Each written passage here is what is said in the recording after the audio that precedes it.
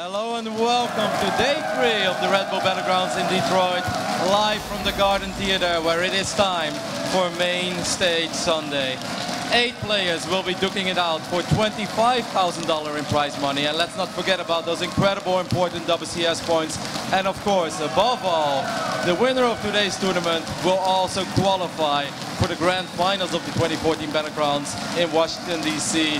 next month. I don't think we should wait any longer. I'm ready. Detroit is ready. Let's get this party started.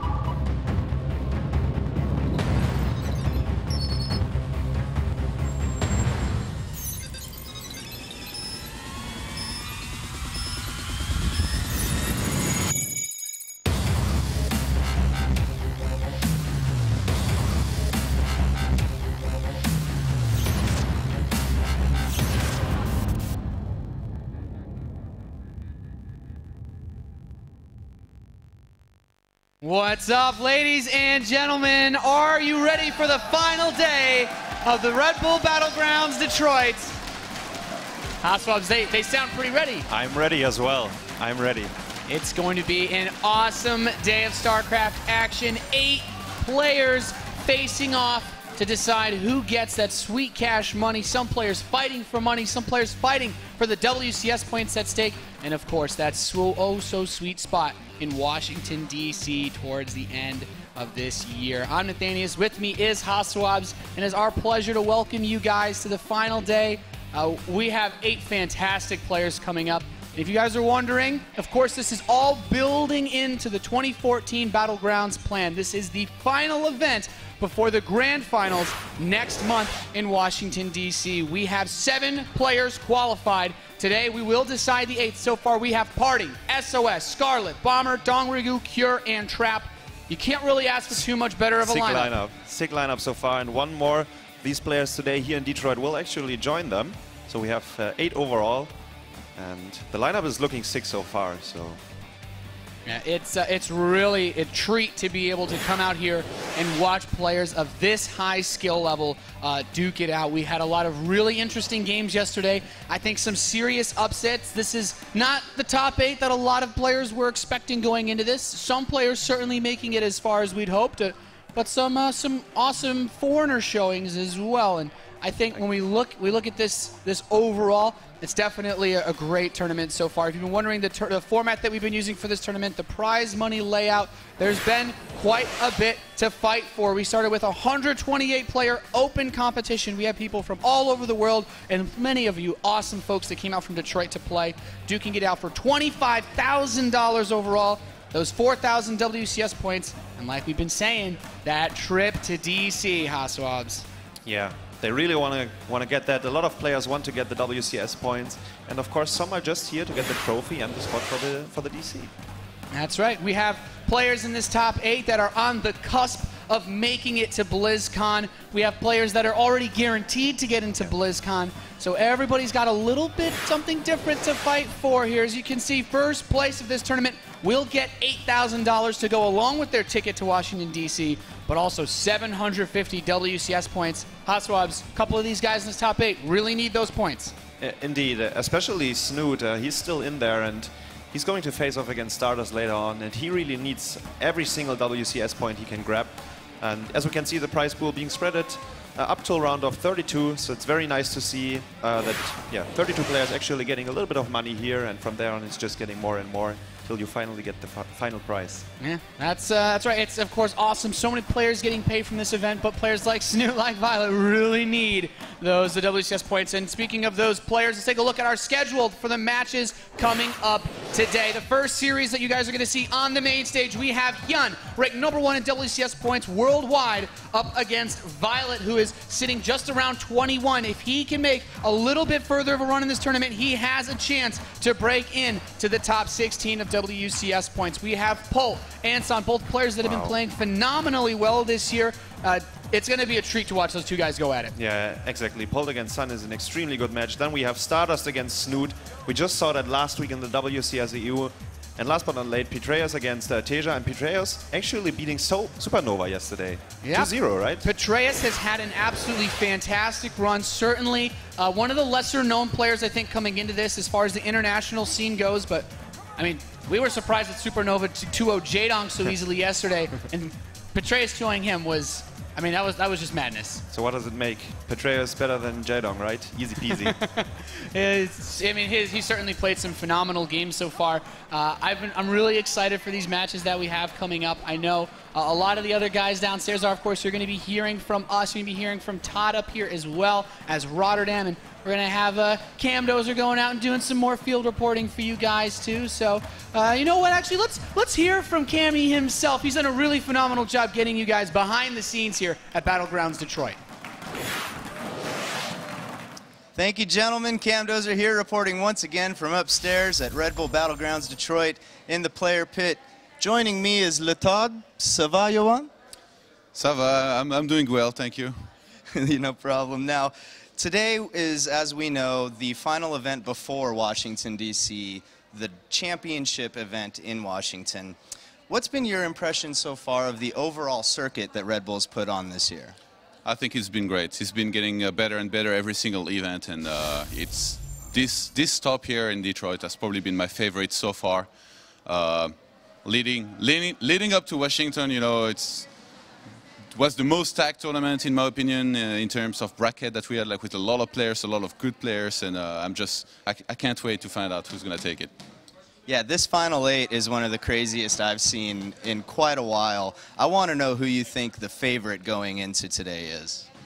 The favorites, if you look at the WCS World Rankings, I think Hyun is first and Stardust is third, and they are on different sides of the bracket. So if the logic is respected, I guess they will make it to the finals and face each other, and then Hyun will win. But we all know in StarCraft it doesn't always go the favorites' way. Yeah, of course. I mean, yesterday we saw Petraeus take out, Supernova. And I don't think anybody really expected that today. He's got a pretty brutal match today versus Tasia. What are your thoughts on his chances? I'm not sure, really. For me, looking at the bracket, when I look at the bracket, the first thing I think of and that I'm going to want to keep an eye on the entire day is the 5 WCS players that are in the top 6 that are here and that all made it. Like, we didn't have any upsets in regard to that. 5 of the players here in this round of 8 are in the top 6 of WCS World Rankings. They all made it. And then you have 2 guys that are gunning for more WCS points. Snoot, yesterday with his performance, already broke into the top 16, but now he wants to solidify his place into the global finals at the end of the year. And then you have this guy, Petraeus, who's slowly but surely getting up there in terms of becoming at least one of the best foreigners. And I'm not sure how well he's going to do, to be honest. It's been hard to follow his games, and it's going to be cool to see how well he does as well. So all these stories together, plus on top of that, the 5 guys that are very high in the WCS World Rankings, they don't care about WCS points. Obviously, they are guaranteed the global finals, but I know one thing they care about, and it's Washington. They really want to go to Washington. That's why they came here. Some of those guys didn't even attend the previous tournaments like San, but I know for a fact, like, he really wants to go to Washington. So it's going to be cool to find out today who goes there. Yeah, I can't wait any longer. Without any further ado, let's go back to the casters where they're getting just about ready for our first match. Thanks, Cameron. I am so excited for this first series. You know, we were just talking about, of course, a lot of these guys want to go to Washington, of course. Hyun, #1 worldwide in WCS points, but if there's one thing he likes to do, it's go to lots of tournaments and win them. And win them, yeah. He's not here to joke around, and he has another ZVZ coming up. Yesterday we saw him against Sappi, and Sappi was leading 1-0 and had some good chances to win the second or third map as well. But Hyun showing how good he is and actually managing to win 2-1 against Sappi, and some really good ZVZ series, I have to say. Yeah, Sappi had managed to put that series on basically a knife's edge throughout the whole. And Violet, I think, has also made a really strong run in this tournament, too. I was kind of surprised to see his results against Trust, a very strong Korean player coming from CJ Entis. And a lot of people say, hey, there's these Koreans that practice outside of the Korean scene. Violet is one of them. He's been living in Atlanta all year, playing in a lot of the North American tournaments. And you think, well, Trust has the, even Kespa practice partners. You're playing in Pro League. But Violet, he's managed to make it this far, and I think some people a little bit surprised, but from what he's been able to show us, it doesn't really seem too shocking. No, not at all. He looked extremely strong against Trust. 2-0 victory without basically any mistakes in his play, I'd say. It was rather, convincing by him. But now, as I said, it's going to be a ZVZ. It's a little bit different story for him. Facing off against Hyun, the world's best player, I'd say, because of the WCS points, right? Yeah, just about. And yeah, we will find out. Yeah, Hyun, of course, he's pretty much guaranteed to go to BlizzCon. He wants to go to DC, and if you're asking yourselves, well, I'd like to go to DC, it's a bit too late to qualify as a player, but tickets are on sale. You can go to battlegrounds.redbull.com. I think you can get the 2-day pass for the event for starting as low as $25 for what is basically, North American at least, one of the Super Bowls of StarCraft 2 that you're going to be able to tune into, and for $25, that's a steal. Sounds like a very, very fair deal to me.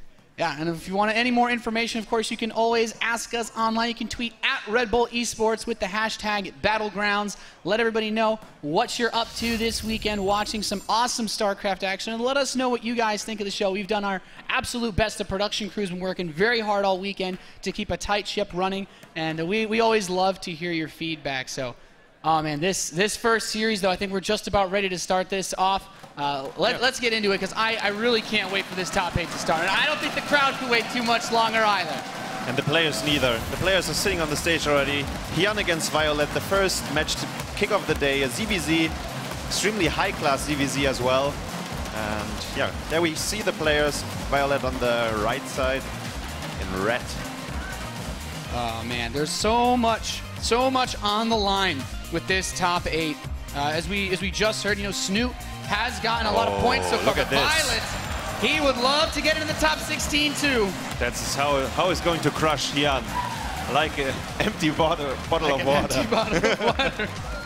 Well, he's certainly shown us that he is very capable of doing that. I gotta say, Hyun is the player that comes in with not really too much to be concerned about. He's always been such a chill guy. I can imagine he's like, all right, let's do this. He's been on the main stage so many times. Always going into every tournament he competes in with the utmost confidence. Look and now at this. showing us he's like, well, I don't want to crush any bottles, you know, I don't want to expend too much energy, because this should be a pretty easy day for me. Yeah, he's saving his energy for the final. Yeah. That's his plan. Hyun definitely expects to go very far in this tournament. Of course, he's had a phenomenal 2014. He had an absolutely incredible 2013. Things have really been looking up for him since about, I think, halfway through last year. And he's basically been the final boss of most tournaments in the European circuit. He's just not stopping, and he's not only playing the offline tournaments, he's also attending in almost every online tournament. It's so crazy how many tournaments Hyun is actually playing and winning at the same time. Yeah, this is the first event that we're seeing Hyun compete in as far as the Battleground series in 2014 goes. At least they were getting him quite this far. This is Violet's third tournament. He was at Battlegrounds Atlanta. He made it very far. He participated in the Battlegrounds North America, was not able to come out on top, but now he has another chance, and we're loaded into the first game. He is the red Zerg player in the bottom left of Overgrowth. He is Violet.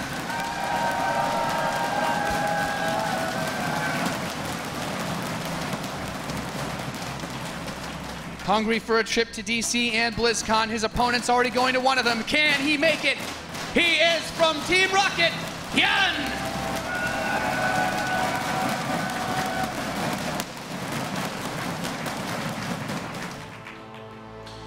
Wow. The first map is going to be Overgrowth, so ZVZ. We saw some very interesting ZVZ yesterday, the very last match between Snoot and Cats. Some of you might interesting is putting it lightly. Some of you might remember the one-base Mutalist. I have a strange feeling we won't see that in this series today. No, Cats is gone, so at least in this tournament, I mean. Well, in spirit, he'll always be here whenever there's a proxy hatch to be made. So true, so true. So when we look at these two players, Violet always gives me that vibe where he's that guy that's willing to pull out some of the more aggressive builds that you might see a little bit more on ladder and not as much in tournaments. He'll pull out strategies that aren't necessarily crazy, but just not that common in tournament scenarios. And I think both players opening up with the 15 hatch makes a lot of sense. Hyun, definitely the more predictable player in this matchup. He really loves his roach play on a map like this. Gasless openings into roaches really aren't that difficult to pull off. Yeah, indeed, and he has such good mechanics that he's a master of this style. Like that's what you see in ZVZ, right? You get a lot of roaches, you try to overwhelm your opponent, and Hyun is one of these guys that is very capable of doing so. On the other hand, do you know anything specific about Violet's style in ZVZ? Is there something that points out? I feel like he just mixes it up. He can play a lot of different styles, and Hyun opening up with this gas is, I think an interesting start to this game. We saw him adjust his strategies versus Suppy yesterday. Yeah. After Suppy was able to take the first map against him. So Hyun has shown that he is a little bit more flexible than perhaps his opponents were anticipating. Yeah, and on Overgrowth we saw Mutalist against Mutalist between Hyun and Suppy. And that was extremely close. Suppy was actually ahead, but at one point Hyun was able to drag the army out of position and snipe the Spires, the Spire with his own Mutalist. and therefore getting the advantage in the Muta count. Yeah, Suppy had a very close position to being able to take the game, and when you're playing versus someone like Hyun, he's simply put not going to make a lot of mistakes. So you either have to do something really crazy to force mistakes, or try to get an advantage in some other way that, you know, maybe with a little bit of greed or trying to pick an opening like speed. And I can't say that I dislike speed in this matchup, because if you can get that faster third, it can put you closer to the mid-late game. But that's not to say that we couldn't see something crazy out of Violet, who in a lot of his matches, if I recall, has done openings like this, maybe started speed and then canceled it and gone straight for a lair. And he still hasn't even started his speed. Yeah, he tried to trick his opponent with that already a few times. And he's, as you mentioned, he still didn't start the speed upgrade. He does have 150 gas by now. We do see the defensive Baneling nest for Hyun, or maybe it's a defensive one. I mean, I'm not 100% sure, but I would expect so. It's a bit tricky, right? Because the Baneling nest is in the back of the mineral line, and if Violet doesn't get his Zerglings in there, and he's thinking, well, maybe my Zergling does get by the Queens, maybe it doesn't, but you don't always expect it to. So when you spot the Baneling nest behind them, you're like, well, why would he try to hide it from me? Does he want to go for an attack? And suddenly, because Violet doesn't want to start up his Zergling speed, he doesn't want to make that investment into anything other than his mid-game tech, he builds a Spine Crawler. This does leave him vulnerable to a Speedling-based timing or Speedling-based attack. So he gets some investment in defense. Thankfully for him, he doesn't have to worry about it, because we can see that Hyun's going to start up his lair and finish his link speed, but not really make a big commitment. Cute move that he didn't want to lose any additional minerals, and so before the drone was morphing into the evolution chamber, he actually returned the cargo. And yeah, as you mentioned, he doesn't have to be scared of any big Zergling attacks. He's getting the spine, he's walling off. The queens are in the hole right now, so nothing can really run by. He's getting a little bit of creep spread, so the queens are a bit more mobile. And the lair is already on the way for both players here. Almost the same timing as well, yeah. So, looking good so far, right? Nothing too crazy. Yeah, the only things when I look at this setup that I kind of see a difference, or at least a reasonable difference in the two players, is Violet's, of course, able to start his +1 attack earlier because he walled off with the evolution chambers. But you're right, the lair starting at such a similar time means that Roach speed should be close. There's one thing I know, though. We've seen a lot of these interesting plays. He doesn't have the evolution chambers. He's just going to go straight up to Spire Tech. Yeah, that's exactly the build order he did yesterday as well in the ZBZ, opening up with Mutalisks on Overgrowth. Question is, how far will he commit to the Mutas, or is he just going to get, like, I don't know, 6 or 7, I think you get, and try to get the map control, try to pick off Overlords, maybe an Extractor or a few drones, things like that, and then you switch back into the Roach production. But on the other hand, as you said, Violet does have the 2 Evo chambers and the Roach speed on the Ray already, so maybe the third base might be in danger if Violet decides to get a few more Roaches and run across the map, and he's actually getting 7 more by now. Yeah, so it's a bit interesting, because that +1 attack is going to line up reasonably close to that Roach speed, and if he does only continue to build Roaches, I think there's a very big window for him to hit before Hyun has Mutalisks, or, I mean, even his own Roaches. His Roach Horn is just starting now. He's building a couple of Spine Crawlers, but I don't think 2 spines are going to stop an endless torrent of Roaches, as it were, if he's not properly prepared. But really, really good scout here by Hyun. With 2 Overseers, he sees exactly the army movement of Violet. He spots exactly how many Roaches he has, and maybe he gets enough energy to contaminate one of the Evo chambers before the upgrade is finished. So 8 Mutas are on the way, and Violet is moving out with, how many Roaches do we have on the field? 22 Roaches right now. And only 41 drones, so he's really committing to this. He has to do damage.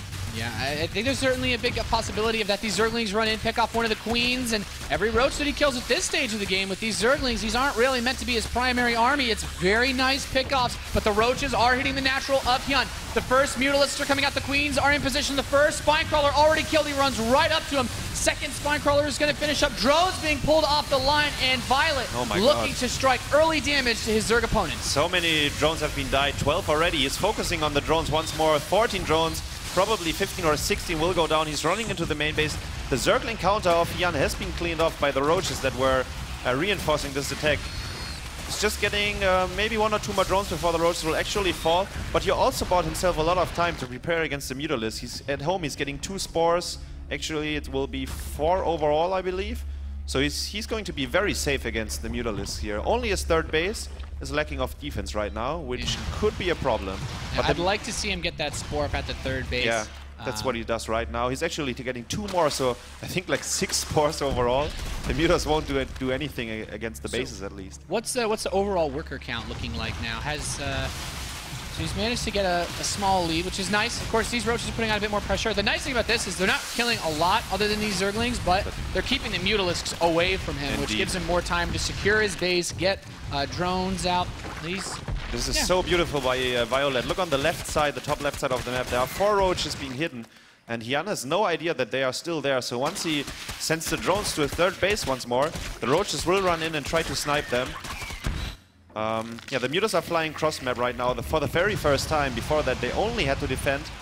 The Spore Crawler is getting close. Yeah, okay. He's flying away, and the roaches are in, but the drones haven't been resaturated the base so far because Hyun just lost so many drones that he didn't have enough to go for the 3rd base. Yeah, this Spore Crawler actually isn't watching a lot of these Overlords. Small roach counter gets cleaned up. And I feel like he actually could lose a lot of Overlords to these Mutas and drones. The Mutas are in a very good position here. The Spore Crawler was very low on HP and it actually died. And now you're right, the Overlords are dying. So many of them. He's going to be supply blocked into oblivion. He's gonna get the Spine Crawler as well, and that opens up the attack for Speedlings. But there are roaches on the other side of the map. I was just wondering where the army of Violet is here. And of course, 1-0 roaches are killing Zerglings extremely fast. I mean, they kill them in 2 volleys. It's a very, very efficient trade. And he's pushing all the drones out of his base. A lot of back and forth here. So many drones getting picked off by these roaches. Another 11 drones have been died. A nice split off here by Violet, sending 2 more roaches to the left side while the others are moving into the main base. Yeah, I do like this. He picks off the Queen too. Nice grab as the Zergling count with the Mutalisk support should be able to kill these roaches off. But man, Violet now, he's getting his infestors out. And while he was supply blocked quite a bit, that worker supply up 20 drones. The army, of course, is bigger for Hyun, but I mean, what good are Mutalisks if you can't get by those spores? I'm so surprised. He has 8 spores, and the Mutas actually found a way in there to do damage. That's very surprising to me. He killed a rather significant number of Overlords. Yeah. So Hyun is trying to go for an attack here. He needs to get some roaches. He needs to defend the Spore Crawlers, or those Mutas are going to become a huge threat. Oh, bungling the Zerglings. But it only hit 3 of them. Okay, good transfuse. If he's Mutalisks, grab one of the infestors. The infestor died before he could throw off the fungal. The Banelings are in fungal though, but they survive with 1 HP. They're getting a few drones sliding over there. And where are the units of Violet? Where? I mean, if Violet doesn't lose any more workers, right now it's just Zerglings in the production tab for Hyun. Violet just needs to stabilize and hold this attack off because he's ahead in economy. But those Mutas, as they get through that spore, things get more and more difficult. Another infestor just died on the right side, and 14 roaches have been popped right now by Violet, so he should be able to defend this. The spores are so good against the Mutas. It's insane how much DPS they deal against Mutalisks. Queen, does survive. Yeah. Nice hold so far. Yeah, I'm really liking Violet's position in this game. Me too. Yeah, I think so too. I don't think he will die to this. He's trying to pick up spores with the Zerglings so the Mutalisks can finally deal with the roaches, but as I mentioned before, there were 8 spores on the map and he's getting 2 more, so it's almost impossible to deal damage with the Mutalisks here. Yeah, he's not getting anything here, and these Zerglings are going to surround the roaches, but they still kill the Zerglings incredibly fast. Meanwhile, Hyun has started a +2 attack for his eventual roaches, but he doesn't have the economy that he needs to switch into the same tech as his opponent without just dying to a counterattack. Clearing up here the changelings, and the Mutas are sitting in front of the base because all the infestors died. It will probably... Oh god, the fungal missed the target there. That's the only infestor he has right now. He's building 2 more, and 10 more drones were on the way, so he's going to saturate his 3rd base. The infestor might die to the Mutas. Oh, nice transfuse. What's more? That micro. Great save on the infestor, man. 1 fungal on that clump could almost be game-ending because really, those Mutalisks are all that's stopping Violet from just pushing across the map with a ton of roaches and infestors. And Hyun is setting up a run-by on the right side of the map. We saw that yesterday against Bunny all the time, over and over again. Hyun was using that kind of run-bys, and it actually made him win the game in the end.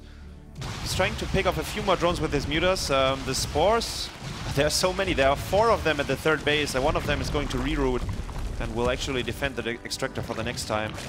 Yeah, a bit unfortunate. I mean, he's trying to grab what he can. Killing 1 extractor against someone who is playing roaches isn't going to be game-ending, as there's a lot of gas for Violet already, but starting to push the creep out. And I mean, hey, once that creep gets a little bit closer to the tower, then the possibility of those queens coming across the map suddenly becomes very real. And Violet is so far ahead in the drone count. It's 62 against 48. He has the there's Hydra some then. Banelings running into the third base mineral line. Oh. Couple drones. Nothing. Just two. Nothing crazy. Yeah. Guess that wasn't worth it. Hyun needs more. He needs to kill more drones because of the... the Mutalist gets the Oh, fungal. God. Hyun, all but one Mutalist caught. Second fungal grabs Oh, him again. my God. The Queens needs to get the Queens open to help finish these bad boys off. Oh. I guess, yeah, he has enough fungals to chain this whole thing down.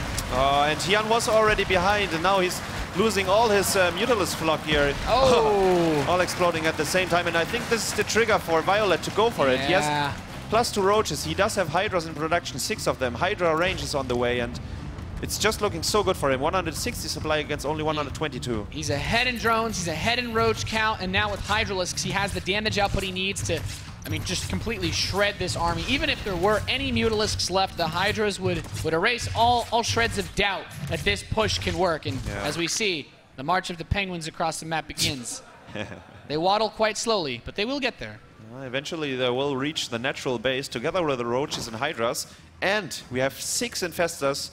I think every one of them but one has a fungal growth right now, so this is going to be impossible for Hyun to defend, I believe. The Roach is not even having speed right now. We have minute 19 and he doesn't have speed. You guys are so slow. No. Oh, wow. That's definitely a slow foot race right there. That Hyun my kind of God. won the first leg up. This army caught in the center of the map, and a great arc for the forces of Violet against the rank 1 WCS point player in the world. Beautiful play by Violet here. Perfect fungal. I mean, the Roaches are slow, so they can't run away. Another good fungal. GG has been called. 1-0 for Violet here. A fantastic game from Violet to kick off the final day here at Battlegrounds Detroit against a player 20 ranks ahead of him in WCS rankings. Violet, you know, it's really, it creates a cool dynamic because we talked about Snoot getting into the top 16 with his points so far. If Violet gets enough points, he becomes either very close or he could actually overcome Snoot and push him back out. Snoot is probably crossing his fingers for Hyun here because he is no threat in the WCS points. He's the first place anyways. I mean, Hyun is not caring about that, but that game was very well played by Violet overall. Seems like he always had Hyun's number. He knew exactly how to defend the attacks, get 10 spores up so the mutas don't do anything. I mean, of course, you lose a few drones because you have to build the spores, but the mutas had almost no effect on the game, to be honest. They killed a few overlords. I mean, of course, they killed the overlords because somehow there was a spore missing, but the counter attack of Violet was so effective, like 16 drones, a lot of Zerglings, Queens, killed a few spines and stuff. The third base was never really saturated for Hyun. Yeah, in Zerg versus Zerg, you know, obviously roaches can't attack Mutalisks in the air, but if you don't have a lot of mutas, those roaches still have a lot of hit points, takes a lot of time to kill them, so you hit right as the mutas are starting to come out, and there's just not enough to stop you, and Violet's able to ride that lead all the way throughout the game. Raise your dongos, guys. Chat's, of course, crowd's having some fun. Hopefully you guys in the chat are having some fun. Is this guy hashtag Dicey? Saving eSports. That's what we like to see. That's what Red Bull does. It's an awesome crowd. You guys are awesome. This is Snoot, the foreign hope. All right. This has been a really awesome event so far. You guys have really come out in droves today. It's a pleasure to have you here. Violet needs one more win to advance on, and this to the semifinals. He really wants this. He really needs this. He's had a lot of good runs so far in the Battlegrounds events, but he's not satisfied. Here he is. Oh, wow, he messed up his heart. In the bottom right, the red Zerg player. It is Violet.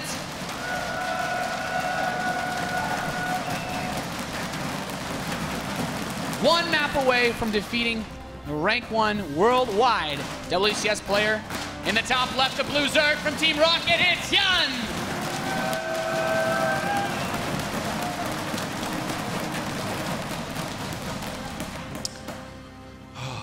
Oh boy. You think we will see mutas again? Well, oh, I don't know how long the game's gonna go. I'm sorry. Oh my god. Violet is having the balls here. Going for a 10 pool, I believe. It was a 10 pool.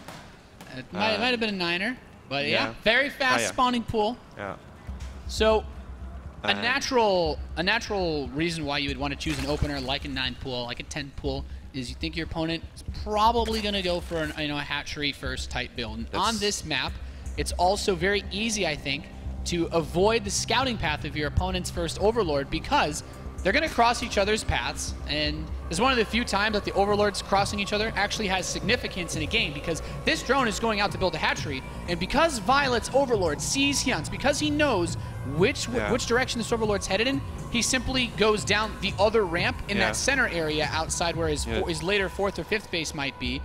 His Overlord doesn't see the Zergling, suddenly he forces a cancel on the hatchery and just gets his own hatch up faster. Yeah, you're so right about that. It's such a good point with the Overlords there. You know exactly the flying route of the opponent's Overlord, so you can avoid it.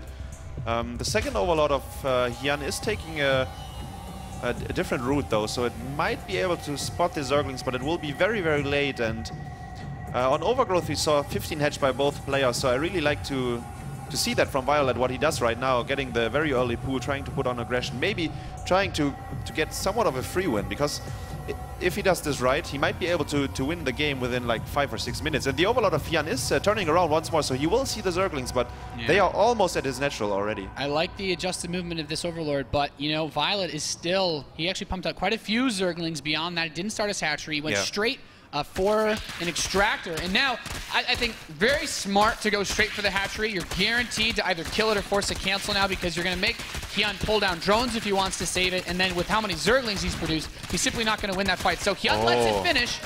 And it's 10... He's got 8 Zerglings on the way. I think one reason why you would let it finish when you know you can't really save it is you want to just buy time for yourself. Let the hatchery do something. And it would be a miracle to save this.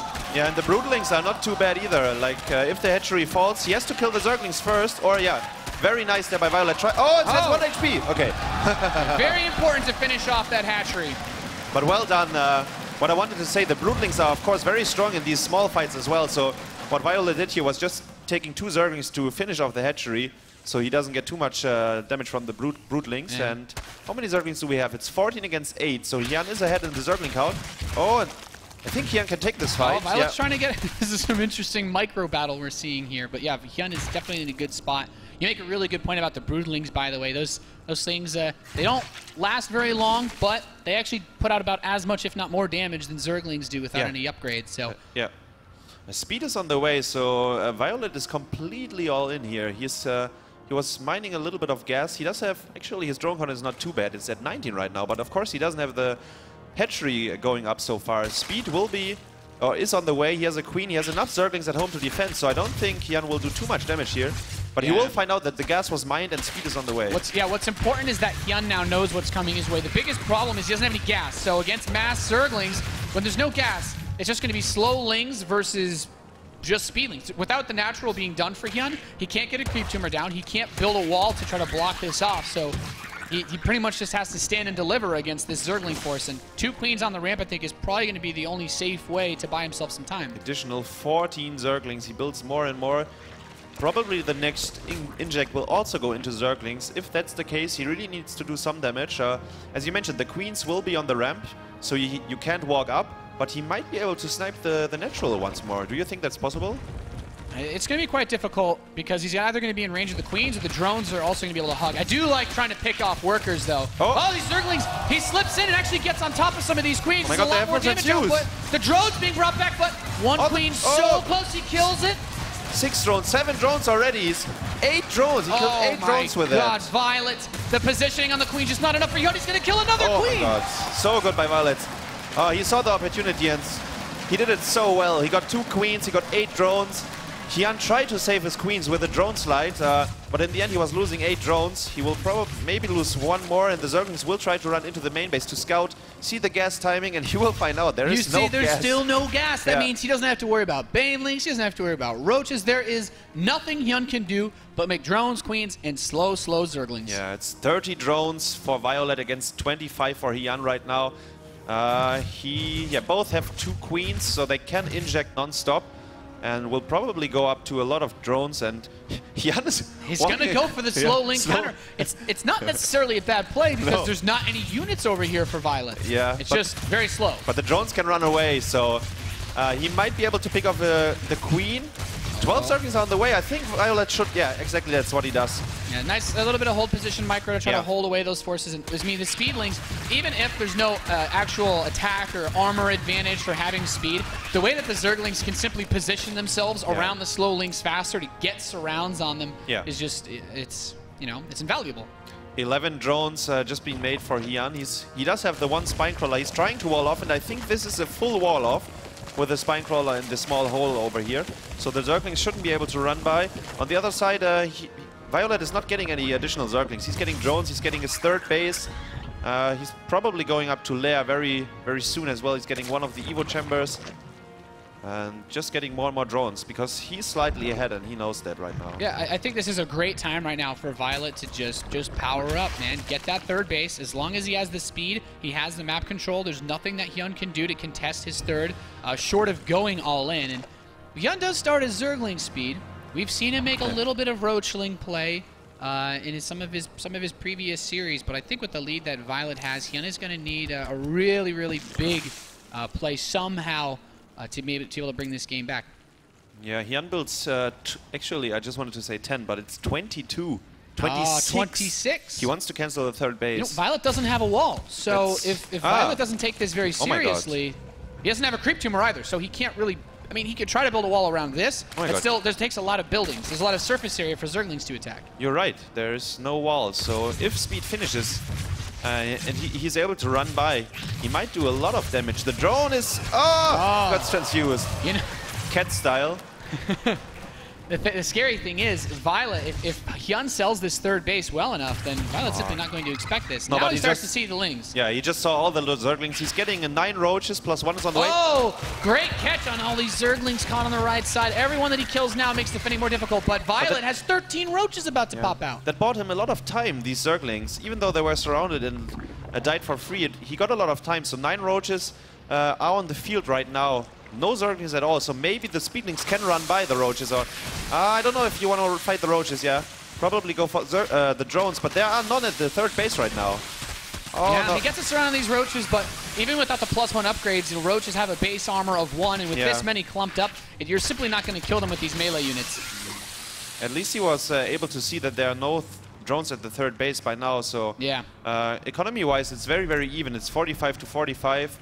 But we do have 13 roaches already, +1, with roach speed, while the lair of Hyun is just now finishing. Yeah, this is... Yeah, it's really tricky to try to judge a game like this just by the supply, because it does look really close, but these forces for Violet, with +1, you might say roaches aren't supply efficient all the time, but they will murder these Zerglings once this +1 attack is done. The only thing that is going for Giannis right now, he does have the 2 Evo chambers, excuse me, and he got 1-1, so he might be able to start +2. And yeah, that's exactly what he did. The +2 carapace is already on the way, +1 missile attacks is finishing, and maybe he starts +2 missile attacks right away as well. It's actually really good to point out that carapace makes it a little bit easier for the Zerglings against the roaches, so they actually shouldn't get 2-shot, which is... That gives these Zerglings a little bit more sustainability, I'd say, for sure. Violet, I like that he's run some Zerglings into that third base mineral line because he also wants to check the saturation, but... Oh my god, but the counter-attack of Hyun, all the Zerglings are streaming in. They might be able to get the third hatchery, I believe. There are 9 drones just being slided, and oh my god, they are all going to die. The attack of Violet on the other side is going on. Man, the roaches, there's just not enough here for Violet to break the forces of Hyun, and Hyun... Oh my god, the hatchery, it's getting down. Beautiful play here by Hyun. Kills so many drones, and suddenly Hyun, you know, kind of setting to make a little bit of a ballsy play. Those Zerglings, the counterattack play definitely worked out. And defended at the same time, because Violet wanted to go for the timing with the speed roaches, but Hyun had enough roaches at home, so he was able to defend, picking off 9 drones and the hatchery. So now he's finding himself in a very good position, especially if the +2 carapace is finishing, because it's way ahead of the upgrade of Violet here. Yeah, this has been a really intense series so far, and Hyun is starting to show once again, flexing a little bit of his muscles here in this matchup. Why he is ranked #1 worldwide in WCS. Another Changeling's going to try to scout though. Yeah, another small counter attack for Violet on the way. It's only 6 Zerglings. They won't do anything. Actually, he forgot to send them in, so they have to run away once more. +2 carapace is now finished for Hyun, or let's say in like 10 seconds. So if he wants to go for a timing, that would be the moment where he wants to move out, and he's getting additional 9, 12 roaches are on the way. So I think he really wants to be aggressive with this. Yeah, he's trying to move in with this Overseer and Scout. So basically we've reached that point in ZVZ where it comes down to the roach play, and there's very few times, Hot Subs, where I've been able to see a Zerg player at an upgrade disadvantage get a lead. And oh, he's contaminated the +2 attack of Violet as well. Yeah, he bought a little bit more time. He was contaminating the upgrade, but as we can see in the production tab, it's halfway done by now. The infestation pit is going up for Violet in his main base, so if he gets enough time, he will be able to sneak out Infestors and probably fungal the roaches, but Hyun is not giving him the time. He's moving out right now with the +2, with the upgrade advantage he has right now. The Queens are also running with the roaches here, trying to have a little bit of transfuse in the fight. Those Queens are going to join in on the fun. Now Violet is behind that Carapace upgrade, which is very important in this matchup. Trying to spread his army out at the bottom of this ramp to receive this Roach Force as best as possible. This position is perfect for Violet, but there's a small counterattack on the third base, so maybe he has to give up his position to defend his third. These Zerglings have been so good for Hyun. The hatchery falling below half health, and now he moves down to fight. The Concave's still really good, but those Queens in the back are also going to transfuse. Hyun had a supply lead going into this fight. It's getting a lot closer as it progresses forward. One nice thing, of course, is that Violet has the very short reinforcement path, but he's not trading as well as he'd like to. The hatchery died, by the way, and I think Violet will be able to defend this roach attack, or maybe it's looking very, very close. The Queens are adding a little bit of DPS, and is Hyun actually, he's crushing through, right?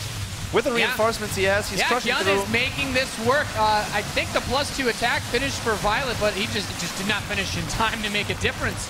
Yeah, and even if Violet survives here, he lost his third hatchery behind this. The Zerglings were able to kill it. We see the drones are long distance mining for now. Hyun is dropping a creep to more over here to have a little bit more. These Queens need more dance floor. They need more mobility right now. They probably should have saved the energy for a transfuse, but he's finding himself in a good position. It's 180 supply against 117, so yeah, this is just an extremely tough battle for Violet, and yeah, there's just too many roaches. 51 against 15. Hyun is going to tie this series up. He's saying, I'm not going down without a fight, man. Moving into the natural expansion, and GG is called. GG. Hyun taking the series back to 1-1. If there's ever a player in StarCraft 2 that could be down 0-1 in a best-of-3 quarterfinal and not lose his cool, it's Hyun.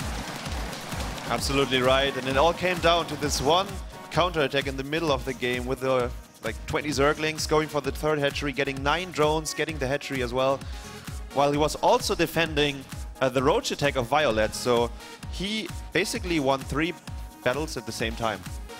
Yeah, it was a really, really cool play because Violet was able to get in so early, put on the pressure. Hyun, with no gas, didn't have any opportunities to get aggressive back against him. He tried the slow link play, which, you know, it's nice. He forces out larva to be spent on the Zerglings rather than drones, but it doesn't really give him an edge yet. It was really a hit on the third base, being able to snipe so many of those drones while also defending the counterattacks at his base that made that game so smooth for Hyun. And then the double evolution chamber against just a single one, so he was ahead 1 upgrade all the time, +2 carapace finish before anything else for Violet, and he was using that time. He was going for the attack, and we saw the supply just skyrocketing, and he was able to overwhelm him with his roaches. Yeah, it was a really cool play to see from Hyun, bringing himself back in a ZVZ matchup. Guys, before we go into the third map, we have a cool little video we'd like to show you about Hyun and Violet, and of course their awesome time that they've had here at the Battlegrounds Detroit.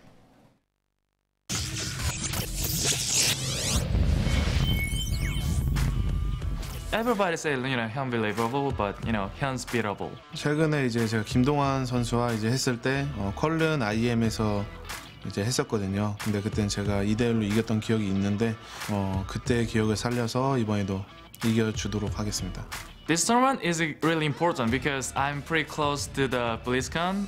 I'm at round 8, so I got 250 already. But you know, it's not enough. 네, 어쨌든 저그전 이제 바퀴 싸움이 많이 나오는데 제가 이제 닉네임이 로치킹이잖아요. 그러면 그냥 로치 뽑아서 가면 그냥 끝날 것 같습니다. 내 영어만 잘하는 선수로 만들어 줄게.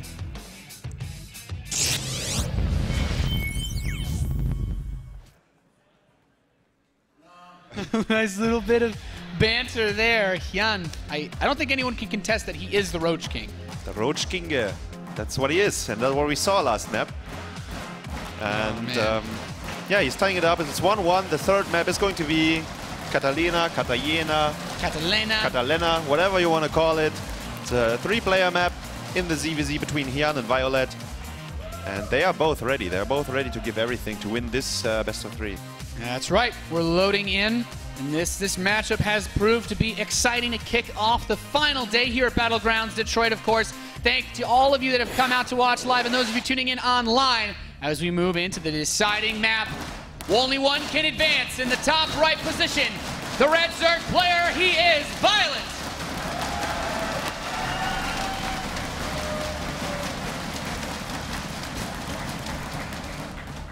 And his opponent in the bottom left, the Roach King himself from Team Rocket, it is Hyun.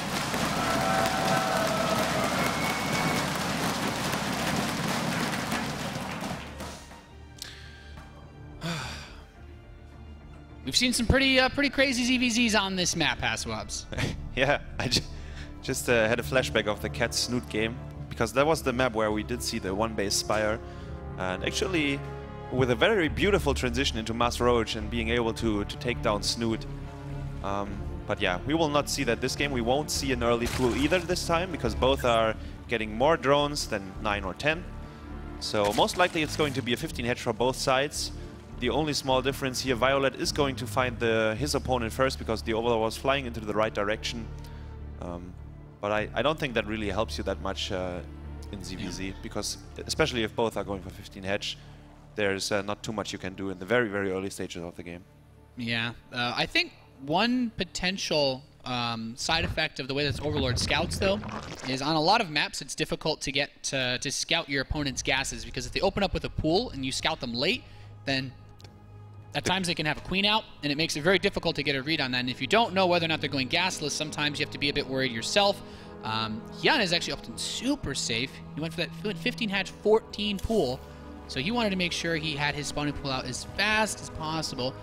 We can see that Violet's is a little bit later. It's not really significant in this game. He just gets his drone out faster, a couple mineral difference. But, you know, Hyun is showing a little bit of respect to the potential aggressiveness from his opponent. Mind game-wise, Violet is definitely ahead. It's just, I mean, it's a slight advantage. It's nothing big, but because last game, I mean, Hyun lost his natural hedge to the very aggressive opening of Violet. This time, he's getting his 15 hedge, but with a very early pool, as you mentioned. He didn't try to get any additional drones, while Violet is reading that situation very well, getting his hedge, additional drones, and just done the pool and the gas as well. And he was able to scout the main base of Hyun with his Overlord, so he saw exactly where he's at. Yeah, that's what, like I was saying, it's one of the really important parts of that Overlord scout, even if the spawns don't help with either being aggressive or defensive. Knowing whether or not your opponent's taking gas is really nice. This Overlord from Hyun could get a peek at this extractor. Does want to be careful, though. I think he's more interested in looking at the natural expansion at the moment. You do not want to get caught by a queen. And, oh, this evolution chamber that Violet's building. Very early +1 carapace, maybe? Yeah, I've seen the Zergling Banelings attacks. We've seen this. They actually saw Cats pull this type of strategy out yesterday in that series against Snoot. I also get flashbacks to some of the favorite games I've seen of Vortex play, where he just goes for a crazy fast +1 Roach play off 2 bases. But yeah, you're right. It could be either way. I think the +1 Carapace is a bit more popular in the current meta. Yeah, I think so too. And very nice block here by Violet. He's not letting a single Zergling in, and he's getting +1 Roach attack. So maybe you're right. And I missed this build. And we're going to see an extremely aggressive opening here once the +1 is finished. Is it lined up with Roach speed, or you just go for the? Yeah, you can't get Roach speed. No, you just go for it, right? Yeah, you just got to go for it with your Roaches. But you're gonna have Zergling speed, or you just Slowlings and Roaches with +1? I think just Roaches, and you can follow up with you could follow up with Slowlings. I don't know if he wants to like follow it up with drones and just do one attack with it, but. The advantage that this gives you is, we were kind of talking about this in the last game, if you're facing Zerglings with no Carapace upgrades, a Roach normally kills them in 3 shots, but with +1 attack, it's going to kill them in 2 shots. And it makes a really big difference because of how slowly Roaches attack. And if Hyun's not prepared for this, if he doesn't have a couple of Spine Crawlers down, 6 or 7 roaches are going to take out 10, 14 zerglings almost instantly, and then your queens, well, they just don't have the damage output necessary to actually kill a large number of roaches.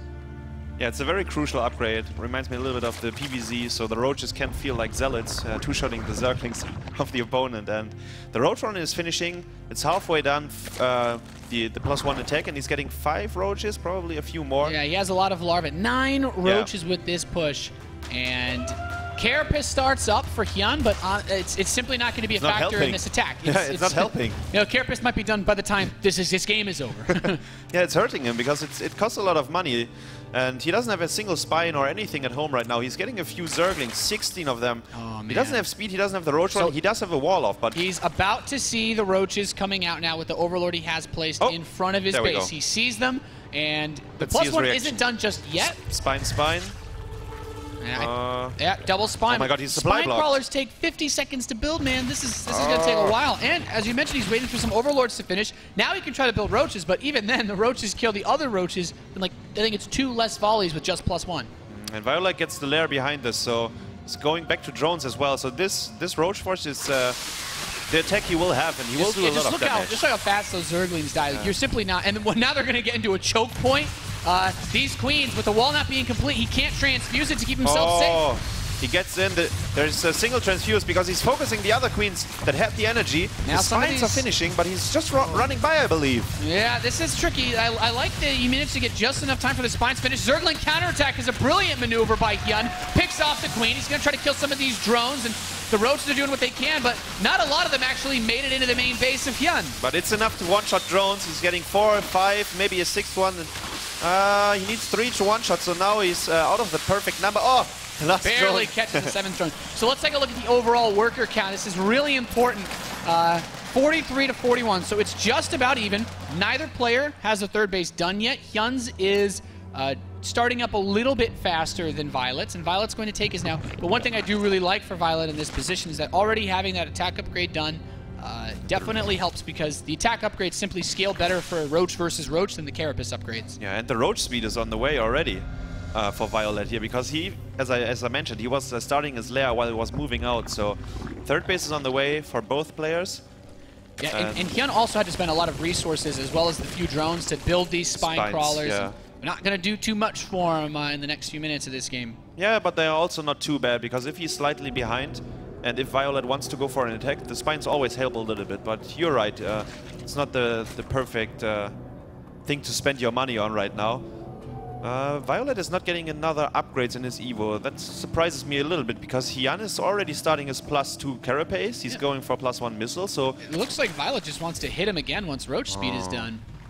I don't think it's a bad play. The +1 attack, is it finished yet for Hyun? It's very close. Yeah. If he could hit the 4 +1 attack finishes, then then it's still just, what, +1 versus... +1 Carapace. Yeah, exactly. +1. So then so then it's like even upgrades, and that upgrade setup favors him. How many roaches do we have? We have 28 against 13. So the roach count is very Violet is getting 10 drones behind this. He's starting +2, but this attack is going to be without +2, obviously. And the spine crawlers are out of position if Violet is going for the third base of Hyun. I think ideally Violet gets the third. If he can kill it or kill maybe half the drones there, then he's going to be really happy. Yeah. But he doesn't want to lose all of his roaches and just trade, because Hyun's going to take this economic lead with how much faster this third was. Yeah, every single drone he kills is achievement here. He's splitting up a few roaches to the drones. I really like this. He can pick off some drones during this fight. Violet just wants to buy time to hurt the economy of Hyun. And these spines, the roach is not in position, just snipes one off and steps back. Supply still very close. Violet has a slight roach lead. There are a couple transfuses, though, being used. And the total roach count for this fight, it looks like Hyun with his reinforcements should be able to stave this off now. 16 versus 25. Yeah, and it's 1-1 against 1-0 roaches. How many drones did these roaches kill? 10 drones did he kill. Ooh. So we have a 60 against 48. So Violet took the drone lead here. Now I really like this. Hyun still has that nice upgrade set up. A +2 attack is coming in for Violet. And of course, I love this poll in the bottom right. What percentage of Violet's success is due to his huge muscles? Well, you know what? My ladder rank went up when I started lifting more. What can I say? Violet's probably got a lot to do with that success. Yeah, maybe. I cannot really comment on that. Well, then Slivko would be ranked on WCS points. Oh man, Slivko. No one lifts more than that guy. He would be in a new league. Like above Grandmaster. Grandmaster doesn't quite describe these guys' arms. So where are we at? How many roaches? 38 against 36, so it's very even in the roach count, and Hyun was able to droning up behind this once more, so the drone count is very similar as well. The upgrades slightly ahead in Hyun's favor here. He's getting +2 attack as well, but he does already have the carapace.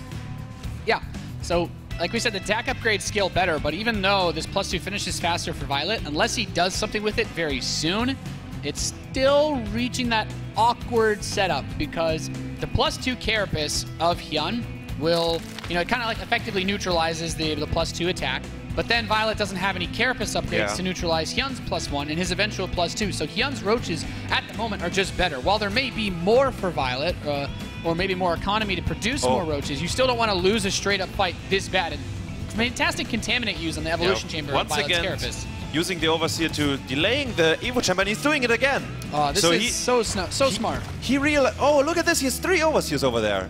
He's realizing how far he is ahead in the upgrade, especially if the +2 attack finishes before the fight happens. Hyun is so good at doing this, and Violet's like, man, I really just need to make something happen. This is still an okay window for him. +2 is not yet done for Hyun. He's going to move in, stepping up. He's got a lot of roaches with this force. Hyun has a little bit of a better spread initially. Oh, attacks his own creep tumor, wasting a volley. Violet continuing to push forward, and it looks like he's actually doing it so far. The queens have to be brought down. He needs to move his spine crawlers as well, and the roach count is still just barely favoring Hyun. But the reinforcements, of course, are quicker here for Hyun, so he's able to push him back. The upgrade +2 is about to finish, and once that's done, he's ahead 2 upgrades, still contaminating the Evo chambers. He doesn't let him finish his upgrade. You can't have it. That's crazy. And Violet's like, man, where's that +1 carapace? Last time I checked, it's not supposed to take 500 seconds. Yeah. And if Hyun is, man, it's 2-2 against 2 O-Roaches, so if he's going for the attack, how many, what do the numbers say? It's 41 against 38, so still very, very close, but the upgrades, of course, are in favor of Hyun, and he's waiting for his reinforcements. I think there were like 17 roaches on the production tab. He's losing a few, though, 3 of them. That was not helping him out. Yeah, not ideal. Yeah. He doesn't have, I'm trying to look at the gas. He's ended up, Violet has a little bit extra minerals, but not quite enough gas. He takes another extractor. Yeah, he figured that just out that he needed a little bit more gas. A little bit of a slow time getting back up to 200 supply. Not a huge deal. The problem is, of course, that carapace upgrade, because Hyun just has, if they both fight with the same number of roaches and they're all able to attack, Hyun will roll him in a fight because he has the upgrade lead. And here we go again, man. Triple contaminate. All of the Overseers have the energy. Violet has to be very pissed about this. This has to be so annoying for him. I would say his Jimmy status equals Russell right now. Yeah.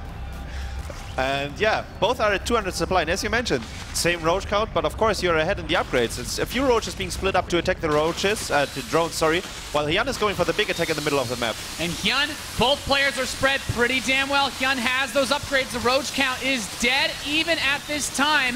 Both players actually bleeding the roaches out at the same pace. Hyun should be able to start taking a slow lead, but of course, Violet has that reinforcement line. What is this roach line of both sides? But Hyun is slowly winning the top side of the fight, I believe. These upgrades are really helping Hyun consume this force. Now the reinforcements will come in for Violet, trying to hit up on the other side. A lot of these roaches are very weak. This is not a bad time to invest in something like Burrow. Supply dead even. Wow. I'm really impressed Violet held that off, considering that he will probably never actually get +1 carapace in this game. It's like, it looks like it's close, guys, but these Overseers. No, the Overseers don't have energy anymore, so you eventually will get it. And man, he just won the fight. He survived the fight without +1 armor, so what will he do when it's actually finishing? He will probably win the fight.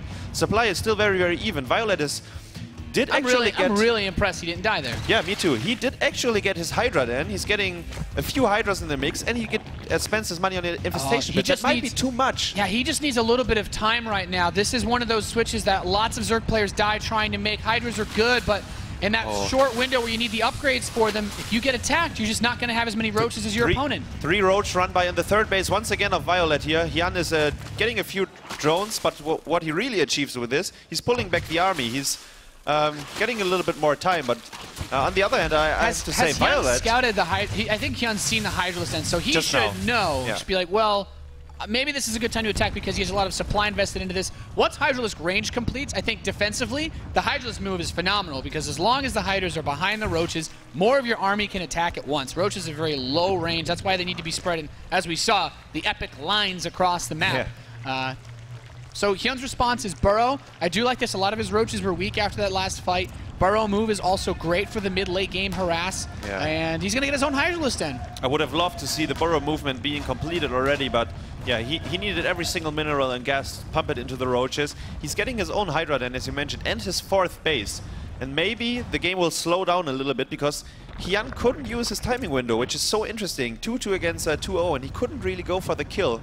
Which is very surprising to me, and now the game slows down a little bit because I think it's very dangerous if you move in right now and your opponent has the superior tech, you will fall behind. So how many Hydralisks does Violet have? You really don't need a lot. 14 is a great number. It's a very good number. Because he still has a crazy amount of Roaches to tank for them. And those Hydras attack so quickly, they're way better. Oh, this spread, though, for Hyun on the Roaches is really good. The Hydras are coming up. They have a lot of damage output, but Hyun's kiting pretty damn well, too. Yeah, Hyun was a little bit out of position there. Burrow movement is finally completed, and you can see that on the shiny Roaches, so Violet knows about it. He has an Overseer here. Just a little bit out of position, the Overseers. Yeah, I think Violet doesn't want to get pulled too far away, though, because this forced, I mean, at this time, if he had 8 Roaches running the natural, while the whole maxed out army is on the south side of the map, things could get a little dicey, as Roddy would say. 10 Hydras on the way for Hyun. He's getting a few Overlords in the middle of the map. And Violet on the other side, he was able to scout the 4th base with a Changeling. We just saw that, so he feels the pressure. He needs to do something because the 4th base, eventually the main base is running out of minerals, right? It's just about to happen. So the 4th base will be saturated and really boost the economy. Violet is going for the attack here. He has a nice position, though. He does have a lot of Hydralisks. He's coming up. Now, both players do have Hydras in this fight. That +2 Carapace helps a lot. The spread for Hyun looks really good, but I mean, I think Violet had more Hydras going into this fight, so he's just slowly starting to roll forward. But Hyun will be able to reinforce quickly, too. The position was so beautiful for Violet. Oh, he's killing Hyun's Hydras. This is the most important part of the whole army. Violet taking a small supply lead. He needs to watch how long he sticks around, though, because if he loses his Hydras, he's going to kill the Roach Warren. He's getting it. He can't build any more Roaches. He only has 11 on the map. He's building 10 more. I think Violet needs to get the hell out of here, remax, and go for another attack. Yeah, he has to run for now because the Roaches just popped out right now. He's waiting for his reinforcements are so close. He's Hydralisks, not quite that fast off creep. You don't want to kill anything but Hydralisks right now. Yeah, he was focus firing the Hydras, and the position was so good for Violet because a few Hydras of Hyun were stuck in the middle of the clump. They were targeting down so quickly, and now we do see the Hydra DPS together with the Roaches might be able to break him here, but he has to be careful because Hydras are dying very, very quickly if you focus them. This is still a very flimsy army, but he's holding strong in supply. He's continuing to just rally Roaches across the map. He's like, wait, got all these Overseers on me. But, he just found all his Overseers, but the thing is he can't rebuild Roaches right now, so he doesn't have the buffer. He's getting Hydras, but Hydras are dying so quickly. Yeah. Especially if they're running 1 by 1. Yeah, exactly. The drones are pulled off the line. Violet could eliminate Hyun right here, the rank 1 WCS player in the world. Falling to Violet, up now 40 supply. This 3rd base is forfeit. He's up 14 drones. He's up 15 Roaches. And with this Hydralisk push, it seems he's done it. He's done it. Killed 20 drones. He's killing the last queen on the map. Another transfuse has been used by Hyun. He's not really going out right now. He's trying to spend his money. A GG is called. Wow! Violet takes it. Violet defeats Hyun 2-1 and advances on to the semifinals here at the Red Bull Battlegrounds Detroit. Wow. Look at him. He's very, very happy about it. Yeah, give it up for him. That was a fantastic game. We really got to see both players have a whole field of options in front of them. Hyun making some great plays with the Contaminates, having an upgrade advantage the entire game long, but Violet just stayed strong and he hit that Hydralisk transition as perfectly as you can. It's time for another water bottle. He just crushed him like that, and yeah, what do we learn? Actually, the Carapace upgrade doesn't seem to be that huge factor in ZVZ.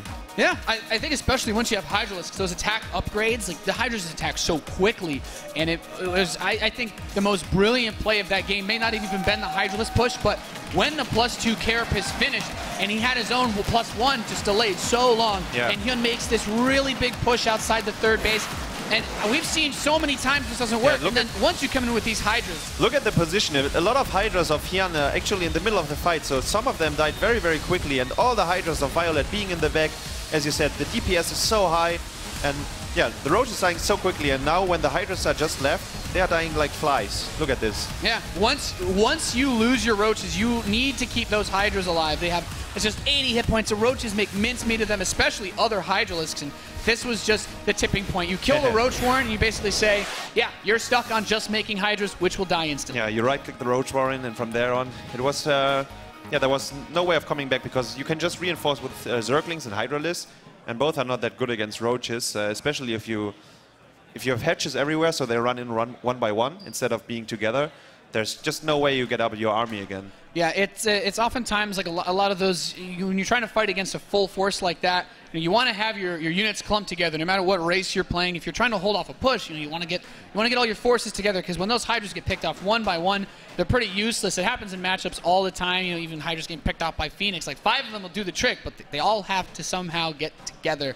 And Violet was just able to prevent that by having that rolling attack going. It looked like there was a chance he might have been held off at just the very end when he lost all of his Roaches, but he had them rallied across the map so quickly. Yeah. And even that is not difficult to do while you're fighting, because you need to be able to hit the injects. You need to make sure that you're actually building units, which is, it's actually pretty easy to forget to build units in the midst of a really big fight like that. Yeah, if you're microing your army, I mean, in ZVZ, it's more about the concave, right? It's not like you have to blink back or set force fields or things like that, positioning. or like load in your units into the medivacs and stuff like that. It's like really about the concave, and we saw in the last fight, Hyun was really clumped up with the Hydras being in the center, so when the first Roaches died, a few Hydras already were dying, while Violet on the other hand had like his Roaches and the Hydras very well positioned, and that was just the biggest factor in this fight. Yeah. All of Violet's Roaches were able to fire at once, and the Hydras never had to move around. They could always just fire throughout the entire battle. Really cool. And I don't even know if Hyun had his Hydralisk range done at that time, because he had been making that Hydralisk was just a little bit later than Violet too. Compared to Violet. Violet even had the Infestation Pit, so in case there was the next step of ZVZ where you get like the Hive or 3-3 or Infestors, he was able to get there eventually. Now, crazy series. Hope you guys enjoyed it. We're going to hear from our winner now, Violet. We've got him over with Axel Toss. Let's hear his thoughts on that awesome series. Thank you so much, Nathanius and Hasuabs. Of course, my name is Axel Toss, and I am here with our winner of that last series. My heart is honestly still pounding. Such an intense series, so back and forth. First of all, congratulations on the victory, Violet. I want to get your thoughts on that series, man. Was it as intense for you as it was for us watching it? Excuse me? Take me through your thoughts about that series as far as how intense it was. Actually, I thought I'm going to win 2-0 because second game also was planned it and worked really well, but I messed up my little less army for my defending third, but it doesn't work. I mean, I just a little messed up. I moved my army, so he killed my third. After that, I feel like, and, I just trying to be not shaky. So even if I lose second game, I try really confident that third game. And actually, last game was really close, and I thought I'm gonna lose, but I don't know. It's like luckily I just playing aggressively, and I think it's worked. Very nicely played, of course, Hyun, the #1 player in the WCS ranking, so that's certainly a great achievement for you. Now, obviously very impressive play throughout that series. Where do you consider your form right now in StarCraft 2? How good do you feel? Used to I just play whole day, but now I'm kind of more like live because I do workout, I practice, I just make a schedule myself, and I think that's really helped me because even if I really tired, I can get more energy from, my mind is strong and my body is strong, my body is ready. So I think that's why I can play good so far. So the next match for you is either Polt or San. What's your confidence level like moving forward in this tournament? And who would you rather play, Polt or San? Actually, I don't mind who's come up, but Polt is my roommate, and we pretty well known each other. So he's my another bro. So I wish I wish he's a win. But also other side, San was my old roommate, so it's hard to pick one of them. But just best of luck. It will be a fun match. So I just look for both players. Awesome. All about the fun here at Red Bull Battlegrounds. Congrats once again on your victory, and good luck moving forward in the tournament. Ladies and gentlemen, still plenty of StarCraft 2 action coming your way here from Red Bull Battlegrounds. We're going to take a quick break, but then we'll be back with the next quarterfinal. It's going to be Polt versus San. Don't go anywhere.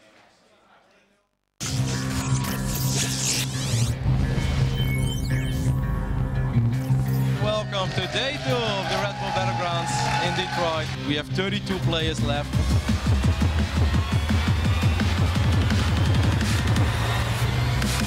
I think it's going to be a great day of StarCraft 2. There might just be too much here from Hyun. Oh, great splitting. GG well is played. called, and Hyun will eliminate our Terran player and continue to move on. He's gonna kick his ass and he's not gonna go to BlizzCon. Snoot will advance on. Definitely had to work for that one.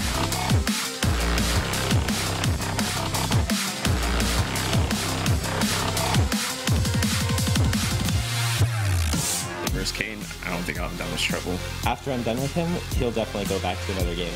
Kane played a phenomenal series here against Illusion, and GG is called. There's going to be very few matches, I think, live up to the hype that we're going to have here. Supernova versus Jaedong. Supernova has taken a 70 supply lead, an 80 supply lead. He wants to advance on to the round of 16. And Roots Supernova takes out EG Jaedong in the round of 32.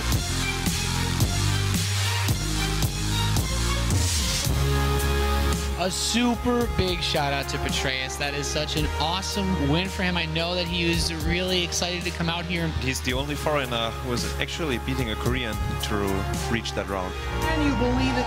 We only have 8 players left here at the Red Bull Battlegrounds Detroit.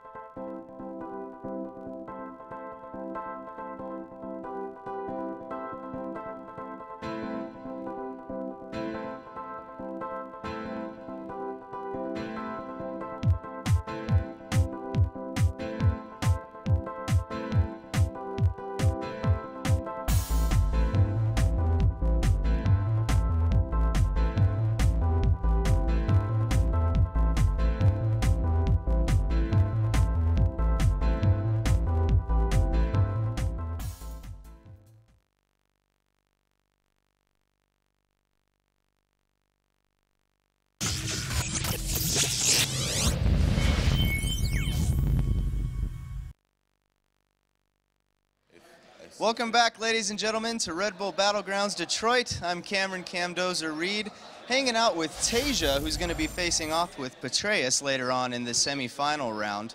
Now, Tasia, we're aware that you've been having some wrist problems lately. I want to know how much that has been affecting your play and how they're feeling this weekend. 윤영서 선수 이제 전통적으로 항상 경기 끝나고 나면 손목이 아프다고 항상 이제 살짝 트위터에 글도 올리시고 그러셨는데 지금 손목의 상태는 어떤지 그리고 그게 혹시 경기에 지금 영향을 미치고 있다고 생각하시는지 말씀해 주세요. 일단 항상 손목은 계속 아파왔는데 최근에 오늘은 그렇게까지 이 대회가 일단 별로 경기 수가 없어가지고 그렇게 무리를 안 해도 돼가지고 지금은 그냥 게임할 수 있는 정도예요. 네. My wrist I've always had some problems with my wrist, but the format of Red Bull Battlegrounds is that I don't play as much of the games as I would normally in some of the other tournaments. So right now I'm not feeling too much of a pain, and it's in a playable condition at the moment. Now, you had also mentioned earlier this year the possibility of retiring at the end of this year. Is that still the plan, or are you going to keep on fighting? 일단 블리츠컨 끝나고가 은퇴하기로 마음 먹었었는데 제가 저번에 IEM 선전에서 우승해가지고 IEM 월드 챔피언십에 초청이 돼가지고 그것까지 할 수 있었으면 좋겠지만 아마 블리츠컨 끝나고거나 월드 챔피언십까지가 마지막 대회일 것 같아요. 네. I've always kind of thought of retirement after a BlizzCon, and I think this year is going to be the year. But winning IEM Shenzhen, now I have the seed for IEM World Championship, so maybe I'll play it out till then, but we'll have to see. Wow, so it's still up in the air. And one last question. You're facing Petraeus. He's a North American player. How have you been preparing for that match? 자, 이제 피트레이스 선수 그다음 이제 8강 상대 같은 경우에는 거의 이제 득보인데 어떻게 준비를 하셨는지 말씀 좀 해주세요. 준비를 하고 싶어도 경기 영상이 별로 없더라고요. 그래서 준비하지 못했고 그냥 하던 대로 하려고요. 네. I kind of wanted to prep because I just thought Supernova would advance, but since he did, I tried searching for VODs, but it doesn't really exist. I really don't know what to say about this player because I have no idea. I'm just going to play it out as I normally would. I think I'm going to steamroll through that way. Does it make you nervous at all that you can't find any information on him? 득보라는 게 이제 뭔가 좀 긴장이 되는지 아니면은 오히려 더 상대 뭐 그냥 하던 대로 하면 되니까 오히려 편한지. 일단 여기 왔을 때 목표가 8강이나 4강이었기 때문에 뭐 지금 떨어져도 별로 그렇지 않아가지고 뭐 편하게 할 생각이에요. 네. I didn't set myself high standard objectives coming into Red Bull Battlegrounds. The goal was to reach round of 8, maybe semifinals. I'm already here, so. All right. Well, best of luck to you. A lot of people are rooting for you. I know that. Now we're going to go back to the casters where they should be just about ready for our next match. Thank you so much, Camdozer, and thank you, James. Welcome back, ladies and gentlemen, Red Bull Battlegrounds Championship Sunday. My name is Axel Toss. I'm joined by Todd. How you doing today, man? I'm doing great. It's time for some PvT action. I am myself looking for inspiration in this match, and maybe Sen is going to inspire me with his play versus turn. I hope so. It could happen. I mean, obviously, Polt, one of the best players around, and if San can come up with a victory over Polt, us Protoss players certainly will have a lot of stuff to work with as far as moving forward, but should be an electric, a very exciting series. I feel like these guys are very evenly matched, and I think it could go either way. I think in the past they faced twice. One of those times was a very, very long time ago, actually. Probably in Wings of Liberty as well, so they didn't even remember it when I asked them about it. Another time was a few months back, and Polt actually won both times, but I don't think it's going to come into play too much. They didn't seem to be worried about that. Their current form and state of mind is all that matters, and they both really won this, I think. What kind of feel of the games are you expecting? Are you expecting long macro games? Are you expecting more cheesy play? What are your thoughts on that? Are you sure you want me to get started on that now? Because I could talk. Very brief answer here. They both have a go-to build right now, and a big question mark for me is, do they still go into it? knowing that each other, they've been studying each other and that they can anticipate what the opponent's going to do, basically. So do they mix it up, or do they do the main build that they've been doing? That's going to be the big question mark for me in this matchup. We'll see. Anything can happen here on Championship Sunday. Without any further ado, though, I think these players had some words for each other before this match began. Let's take a look.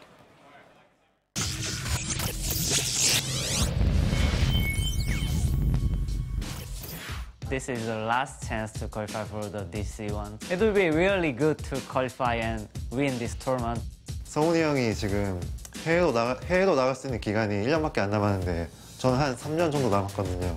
최성훈 선수가 연결체 테러도 유명한데 그거 한 5년 동안 썼어요. 그래서 저는 5년 동안 그걸 잘 지켜봤고 공식전에서 처음 붙는 건데 이제 제가 생각한 맞춤을 내일 보여드릴 수 있을 것 같아요. 아마 그런 상황까지는 안 갈 것 같아요. I deserve to win this tournament more than any other player, so I think I'm gonna win. 그래서 좀 성훈이 형을 이기는 게 약간 미안하긴 한데 방금 그 인터뷰를 들으니까 I think you better sleep more and just not to come to play. 내일 그냥 빨리 제가 이기고 빨리 군대 갔으면 좋겠어요.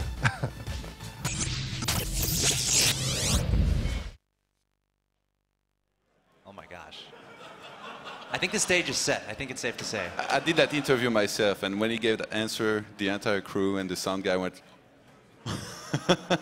They couldn't believe what they had just heard. Yeah, that's some confidence here from San, and some pretty good trash talk for once. No filters, man. No filters at all. Certainly setting it up for an awesome best of three here. Polt versus San, and again, the winner goes on to play Violet. There's a lot of history to talk about there as far as between those three players, but all that matters here is this Protoss versus Terran as we take a look at these two players. Polt versus San. Ladies and gentlemen, it's coming up very, very soon. I think looking at the 4 quarterfinal matches, this might be the one I've been most excited for. Same here, man. You know, San, on Heart of the Swarm, 72% win rate versus Terran. 64 and 24 in matches. Can you believe those stats? This makes me wonder, actually, how high is it in terms of versus Terran? It's definitely in top 5 in the world. I would have to say that is insanity. Maybe that works. I don't know. Polt, though, 80% win rates against Protoss on Heart of the Swarm. Yeah. I thought, like, I was amazed when I saw San stats, and then I saw Polt, 80% win rate, 87 and 22 in matches.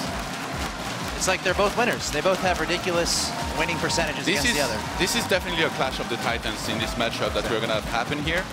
You know, Polt, he hasn't had the most impressive results against Protoss these days. Like, he lost to Hero and he didn't look that impressive in the online.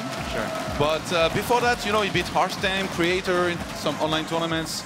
And he's been doing pretty well overall, you know, just not that high in terms of results, as in he just basically didn't win tournaments. He started taking some second places here and there. No, Polt needs a win, man. I really feel like he's due. It seems like he's got so many second places, but it all comes down to this, guys. Nothing else matters except these next few minutes in Polt versus San. Best of 3. The first game is going to be on Overgrowth Ladder Edition. Is the crowd ready for this?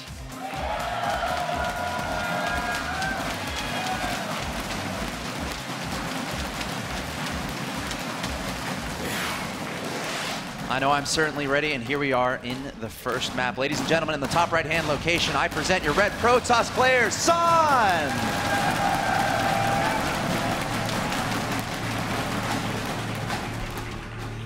And his opponents, playing as the blue Terran, it is CM Storm's Polt!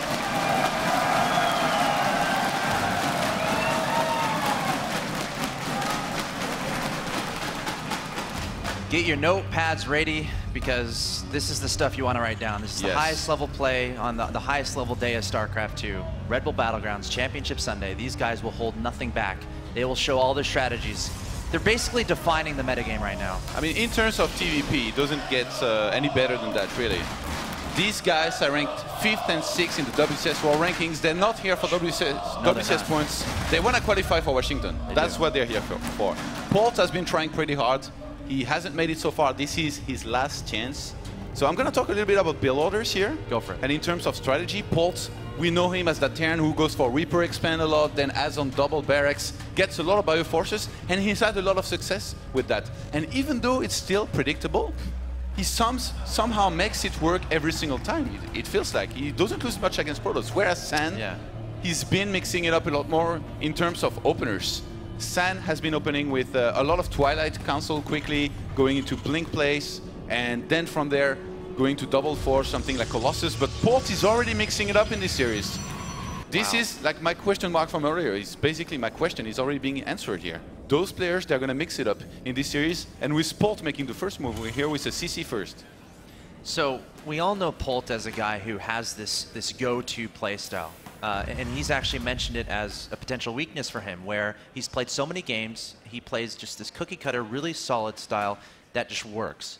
Now, if you're San in this situation, obviously you being a Protoss player, what are you kind of thinking, and what are you kind of going for to try to take advantage of this, consistent play from Polt? You look at his build, and then you think, what could I do that would be good against this? He likes to open, as I said, with 3 barracks, get a lot of bioforces, and be aggressive. One of the good things you can do against that is basically get your gateways up quicker than otherwise. Don't play greedy, just get a lot of forces on the ground, but at the same time, make sure you keep up with your macro, boost out a lot of probes, tech, not too quickly.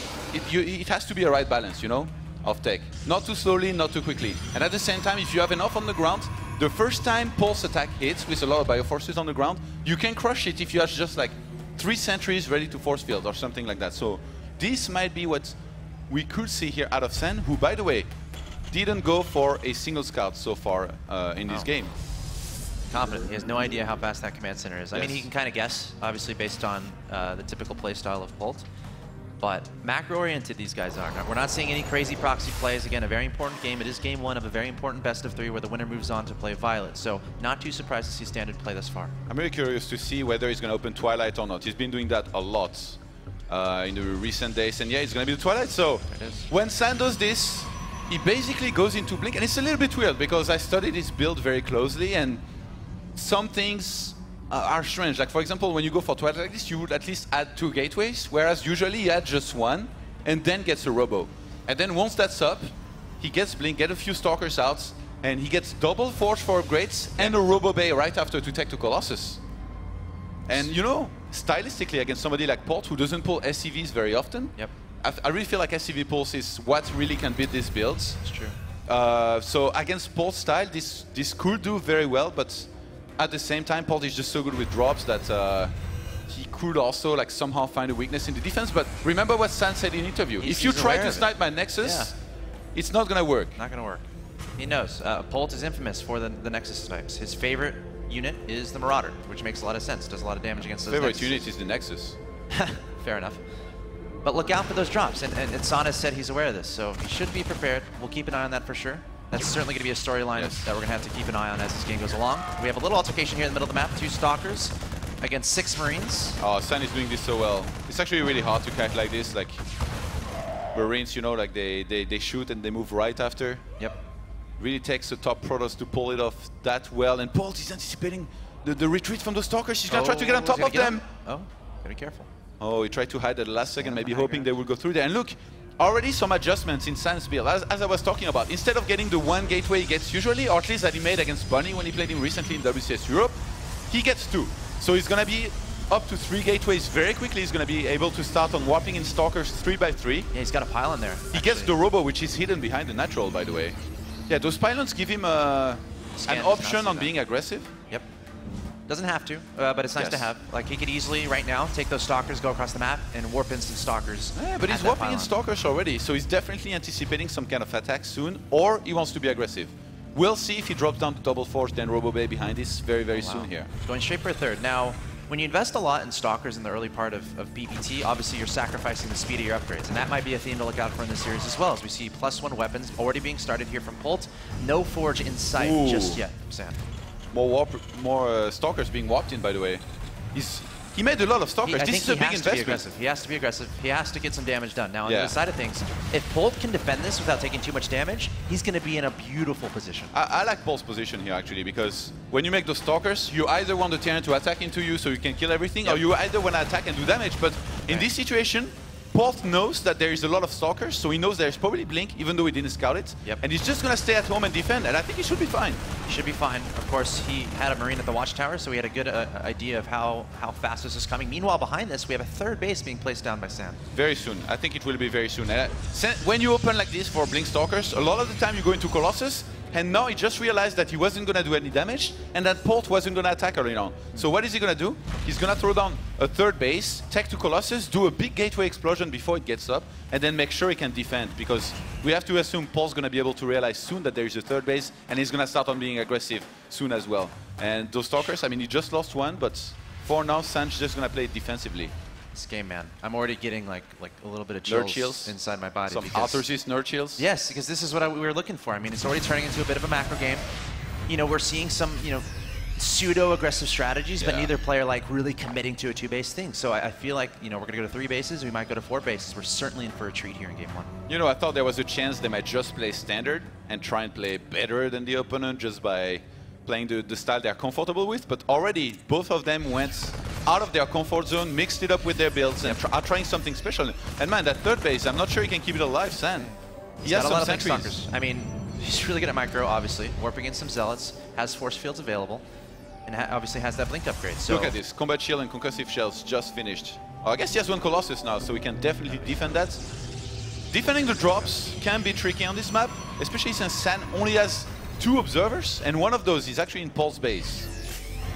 So, question for you, Todd. I mean, we're not seeing any forges just yet. Obviously, we're seeing San instead prioritize teching up and getting in a lot of different directions, getting the Colossi out early. What do you think about this, the later upgrades? You have to skip on them, because otherwise you wouldn't have enough units to defend the 2-pronged attack that's going to come up, and that's Paul's trademark. Okay. Oh, the Nexus on the natural. I'm scared for it. Okay. Let's see if San can protect this. Colossus getting a little bit alone. We got Marines Marauders trying to snipe that Nexus. Remember, that's what Polt is known for. Polt is so good at this. He's attacking in literally 2 directions right now. At the natural expansion, poking in. There's Photon Overcharge on that Nexus. So for now, San doing a decent job defending against this. Meanwhile, I think this is Zealot at the third base. It was confirmed earlier by the probe, so now he sent just one Zealot to try and get some SCV. He's gonna get one.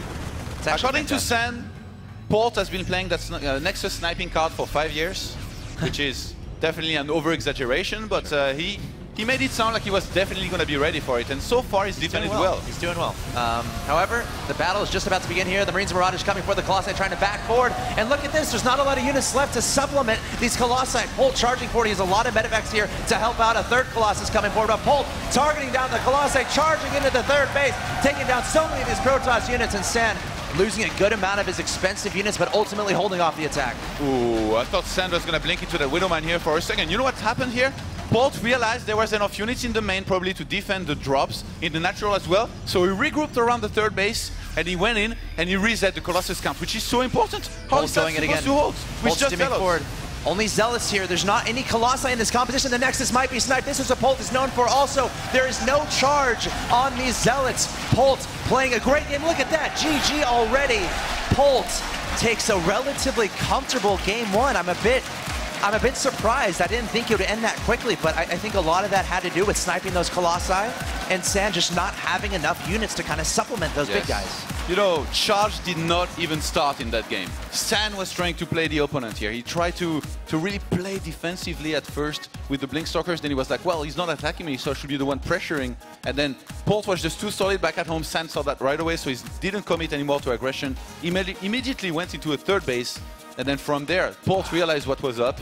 And Polt is just so good. Like in terms of attacking in 2 locations at once. And then here we see him regrouping around the third base. Some of those units from San were at the natural, I think, and in the main, and with the supply they're in the natural there, yeah. That's really surprising. I thought he had a lot more units, but now he's kind of swinging them over. But the Colossi, just targeting those down, I think that's a very wise decision there from Polt. Even if he doesn't win right there, resetting the Colossus count means the next wave is just going to be so strong. And he has those reinforcements ready.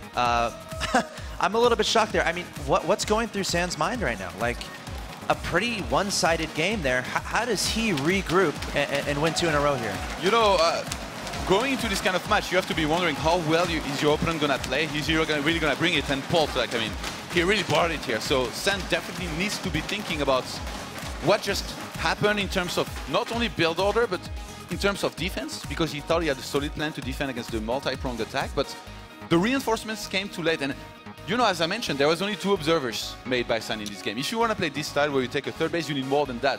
He had 1 observer on the right-hand side that saw nothing the entire game, and 1 observer in Paul's base that saw the amount of barracks, and then who cares like about seeing the barracks when you're trying to defend back at home? You need to see the army movements to be able to be ready and defend. Okay, here we go. We're going to need to see some adjustments from this player in the bottom left-hand location. If he wants to remain in Red Bull Battlegrounds, he must win 2 in a row. Give it up for San!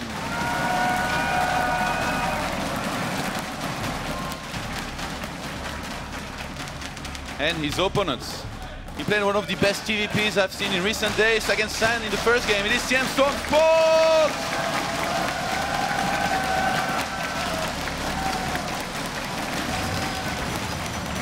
That honestly was so impressive of a first game by Polt. Just the way he was attacking 2 places at once, didn't lose anything, pulled back on time. He's like, you know what? He's just ready for what I have to throw at him in terms of multi-pronged attack. Let's just regroup and win at the third base. Why not? Hey. If it works, it works. If it doesn't work, if I don't have enough and he regroups on time, I'm just gonna pull back, take it to the later stage of the game. It's really impressive. I mean, actions speak louder than words. Polt backing up pretty much everything he said as far as his actions in these games. He's like, all right, I'm gonna pick San apart. He's sticking to his game plan, sticking to what he's good at, and completely dissecting San in that last game. Really impressive play. The question is, can he keep it up here on Foxtrot? You know, Foxtrot Labs. San has a very high win rate versus Terran, but his last 3 games weren't like super impressive. You know, he barely beat Bunny and Moro, which, I mean, they are very good players. I lost to both of them myself in that same group of WCS. They must be very good.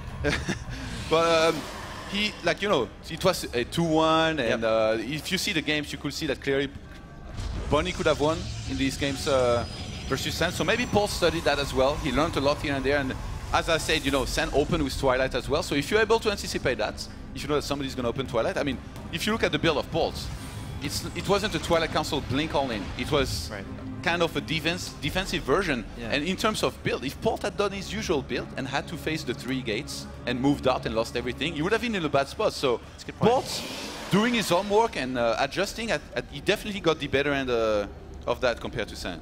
So if we're talking about focus from San, what are the main bullet points you'd like to see from him in this game?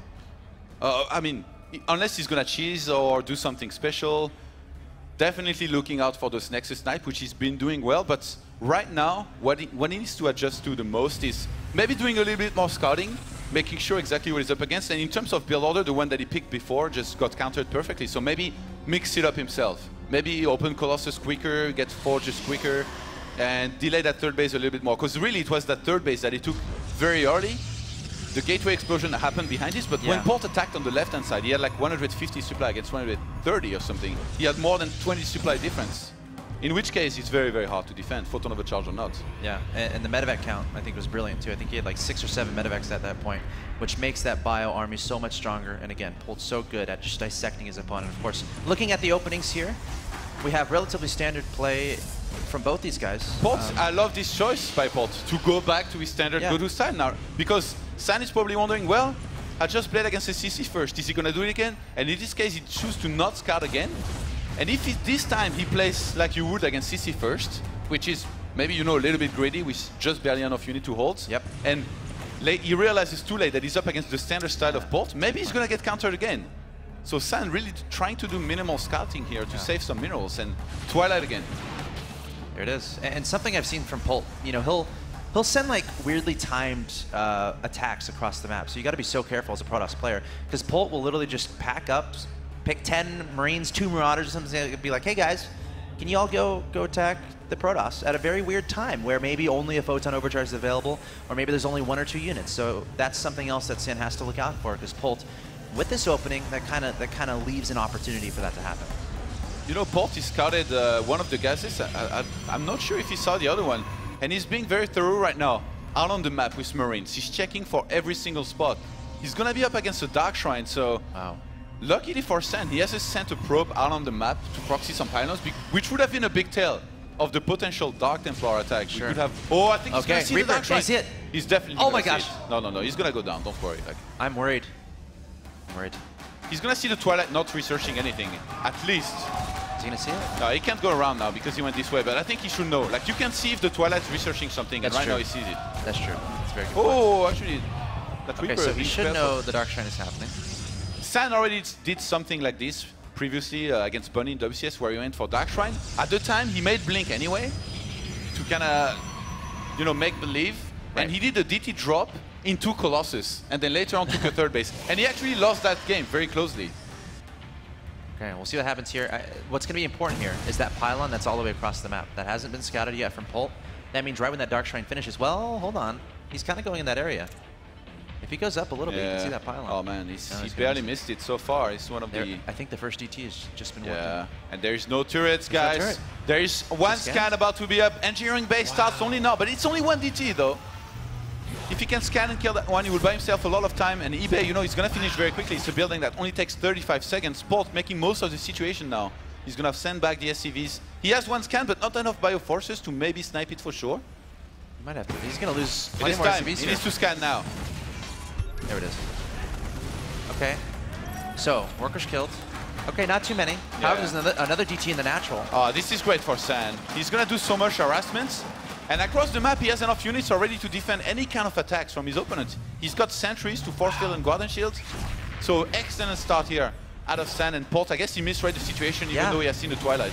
It's interesting because, I mean, last game he saw the Blink play, so maybe he was expecting a similar kind of opening. San messing up a little bit here, getting too close to that turret, which can detect further than it can shoot. Okay, Polt wants revenge. A lot of his workers just died. Let's see what kind of damage he can do across the map. This attack is not, it's not supposed to do anything. Yeah, exactly.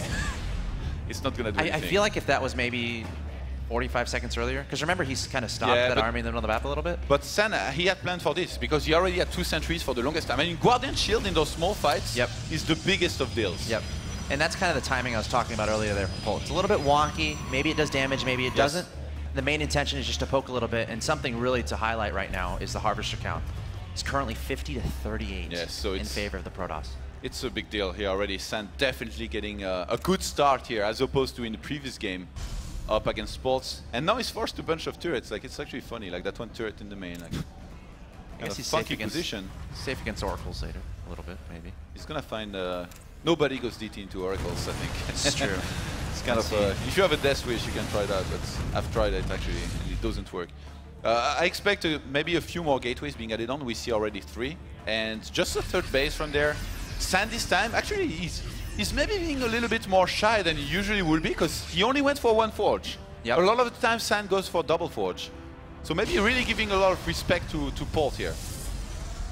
And that observer on the left-hand side, by the way, by San is really a must. Like, you need to see if medivacs are going to come through there. And for now, he's just going to take to Colossus, get a bunch of Blink Stalkers, and then go into a third base, maybe like 11:30, 12 minutes. So this is a pretty cool situation here. I mean, I think you might agree with me in that Polt really gets in his comfort zone as he gets all his production on the ground, and he really starts churning out the Marines and Marauders. And what a lot of Protoss players try to do is try to mess with that in the early game, and San has been able to do this in this game so far. So able to give himself a mildly comfortable advantage here in the mid game, which will mean that entering the late game, he might be in a bit of a better position to deal with that massive macro, scary, crazy stuff of Polt. I have to wonder, like, I feel like against this style of San, it's definitely better like to get a bunch of Vikings, pull SCVs, and then just try and go for the win. But again, Polt is one of those guys that doesn't do that very often. Now San is on double forge. And you know what? When he went for double forge before, he went for 2-2 upgrades, which I guess in this game would be a little bit awkward because he didn't start the upgrades at the same time. But when San reaches 2-2, all he does is prepare for SCV attacks. He doesn't start 3-3 because he knows it wouldn't finish on time. He gets a Templar Archive and then gets Archons and Charge Loss on the ground to help and tank for the Stalkers and Colossus to do the damage. And he gets like 8 to 10 Stalkers. So actually the fact that Polt doesn't pull SCVs all that often, as good as it will be against Colossus overall, against San in particular, it might play in his favor. If we get that far, of course. If we get that far, I mean... The third base has been delayed a lot just because Polt is just so good at recovering. I mean, look at the supply. Everywhere. He was so many workers behind. He's caught back up in supply. He's climbed back up. This is Polt. This is what he does. 56 workers. Something that's really fun to watch, I think, is the mini-map and just all the blue that's going everywhere. Polt really good about scouting with a lot of Marines, looking for pylons anywhere, making sure he covers every single base here. And now he has literally 3 main factions on the map. We've got one on the left, one coming up the gut, one coming on the right-hand side. I feel like I'm calling a football play, but the main goal here is going to be denying that third base, and I think he might be able to. It looks like there might be an altercation there at the third base. And yes, the Nexus was actually canceled at the third. Here we go. So mission accomplished there for Polt. Let's keep counts. Yeah, here's the second it's one. It's not a kill, though. It's a cancel. We need a Nexus kill counter. Oh, he's going to go in for another one, maybe. A little bit risky. He has the ability to pick up. He has the ability to pick up if he wants. Photon overcharge going down. Meanwhile, I think he just lost a bunch of armor on the left-hand side there. Polt. Oh, yeah, he lost all of it. Yeah, actually. he just lost his entire armor on the left. It's not like him at all.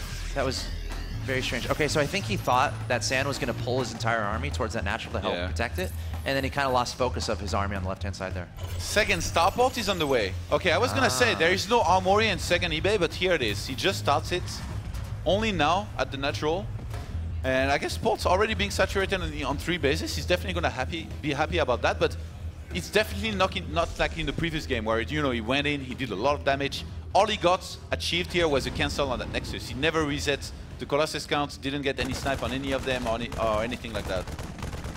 And you know what? Charge is going to complete now. We have 2 1 upgrades already up for San. So San is, I guess, in a pretty okay spot for now. I think he has a supply lead as well. Yeah, and his third base is getting up, and he has his army nicely positioned. He's also been able to deal mildly well with all the multi-prong harassment attempted from Polt. So I think San is certainly in obviously a better position than last game, but a pretty good position leading into the late game as we get into it. And he has a good economy. Usually when you play this style, you don't take gases at the third base, but now he's just so far ahead that he might just do that. And you know what I said earlier, where he doesn't start +3 upgrades, he just started level 3 ground armor. So maybe he might skip on the Templar Archive here for a little bit, even though he really will need that to defend the next attack, STV pull or not. So it's already very different than what we saw from San recently. Oh, he's using DTs to make Archons instead of getting a Templar Archive. So I guess he has that going in his favor, that he doesn't need to get a Templar Archive. So now, look, he's only going to get Archons and Zealots from now. His Stalker count is 8. You can one-shot, with +2 attack Stalkers, you can one-shot Vikings. And he's happy about that. Yeah, of course. Positioning is going to be very important. So if there's going to be a high Templar transition, when do you expect it to be? Anytime soon? Maybe. I think he's only preparing for any kind of attack, in which case he just gets Archons for now, maxes out, and then maybe do a timing himself, you know, when he maxes out. He's getting some Immortals too, which is cool. Adds a little bit more meat into your army. Of course, helps with the Marauders. He's already on 6 Colossi, so I guess it makes sense. There we go. Finally, Templar Archive, a bunch of gateways more, and 2 upgrades up already for San. I don't know. Do you know what? Polt, he's played this very passively, just because he's been shut down very well in this game. So I have to wonder, what's his game plan here? Does he get Ghost and try to fight again? I feel like he's lost a lot of the firepower based on what has happened as this game has gone along. San has gotten the better end of the minor engagements, which means Polt is going to be much less strong at this point in time. Looks like we have a minor engagement left-hand side, and Polt, once again, only engaging with half his army. He has to be so careful. On the right-hand doing side. a great job isolating it, and yeah, here comes Polt on the right-hand side. Maybe he's going to try to drop on the left-hand side, I think. If he sees the army is out of position, he's really trying to bring San out of position. So far, San is having none of it. On this map, where it's, you know, I guess it's a pretty small map, and he already has a lot of gateways and stuff. If he sees with the Medivacs some of these drops, he's going to be able to split very quickly. He's going to put Templars in good positions. Yeah. And you know, the main gets scanned now for Polt. You see, picking up now and regrouping. This is fascinating. Are you a fan of boxing? Just curious. I like boxing, but I don't watch it. Sure. Well, you can understand the philosophy behind it, where I feel like it's like 2 boxers, right? And one of the boxers is really trying to stay to himself and really protect his body, while Polt, the other side, is kind of jabbing on multiple angles, trying to find a weak spot. I feel like that's what Polt is trying to do here, kind of poking in different directions, trying to find the weak spot. But San is doing a great job just holding on his own right now. Polt thinks he's found a weak spot, apparently, because he's going to do that drop on the left-hand side. I knew he was going to come, and it was so obvious. Like, this many units on the left-hand side by themselves. He's going to go past the Nexus. Is this even going to be seen? He sees it distracting. now. He's distracting in the middle. This is what he's good at. Okay. I'm going not straight to sure the main that base. San can get enough in the main on time to defend. He has a big chunk of unit around the natural. Actually, tough. did he even see that? This is so tough to deal with. San has to make a decision right here, right now. I mean, do you recall? What? He doesn't have the supply to make stuff back home. Does he have Storm ready? Yes, he does. A nice storm onto the Bio Army. Meanwhile, Polt is lurking in the north side of the map. San leaving some units back there to help deal with that. The Nexus, are we going to see Nexus number 2 taken out? Polt says he loves doing it. Targeting down the Nexus. Amoto's coming forward, trying to save it. Will it There's go not enough down? Stalkers with the Colossus to cover them. Oh, it's so low. The Colossus Oh all my dying God. now. The Marauders dropped. Oh, he's taken Oh my out. God. But you know what? There is a big fight on the other hand happening, and the Colossus. Yes, there's stuff going on everywhere on this map. Engagement dang. happening in the middle there. Every Viking, I think, was taken out, and San, that went beautifully for San. His Yeah. Nexus is alive in the main base with like 2 HP or something, and Polt decided to engage the army on the other side. I don't know if we caught all of it, but that was pretty much a disaster for Polt in every sense of the word. Polt had one thing going for him, is that he was sniping the Colossus, but in the end it didn't matter because he had only ground forces with no ghosts. And these Archons and Zealots, they just had a field day. They just had so much fun in that fight. They took units down left and right. And that's why San has such a supply lead now, and he knows he can maybe close out this second game here. 179 to 142 is the supply count. San pushing forward, but gonna stay safe, backing up, sees those ghosts. That scares him a little bit, so not feeling confident enough to try to close this out just yet. Polt continuing to hold his own. He's actually equalizing the supply a little bit. Yeah, you know, Polt had a much earlier force base, so he's gonna translate that into basically a capability to catch up in terms of supply to San here. San who's trying to harass on the right hand side. Ooh, actually that Templar, man. Uh-oh. He's gonna have to wait for a little bit before he can find his storm. Definitely should not spoil that he has units there with the Stalker shooting. That would be kind of dumb. It would. Don't reveal your position until you I think Polt might go for the exact same drop and attack at the front here. Because look, 4 medivacs, exactly 4 medivacs. There's units up there that that Nexus can spot survived, that. man. It cannot happen. Did. He cannot get over that. He tried to, at 19 HP, he tried to drop a Marauder, but the Marauder targeted the cannon and then was killed by the Colossus, so we'll have to see if he goes back for that. Sensor Tower now as well.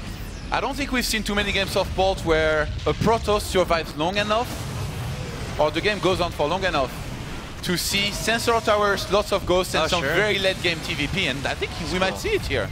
I just want to see 5 Ghost Academies. That's what I want to see. Actually, you know those 4 medivacs of Polt on the left-hand side, they flew above that pylon, so then you never go for the drop after that, because you just revealed it's not going to work. So he just landed those units, sniped the pylon, and I don't think he's going to go for it for now. And you know what, San?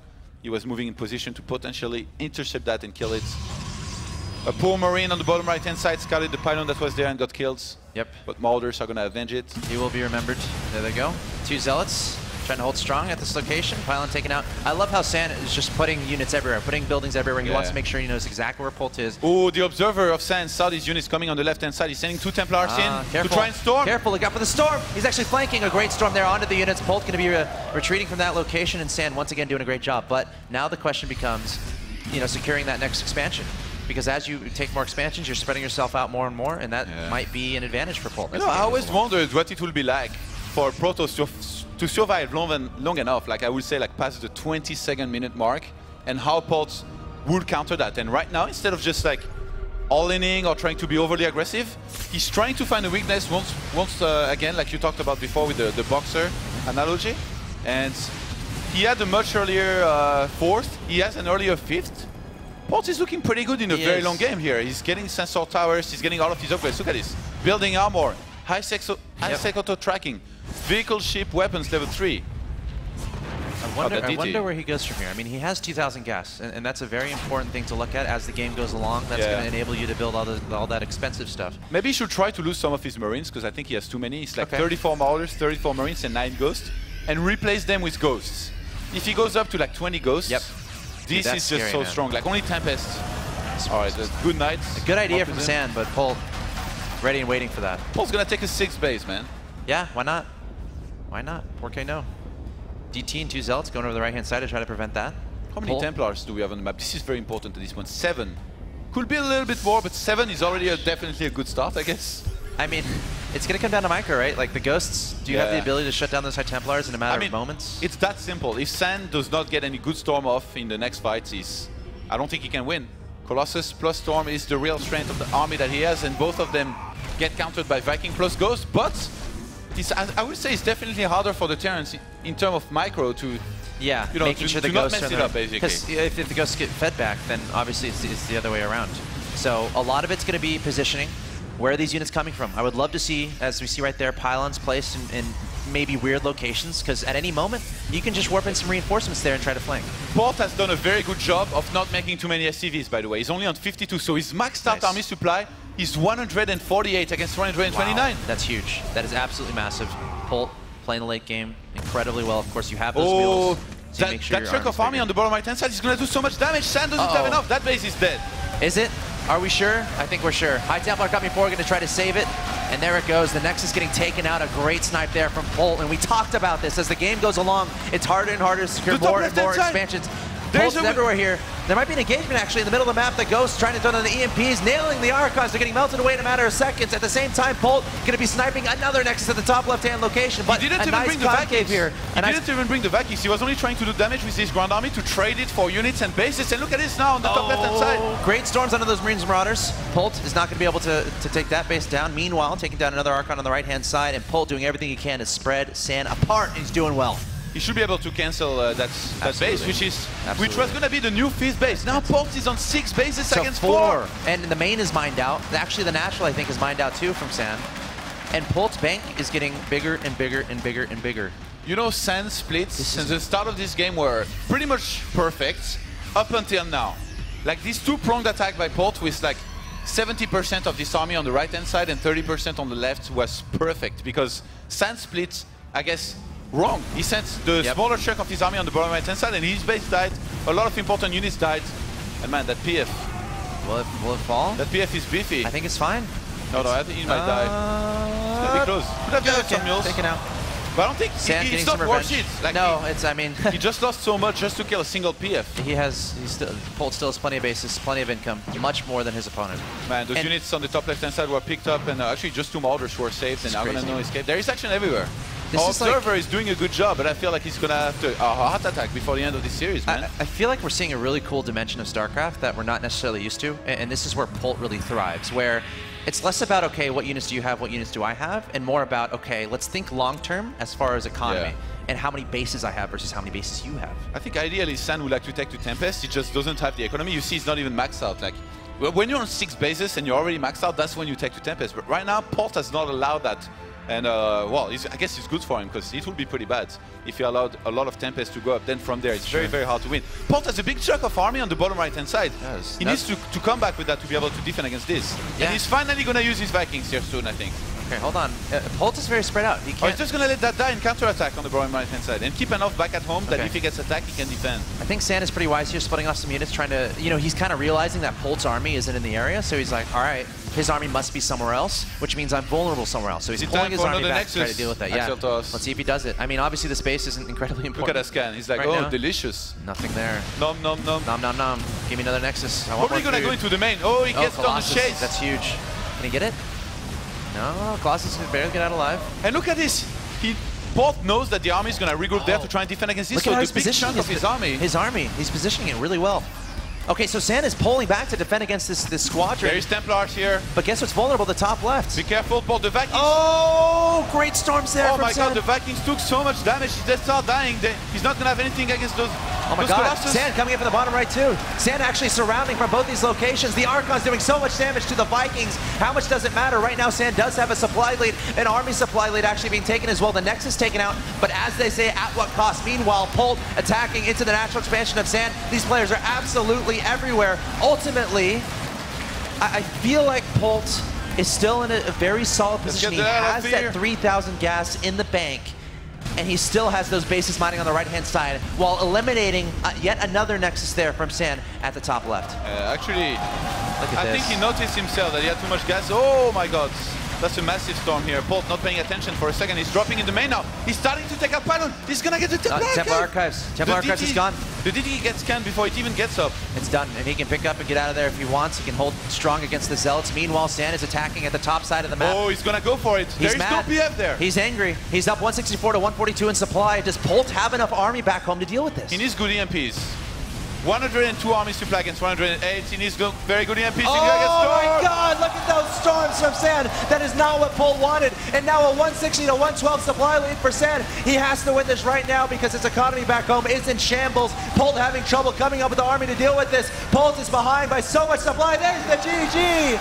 San wins it. What a game. What a game. What a series. Definitely not back an easy and one forth. for San here. I certainly haven't seen a game like that in a while. And you know, in the late game, as I said, Protoss definitely easier to play in terms of, you know, army positioning. Like you just need to split your army in an open field. I guess he's gonna be stronger unless the Terran can get the perfect EMPs and snipe that they need to get, which is really the hard part here. And Polt, as good as he is as multi-pronged attack, and which is what he tried to use here, even with Ghost, which I guess is the first. You know, it was funny, he left the Vikings back at home. Yeah. I guess in the end, it's just not enough to beat a solid Protoss like San, who splits good enough to stay alive in the game, to max out eventually, and who just had a very good Templar plus Colossus positioning in the end.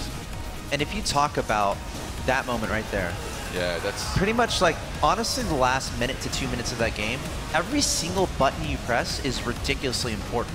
Because it's a situation where your army supplies are going to be expiring, the big battles are going to start happening, and if you can get a convincing engagement, you can catapult yourself to a win very quickly, because it does require time, obviously, to rebuild an army. And I think that's exactly what San did, made some great decisions, made some great micro moves, and had some brilliant play overall as that game expired to get those favorable engagements and push forward for the win. And now we have a tie series.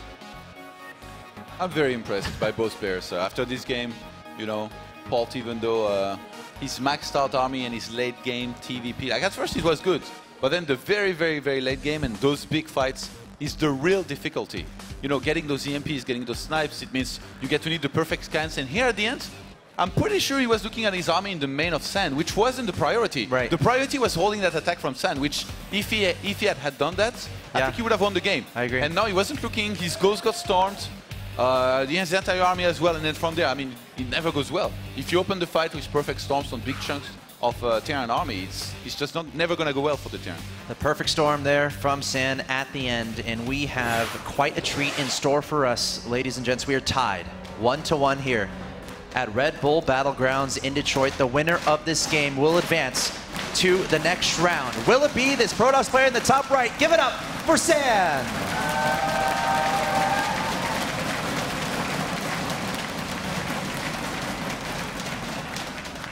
And his opponents. He played some pretty good late game, but not good enough. He's going to have to do better if they go to late game. It is Storm, CM Storm, Polt!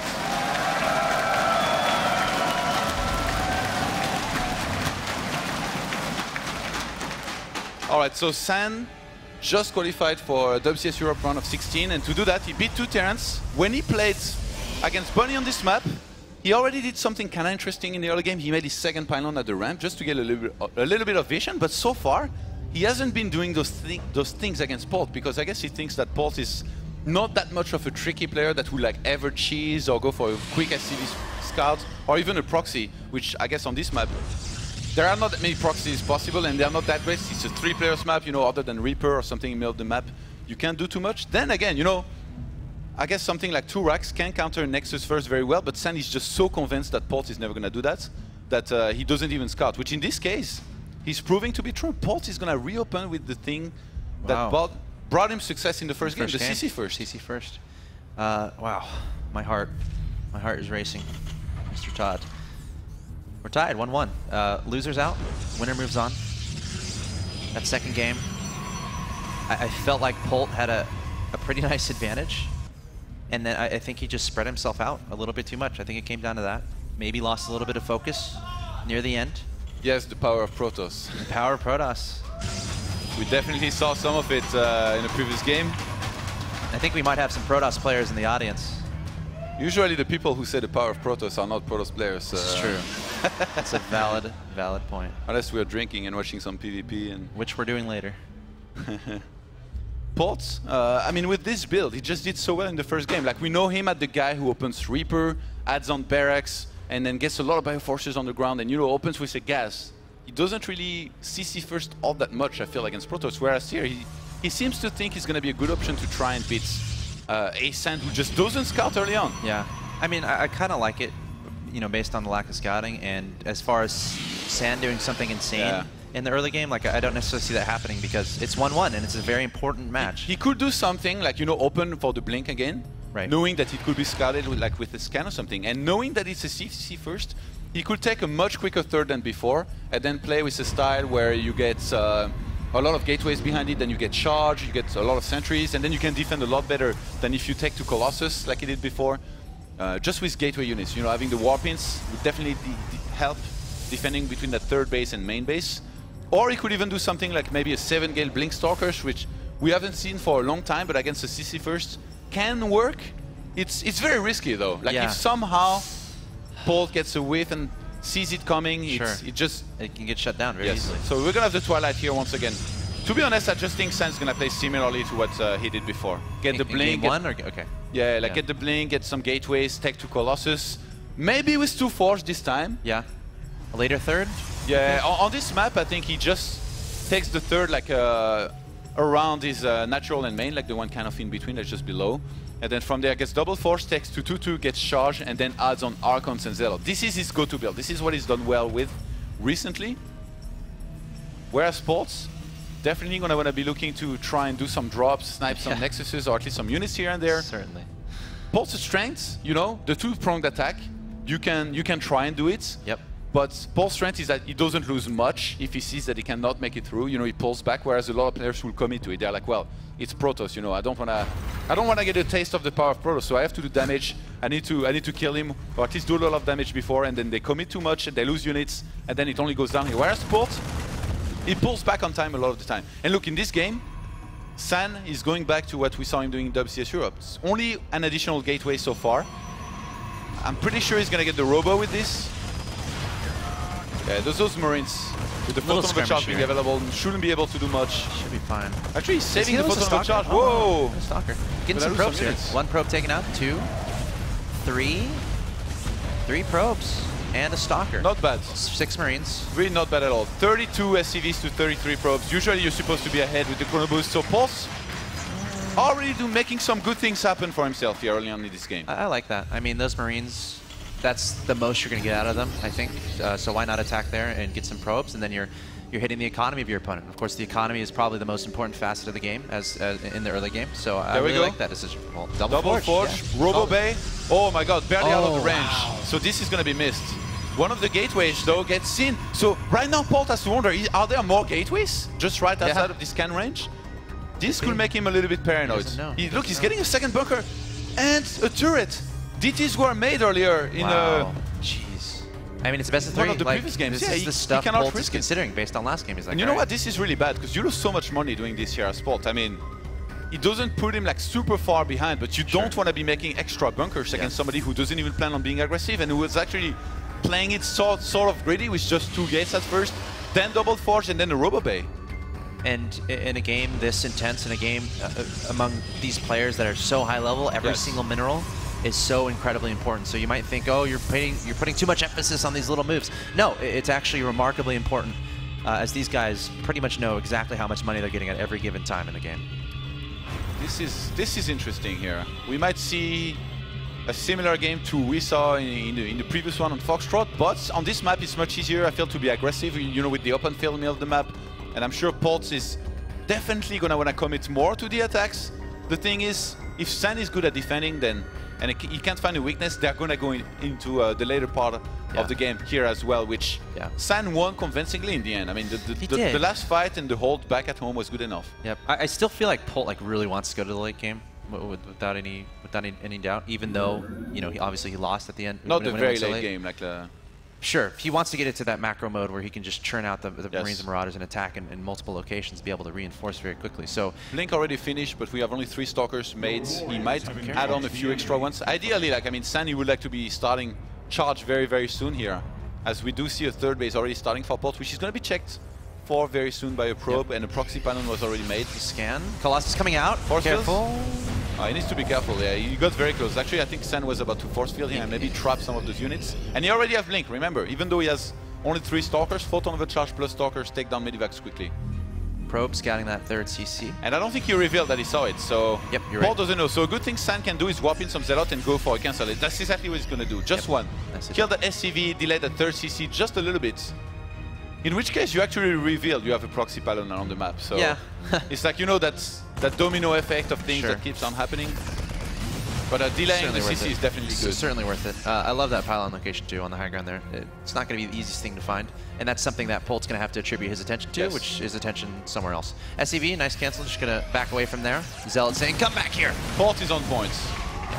He's definitely on points. And he's you know, focused, man. I think one of the weaknesses of San with this build is he doesn't get that many observers. He's only on 3, which is still more than the 2 he had in the first game. So if Polt starts scanning for those and snipes them, which I fully expect if he really wants to be aggressive, it's going to be pretty bad for San. And it's a bit weird, by the way. Polt's not getting a second eBay and Armory yet. Oh, he gets the second starport. Here we go. I was wondering when that was going to come, because he knows that his opponent keeps on getting a lot of Colossus. Yep.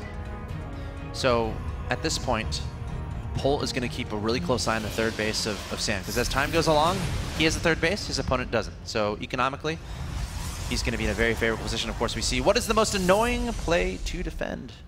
I'm glad we all agree. Drops. I'd agree with that. Ling run by, come on. If you're not sealed, you deserve to get run by. Very true. Freaking drops, man. 4th century, come on. Who even complains about that anymore? It's all about the drops. I guess Nexus Knife can be annoying too, but I mean, only Polt is that good at it. We don't really see all the Terrans insisting on it too much. Sure. Some of the top ones, I guess, are good at it, like Maru and stuff. Drops, man. They will test every ounce of your being, I think. Of course, San was tested last game. Yeah. You know, the third base was quite delayed here by San, so Polt is going to translate that into a big supply lead. You see he's already on 156 against 128. Yep. If he waits until that Nexus gets up and then attacks, with or without SCV on that third base, he could do very well. The observer saw that. Oh, there is Stalkers in position. Polt is just going to pull back. He never goes into... I mean, he didn't even scan here. He saw the edge of that main. He's like, well, Stalkers are there. Let's get out. No, thank you. Oh, he might try to come back. Oh, he scans. Is it fake? Is it juke? Those San know. When you get scanned like this, you should always be ready. He knows. Okay. But there is enough maybe for Polt to do a lot of damage Here come the units. Look out for the Nexus. The probe's going to be running away. The Medivacs and Marines Marauders coming forward. Let's see what he targets down. Not going to be the Nexus just yet. Focusing on the Zealots, focusing on the Stalkers. Meanwhile, we have Polt attacking to the third base, but San is ready for that, and I think San is doing a brilliant job actually defending this for now. Oh yeah, the main, it's still alive. The Nexus being targeted down. One can take it out. A Colossus coming to help out the probes. Getting involved in the Nexus. Will it fall? This time it will. Polt takes out the main. That's what we were looking for. Doing a great job. Meanwhile, reinforcements coming to the main. The Colossus trying to be a hero, but that's not going to be enough. The Colossus getting targeted down and taken out. Polt is everywhere, taking out the main. The Robo being targeted. San is not attributing enough attention to this. Another Colossus coming out, but Polt has way too much. A Nexus gone, a Colossus gone, plenty of Zealots and Stalkers gone, as well as the Robo. And that is exactly what Polt was looking for. He's now up 172 to 127 in supply, and I dare say he is in complete control of this game, Todd. Can we bring that poll back up so San can vote maybe too? You think? Too soon. Too soon. San is not even remaking Nexus. I think he's going to go for an all-in. I think he's going to go for an all-in. Is that his only choice? Yeah, it's not. He could remake the Nexus and try to come back, but I think he knows that Polt is just going to have too much supply, too many Vikings, which he might already have. He has to make it work here. Remember, a lot of Polt's armies on the right-hand side of the map, so if there's a time to strike, it's right now. Polt is not the guy that pulls SCVs, but here, if he wants to be able to defend more comfortably, he's going to have to pull them to make sure he can defend. Look at how many Vikings there are! San coming forward. Oh, the Vikings saying, hello, San. Nice to meet you. Colossus, see you later. And Polt is going to be sandwiching this army. Meanwhile, setting up forward to the third base. There's the GG! Polt takes the 2-1. Absolutely amazing play from your Terran player. Give it up for Polt, ladies and gentlemen.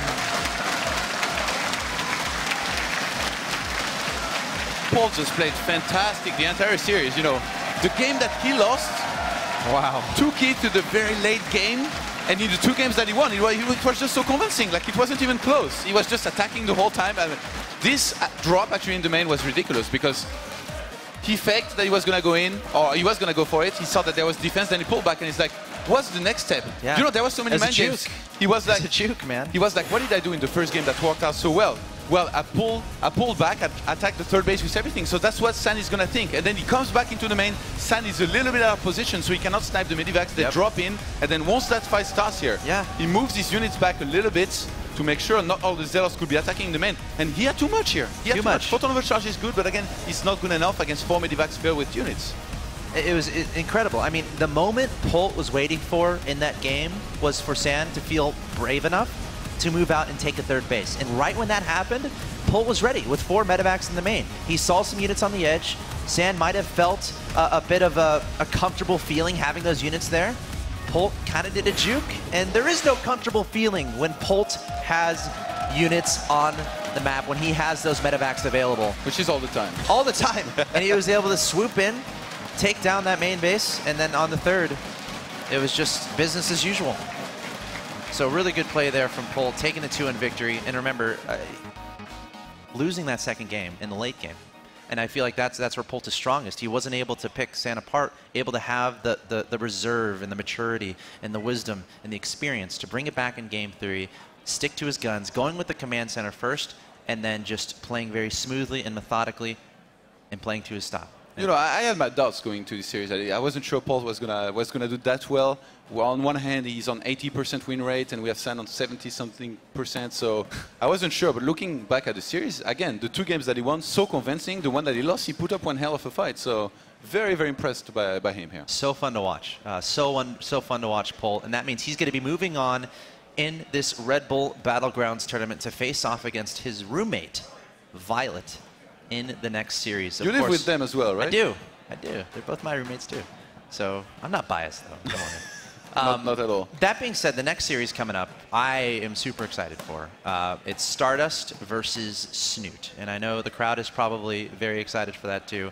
I want to get your thoughts on what you expect from the series, any analysis. You know, this is crazy because they played just 5 days ago in WCS Europe, and it was the elimination match in their group because they both lost to Mini Razor. So there was a lot on the line. You know, Snoot is trying to score a lot of points to try and qualify for the global finals of WCS. He lost that. Stardust already prevented Snoot once from getting, or at least, well, I know he broke into the top 16, but from getting more points for the WCS to secure his place there. So Snoot is definitely going to want to take a revenge. And historically, Snoot has never been in Stardust. He's 5-0 in series in Stardust's favor. So is he going to make the cash host and get the win? I think magic happens here at Red Bull Battlegrounds, so we'll have to wait and see. That's coming up next. Before we get into that series, though, we have Nathanius standing by with our victor of that last series, Polt. Nathanius, take it away. Oh, hey guys, Nathanius here. I'm here with Cooler Master Storm's Polt, who just advanced on to the semifinals. He'll be facing off against his friend and roommate, Violet.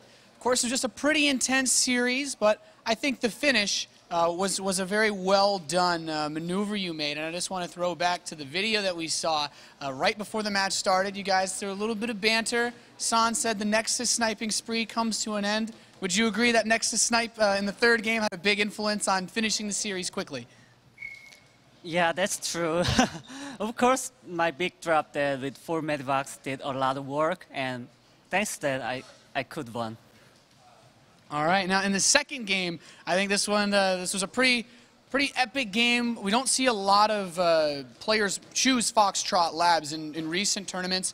The game went on pretty long. Do you feel the map has an influence in your ability to make big plays like that, or is there another reason why you think it's not as popular?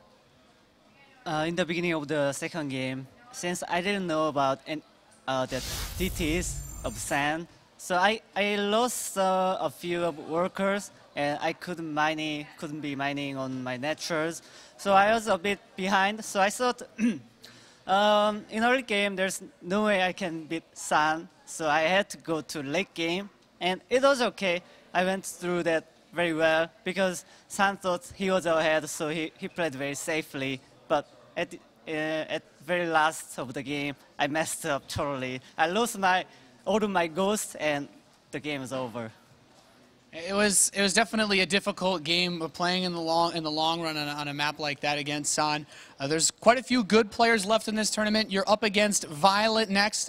You've been able to play him a couple times here and there, trying to get into the DC qualifier at least. In MLG Anaheim is the one that comes to mind, of course, as you knocked him down to the lower bracket towards the end. Do you have any? Do you feel that your connection with Violet, being friends with him, changes the way that you look at this matchup versus if you had played against Hyun in the semifinal? To be honest, I'm so sorry for Violet because I'm the a player maker. I mean, who play me against me in the finals will be in the Washington, D.C. This tournament is the same. I mean, of course I will get another second place. So that means I have to beat Violet and I have to get into the finals. Well, one of the players who's from the other side of the bracket will qualify for the DC. I like your logic. If you have to finish second, that means you have to win this series. When you look at the other side of the bracket, as we get the last of these matches going for the quarterfinal, is there anyone in particular that you would like to play if you're able to take out Violet? Who do you think Violet has the best chance going up against? Well, all of the 4 players are very good, so I don't really know. I don't really have any particular picks, but I just hope Snoot plays very well. I think he's doing very well, and I think there's Tasia, definitely the strongest one, and I think Snoot has the biggest chance to beat Tasia down.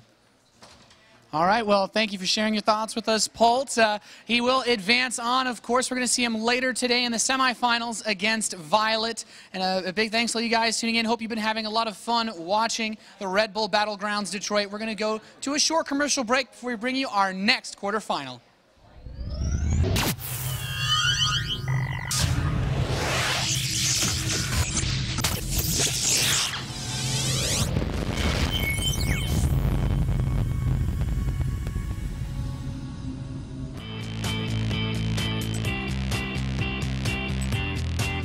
Toronto, the 4th largest city in North America, and Detroit, a metropolis spanning just across the border of Canada. What do these 2 cities have in common? Thousands of fans of competitive gaming. We're going to bring some of them down for a road trip to the Battlegrounds in Detroit. Let's go.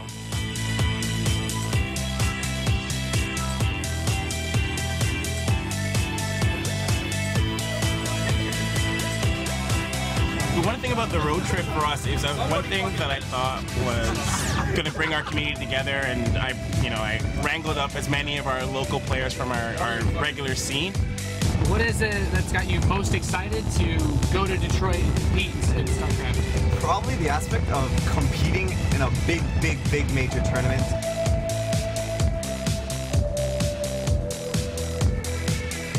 Void Rays and Hydras and Colossus and Dark Templar. Hey guys, of course, everybody's going to get hungry here on this road trip, so we stopped by Joe Cool's Burger House in London as we make our way out of Canada towards Battlegrounds in Detroit. And right now I'm heading over to Detroit Battlegrounds to win #1, and pretty excited right now.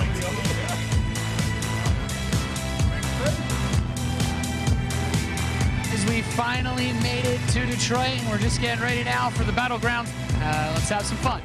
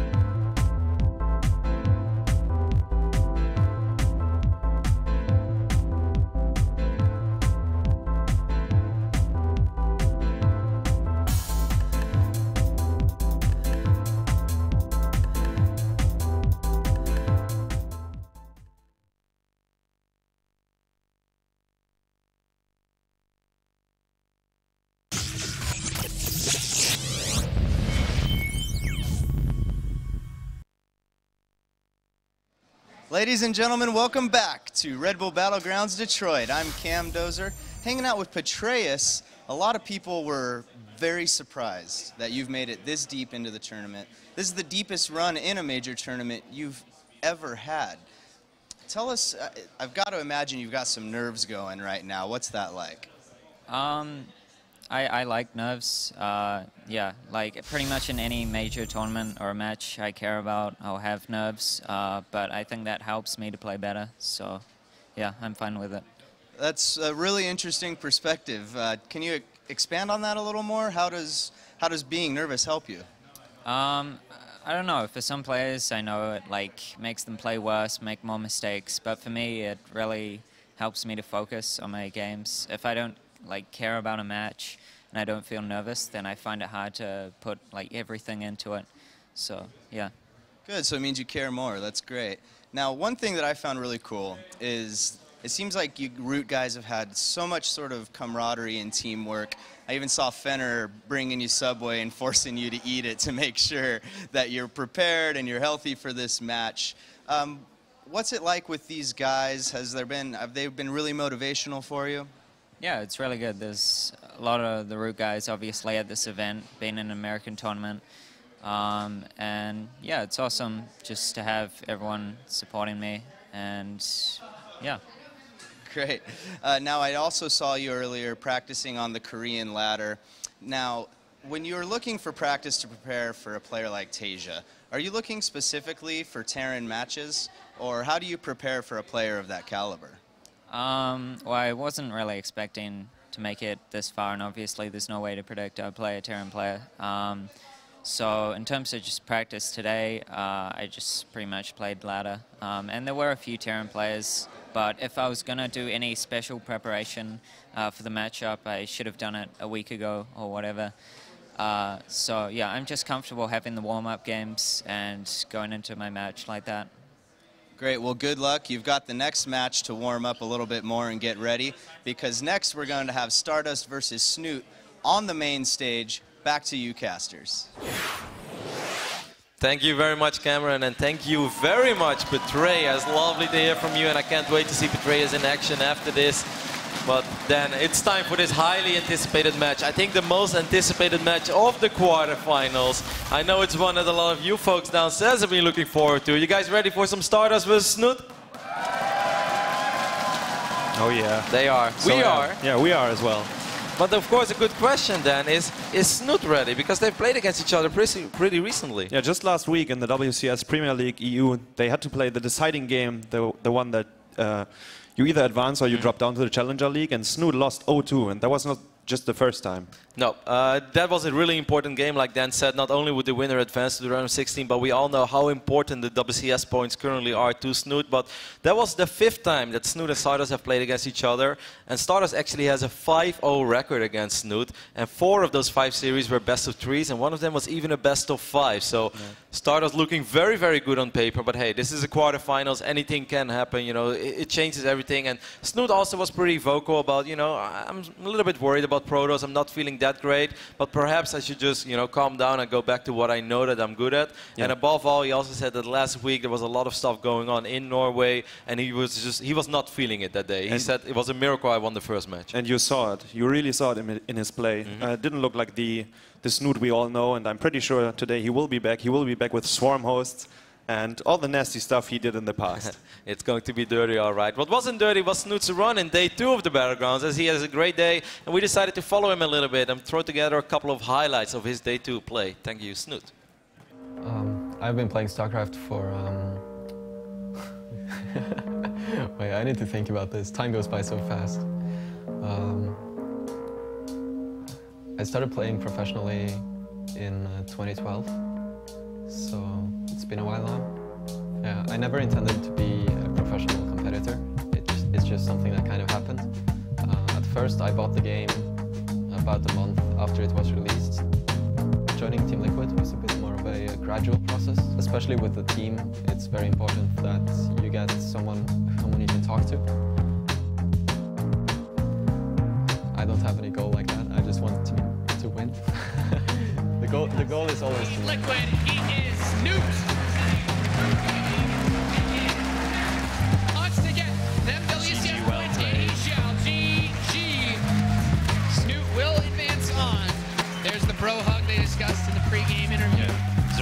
love each other. And he's smiling a little bit.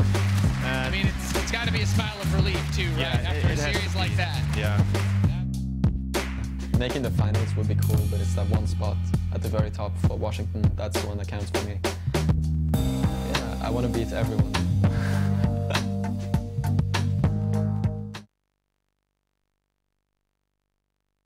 Video, and like I said, thank you, Snoot, for taking some of your time. Of course, you know, on tournament days, you're always a little stressed out already. There's a lot going on, but Snoot is always so accessible. We can always approach him, and he will always be open to help us with whatever. And I think that came out really well. Good boy. Yeah, was a good piece. He is a good boy, because every now and then you see, like, he wants to make a bold statement, like, I'm going to beat everybody, but then he starts giggling. He's like, am I really? It's like, yeah, Snoot, you're pretty good at this game, so it's very doable.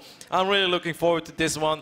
Map number 1 is going to be played on King Sejong Station, and that is the exact same map as they opened up against each other on WCS. And last week, exactly. And last week we saw Stardust winning 2-0 in the WCS, and King Sejong Station, as you mentioned, was the first map, and Snoot was playing Swarm Host, but he transitioned very quickly into Mutalisk, and it didn't work out for him at all. Yep. We've been talking quite a bit about Snoot, and of course Snoot is such a major story going into this tournament. The WCS points, etc. We can go over it for days. If Snoot wins this series, that would be huge for him.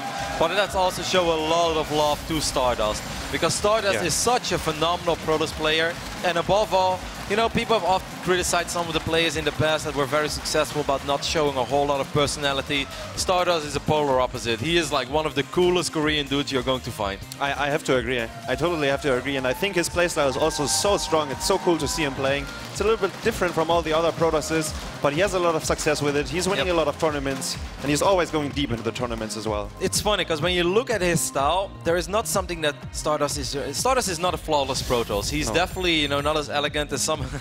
That's the wrong camera. That's the wrong camera, Stardust. Oh no. A for effort. Mistakes were made. It's like next time he stands up and actually walks to the big one, it's like, Stardust, get back in your seat, you're not supposed to hear us. But he's such a charming guy. Well, like we said, he doesn't have the most elegant, flawless playstyle, but he's so damn effective. Like you said, he makes deep runs in multiple tournaments, and every now and then he bumps out early, but then he comes back and suddenly he wins the entire thing. Yeah, like exactly. he did with WCS Europe Season 2, because on that point, I don't think a whole lot of people predicted Stardust to win Season 2. Not at all. Not at all. And he made it. And then we mentioned it the last days. He lost to the Muslim in the Gfinity tournament, but just a week after he won at the Gamescom in the ESA tournament. So it's like up and down. And he's here right now playing against Snoot. And the first match is going to be King Sejong Station. So let's jump in, guys. That is right. We are loaded into the first match of this highly anticipated quarterfinals. And over here, in the right bottom side of the map, we are looking at the Zerg players base who's representing Team Liquid. Give it up for Snoot.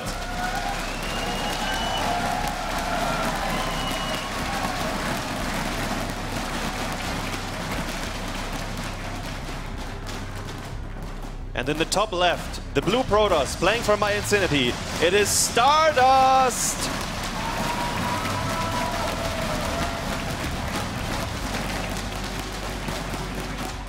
Now, you've said it already, Dan. When they played against each other just a week ago, and that was also a very important series, we saw the Swarmos, a unit that Snoot definitely loves. Every now and then he calls it the cash host, because he has collected quite a bit of cash using them, and you know, there's nothing wrong with it. Nothing wrong with it, yeah. But over the last few months, he's been fading away from it a little bit. We see it every now and then. Of course, he had that crazy game in that different matchup against MMA.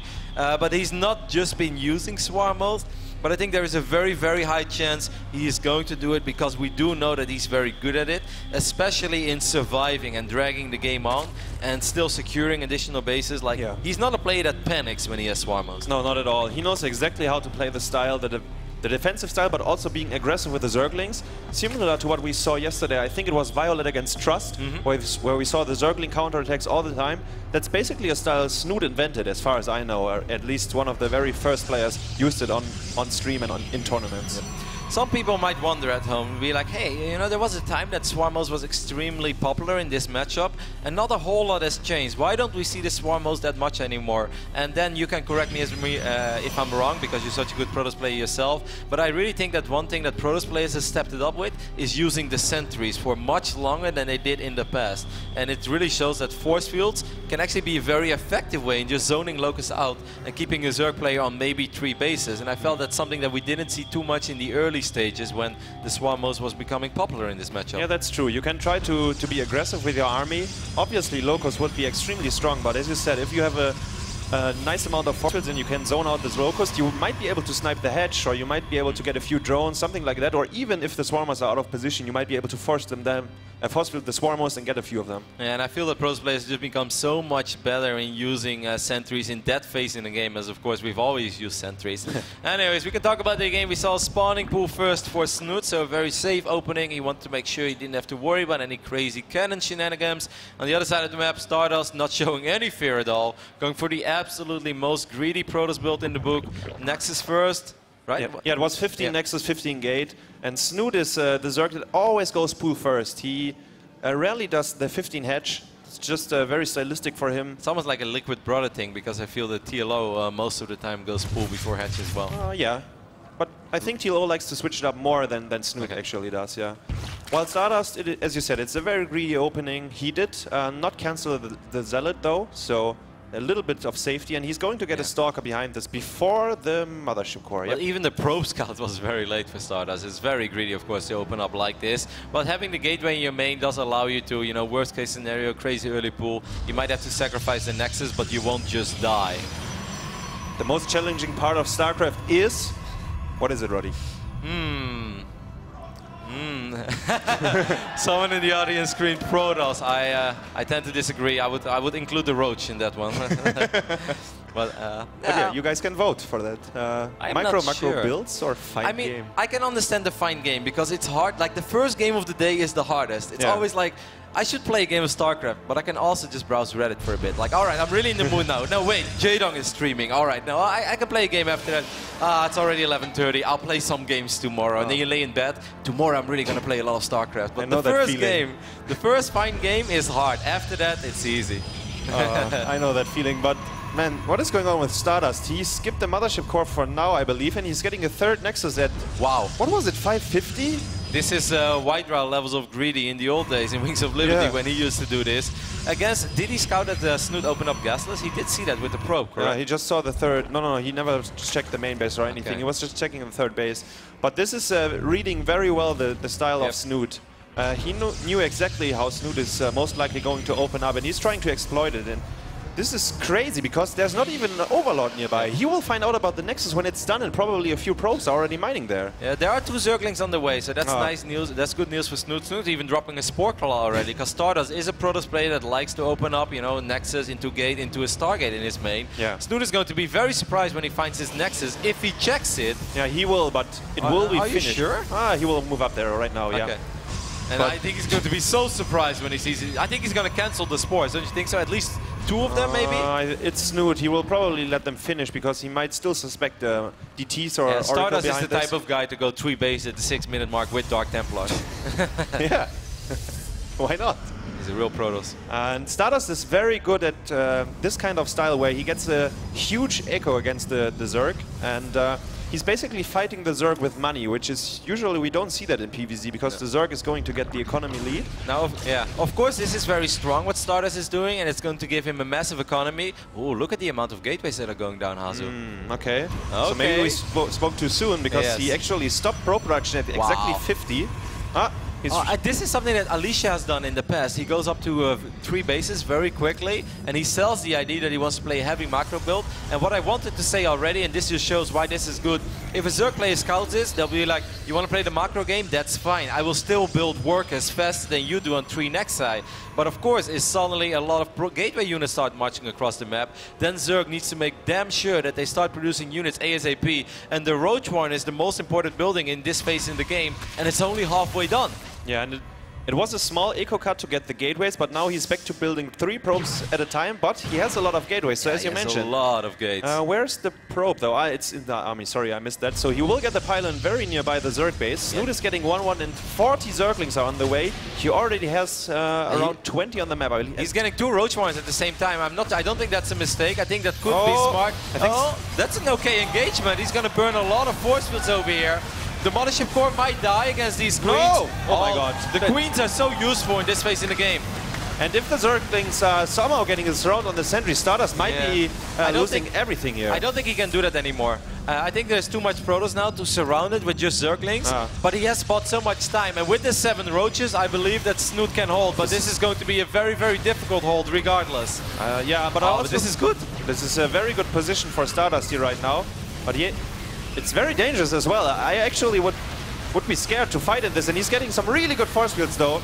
Yeah, but I feel with enough Roaches on the way, look at these Queens. The Queens are pushing out a lot of damage. Yeah. A couple of sentries have gone down already. A couple of drones will fall. But as long as Snoot can hang in there, he needs that one big wave of Roaches. He has 5 Roaches now. But he's building Hydra lists right now. He's spending a lot of money into Hydra lists. 7 of them are on the way. He's pulling all his drones from every side.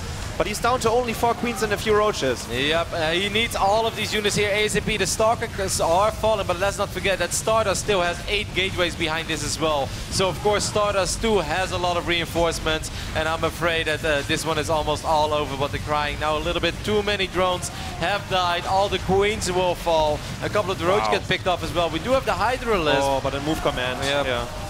They are dying very quickly here, and looks like Snoot will crumble under this pressure. 45 drones have been killed, and Stardust has 65 probes at home. So he, of course, he's committed to this attack, and he needs to do damage.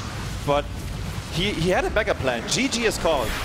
Stardust with a crazy game on game number 1 on King Sejong Station, or at least a crazy strategy, something that we don't see super often. It looked so easy for him. Yeah. I wish I could do that. Because, I mean, that's Snoot. It's not like a rather unknown Zerg, and it still looked so easy for him. Can't believe it. And it seems like Snoot can't either, because he's not happy at all. I think it all comes down to the Roach Warren. Like, if that Roach Warren is done a lot quicker, and it's such a cheap building. Like, instead of 3 Spore Crawlers, you know, you could have also got the Roach Warren. And if he would have had a Roach Warren, then instead of starting those 48 Lings or so, he could have been starting 16, 18 Roaches, because he had the money for that. A Zerg player that's on 3 bases with 70 drones, they can start 18 Roaches at once. And if all those Roaches come, then there is a chance that Stardust has to be so careful with his force fields that Snoot will have more and more and more time to squeeze out more reinforcements and eventually stabilize. But I think this game really boils down to the fact that Snoot, I saw the attack coming a little bit too late, but above all, you know, the Roach Warren needs to be ready. By the time that these units start moving out, by the time that the sentries make it towards, let's say, that potential fort base in the middle of the map, that's when the Roaches need to be in production. Yeah, that's true. That's such a good point you just mentioned. It was over 70 drones. The Roach Warren was pretty late, and he got the Hydra then at the same time. So he was like all over the place, not really ready to make a lot of units besides Zerglings. And he really wanted to do, maybe his plan was to do a Zergling Hydra attack. That's why the Roach Warren was so late. Yeah, and then good point. When he was under attack, it was just like, okay, now it's time to get units, but it was too late already because the pylon was so nearby his natural and 3rd base, and Stardust with some perfect force field. Not perfect, but very good ones. No, I think you're spot on there. Of course, if a Protoss player goes up to 3 bases that quickly, it's very likely that the Robo is going to be a little later, so a Hydra Ling attack could work. I think you hit the nail on the coffin there. Either way, give it up for our Liquid Zerg spawning on the right top side of the map. He needs this win, and he needs your support. It is Snoot.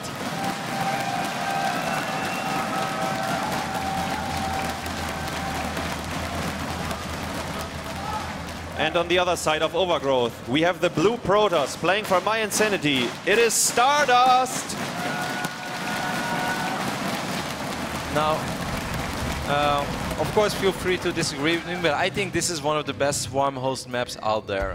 I think Snoot is really good on this, and even Violet, we saw him yesterday against Trost. I think if you're a good Swarm host player, then Overgrowth is a map that you're going to feel pretty comfortable on. I 100% have to agree with you. There's nothing to say about it. Overgrowth is a very good map, especially for someone like Snoot, who has such a good creep spread in longer games. Like, he covers the creep so quickly around all your bases, and he will eventually get towards your 4th base, maybe even your 3rd or 5th. And with the Locust on creep, they are so much stronger out there. So that's a very, very crucial point in the Swarm host build, if he is going for that. 9 pylon into a 13 fort, so there could have been a potential cannon rush, but we do see the spawning pool first once more on the production tab. So Snoot sticking to what you said that he likes to do, Hazu. Yeah, he's always opening up with the pool, and so the cannon rush attempt here will do nothing. I mean, it's not really hurting Stardust too much. Of course, it's not in Nexus first from what we saw last game, but it's still going to be pretty quick because he will build it before the second pylon or a cannon or a gateway. You know, Hazu, as a player that still competes as much as you do, how great must it feel to be Stardust right now? He played King Sejong Station and Overgrove just last week against Snoot. The exact same maps as he's currently playing on. Back then he won 2-0, now he's up 1-0. And I feel on King Sejong Station, he didn't even really review his hand yet. Like, you know, he made 8 gateways. That is something that you can do on any given day of the week. You can start a ladder game right now, make 8 gateways and march across the map. Yeah, he must feel fantastic. Yeah, I think he's extremely comfortable. And before the game started, you also said that he's leading 5-0 in official matches against Snoot with an extremely good map record as well. So maybe it's something in Snoot's head as well that it just makes it so hard for him to beat Stardust. While on the other hand, Stardust is having a rather easy time against Snoot. He seems to read him very well and seems to like to play against his style. Stardust is of course a really unpredictable player as well. You know, just because you played against him a few days ago doesn't mean that you know what he's going to do, because you don't know. And let's not forget that Stardust also has like the mental advantage of Snoot making 3 spore crawlers in the last game and skipping the Roach Warren. I think it's very unlikely that Snoot is going to skip the Roach Warren once more, and this time it might as well just be a 1 base expand into a Stargate. Yeah, I could see that coming as well, especially with the Forge opening. Stardust really loves to go into a Stargate from there on. Yeah, guys, first blood. the probe died. And we did see the gold base for a second here. The observer showed it, and that's exactly what happened in the WCS EU as well. This is a mirror match. Are we rebroadcasting WCS EU? We just downloaded the replays, guys. I'm sorry. We actually have some technical difficulties, so we decided to rebroadcast last week's WCS match. In last week's the WCS match on Overgrowth, Snoot was actually going for Roach Hydra Viper, but his Vipers were extremely late, so only a few of them. So eventually Stardust had enough Blink Colossus with Force Fields, and in the very late stages, of course, High Templars as well, and was able to crush Snoot's army. I'm not surprised to see the Stargate go down at all, because this is sort of Stardust's bread and butter. He loves going fast expand into Stargate, make a single Oracle, try to pick off a few drones. But yeah, like I think it's so important. And King Sejong Station, Snoot made 3 spore crawlers before even seeing anything, and it didn't work at all. I think this game it's much more likely he's going to get a Roach Warren before he gets those 3 spore crawlers. Yeah, I would agree, but knowing Snoot, I think he will still get at least 2 spores, maybe in his main and third, or maybe like natural and third. Stardust made 2 Zealots to Harris here, but it's not really working out. I mean, he forced a lot of Zerglings. He might be able to kill like 3 or 4. He just got 1. No. Good control there by Snoot. Yeah, well done. It's really important that Snoot gets a read on this Stargate as soon as possible, Dora. Hopefully his Zerg senses will start tingling, because if this Oracle flies towards that gold mineral line, and there is only a single queen and there is no additional queen to help, that Oracle can literally kill 7-8 drones. It can completely ignore the queen. It doesn't have to bother with it at all. It can, of course, go for the queen first as well, but the Zergling tried to figure out at the natural if he can see something, but the Zergling was so low on HP that the cannon was actually threatening killing it. 1 spore, where is it? At the third, so yeah. Okay, wow. So there's a good chance that this 1 spore is in the perfect location. Of course, the other 2 bases, they have multiple queens connecting each other. Oh, it's not ready yet, so you will get maybe 4 or 5 drones. 4th one is already been killed, the 5th one as well. That's still really good. Oh, wow, 7 drones overall. Yep. The good news is for Snoot that he is mining off a gold mineral line, so of course it's easier to replace those drones, and he's going to have slightly more income than he normally has in this phase in the game when you lose 7 workers against the Protoss. But still, I think Stardust is very pleased with that. And once again, no Roach Warren. He's skipping the Roach Warren until the almost minute 8. He just now started it. The lair was before the Evo Chamber. He gets +1 for the Roaches. And just now the Roach Warren is starting, and he's getting the missile attack, so maybe we'll see Roach Hydra again. Either like Roach Hydra, or he could go with what he wanted to do on King Sejong Station, that is Ling Hydra. But this is just a safety Roach Warren, you know, the just-in-case Roach Warren. Still pretty late, right? Yep. If the Protoss is going for a gateway attack, then it would have happened like a minute ago. Did the Overlord or the Zergling spot this 3rd base from Stardust yet? Not yet, nope. Wow. He has no idea about it. And the build we see from Stardust is exactly what we saw from Trust yesterday. I was talking about it already.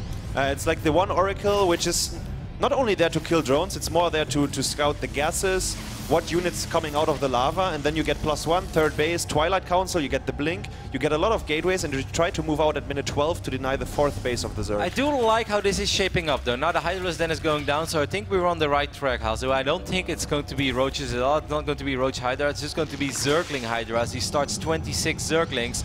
Stardust will probably move out soon. Of course, he has a recall available because he's going to bring out his Mothership Core.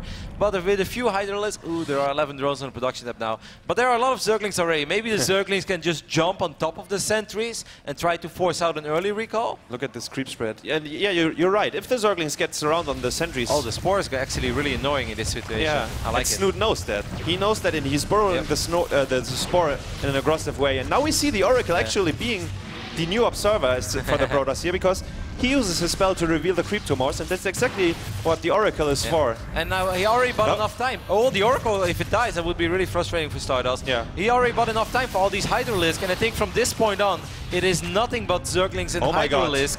Oh my god, this counter-attack. That is a big counter-attack. We have 56 Zerglings on the map already. Stardust is going to have to recall ASAP. But recall, I don't think it's a good choice, because now he's stuck.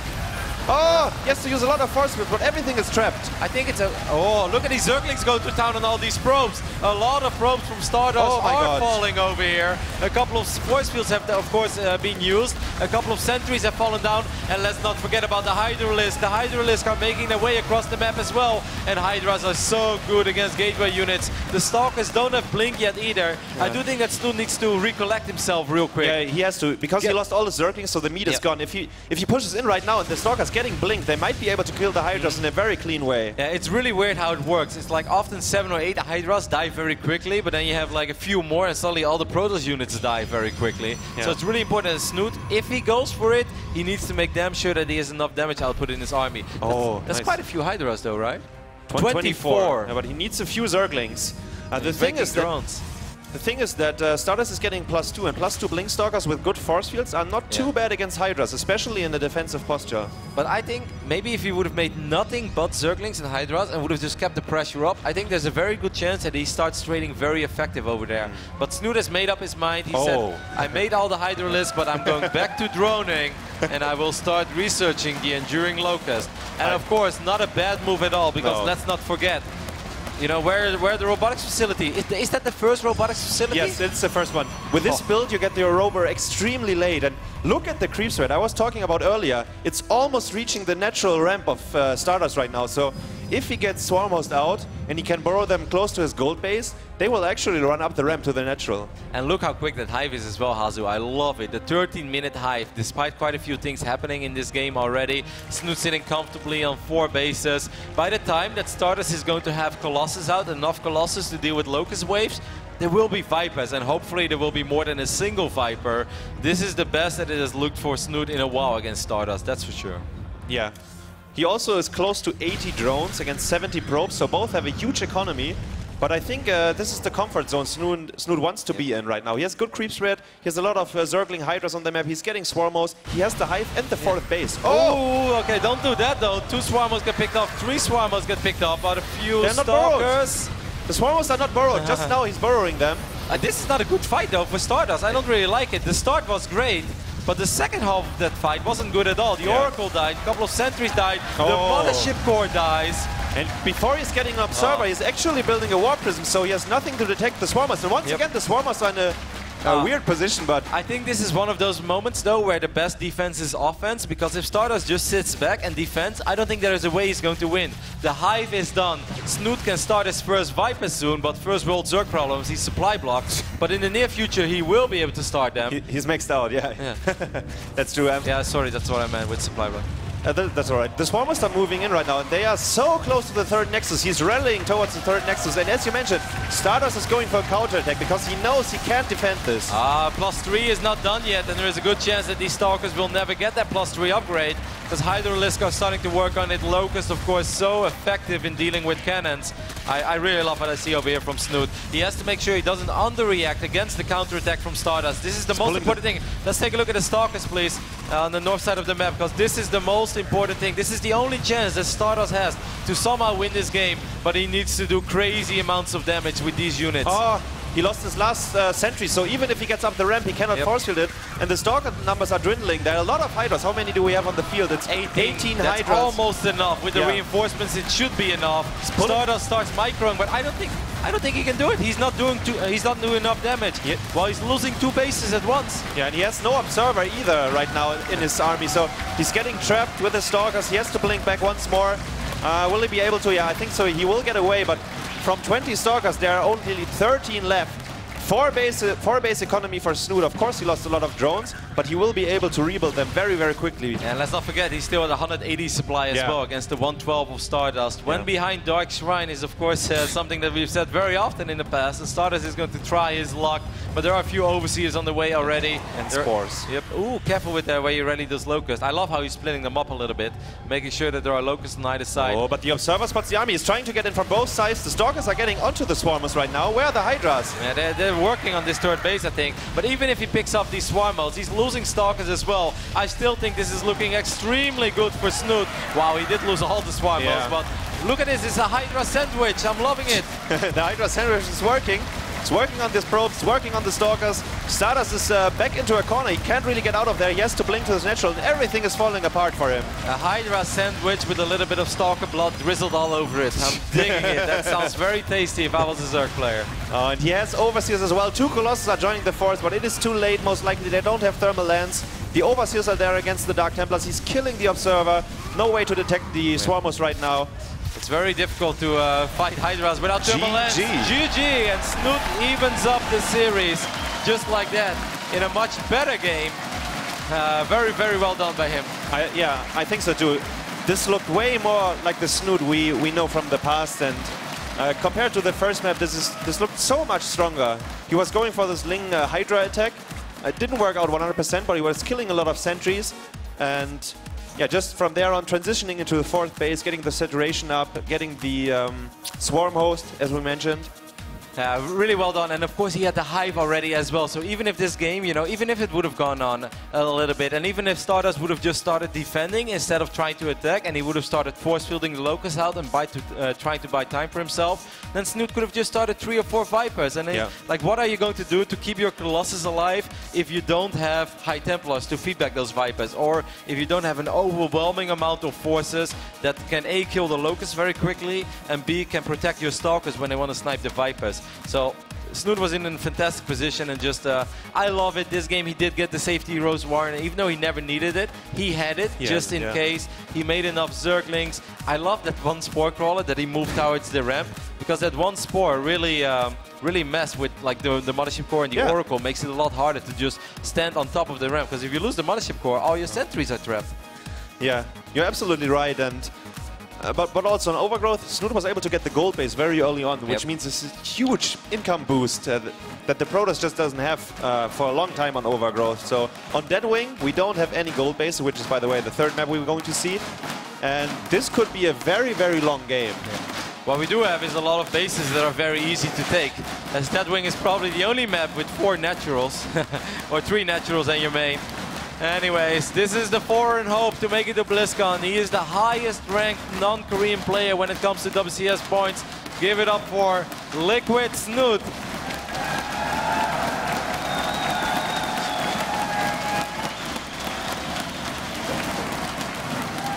Can he stay undefeated against Snoot? The blue Protoss playing from My Insanity. It is Stardust.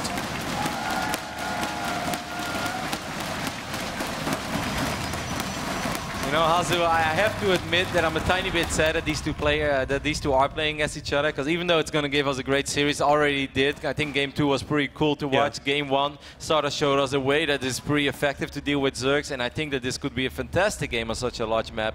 I'm also sad, because like on one hand, I really want Snoot to advance, you know, the WCS story. I want him to get those points, but on the other hand, I always feel bad if I would somehow cheer against Stardust, because he's such a good and likable guy.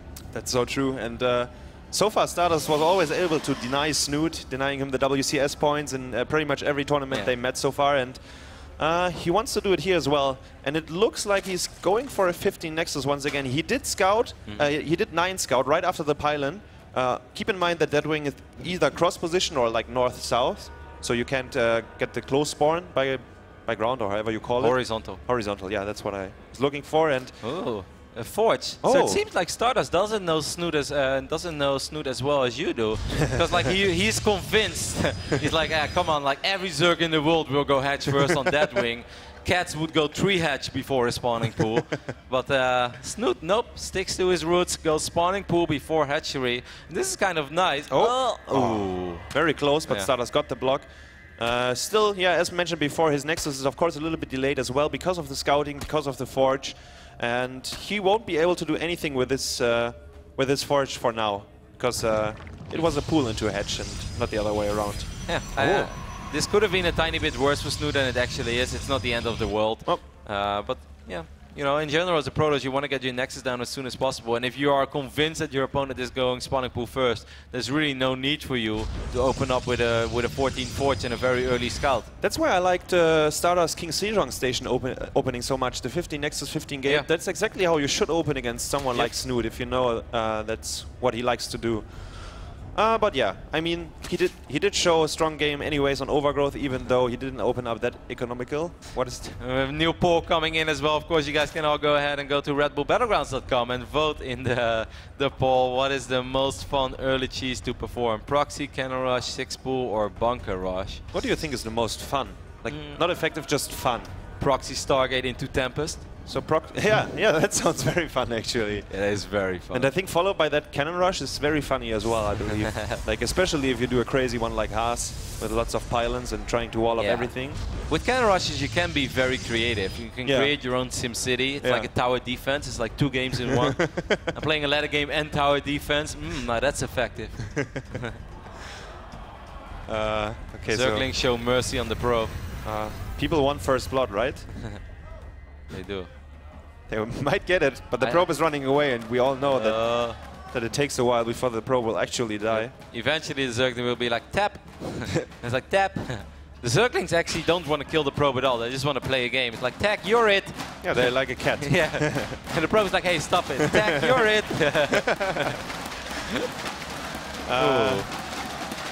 Oh, no. Alrighty. So while this Zergling chase will probably go on for a little while, we're keeping a close eye on the production tab. Nothing too crazy yet. No extractors yet. I would like to point out 5 minutes and 50 seconds. This is pretty much as late as you want to get your extractors. Of course, Snoot did get the scout off. He saw there was a Forge. He saw there was a Nexus. Nothing still has died. So I guess it's okay, but it's still greedy regardless. It is, yeah, that's true. It is greedy regardless. And will we see the Stargate opening once more? No, he's getting a second sentry. No, he's going to go Nexus again, I think. Jesus Christ. But I think this so time, early. 6 minutes and 20 with seconds. a Forge opening. No Mothership Core, basically no units on the map right now. Imagine. Snoot sees it. This time Snoot sees it directly. The Overlord spots it. Yeah, but of course, Stardust could still theoretically do the exact same thing as he did in Game 1. Yeah. But I don't think that's going to happen. I think this game Stardust is going to play a macro-oriented game. Could still be a Stargate. That would be just, you know, the greediest Protoss build of all time. Could also just be a few gateways into a Twilight console with a robotics facility. I think that's much more likely. I could see him moving out the same way with a lot of sentries and a few zealots just to fake the Zerg out. Not with 8 gateways. Yeah, just maybe 5 or 6 with a Twilight behind it to get +2. I could see him doing that. Unless he's the biggest troll ever and he just 8 gates again.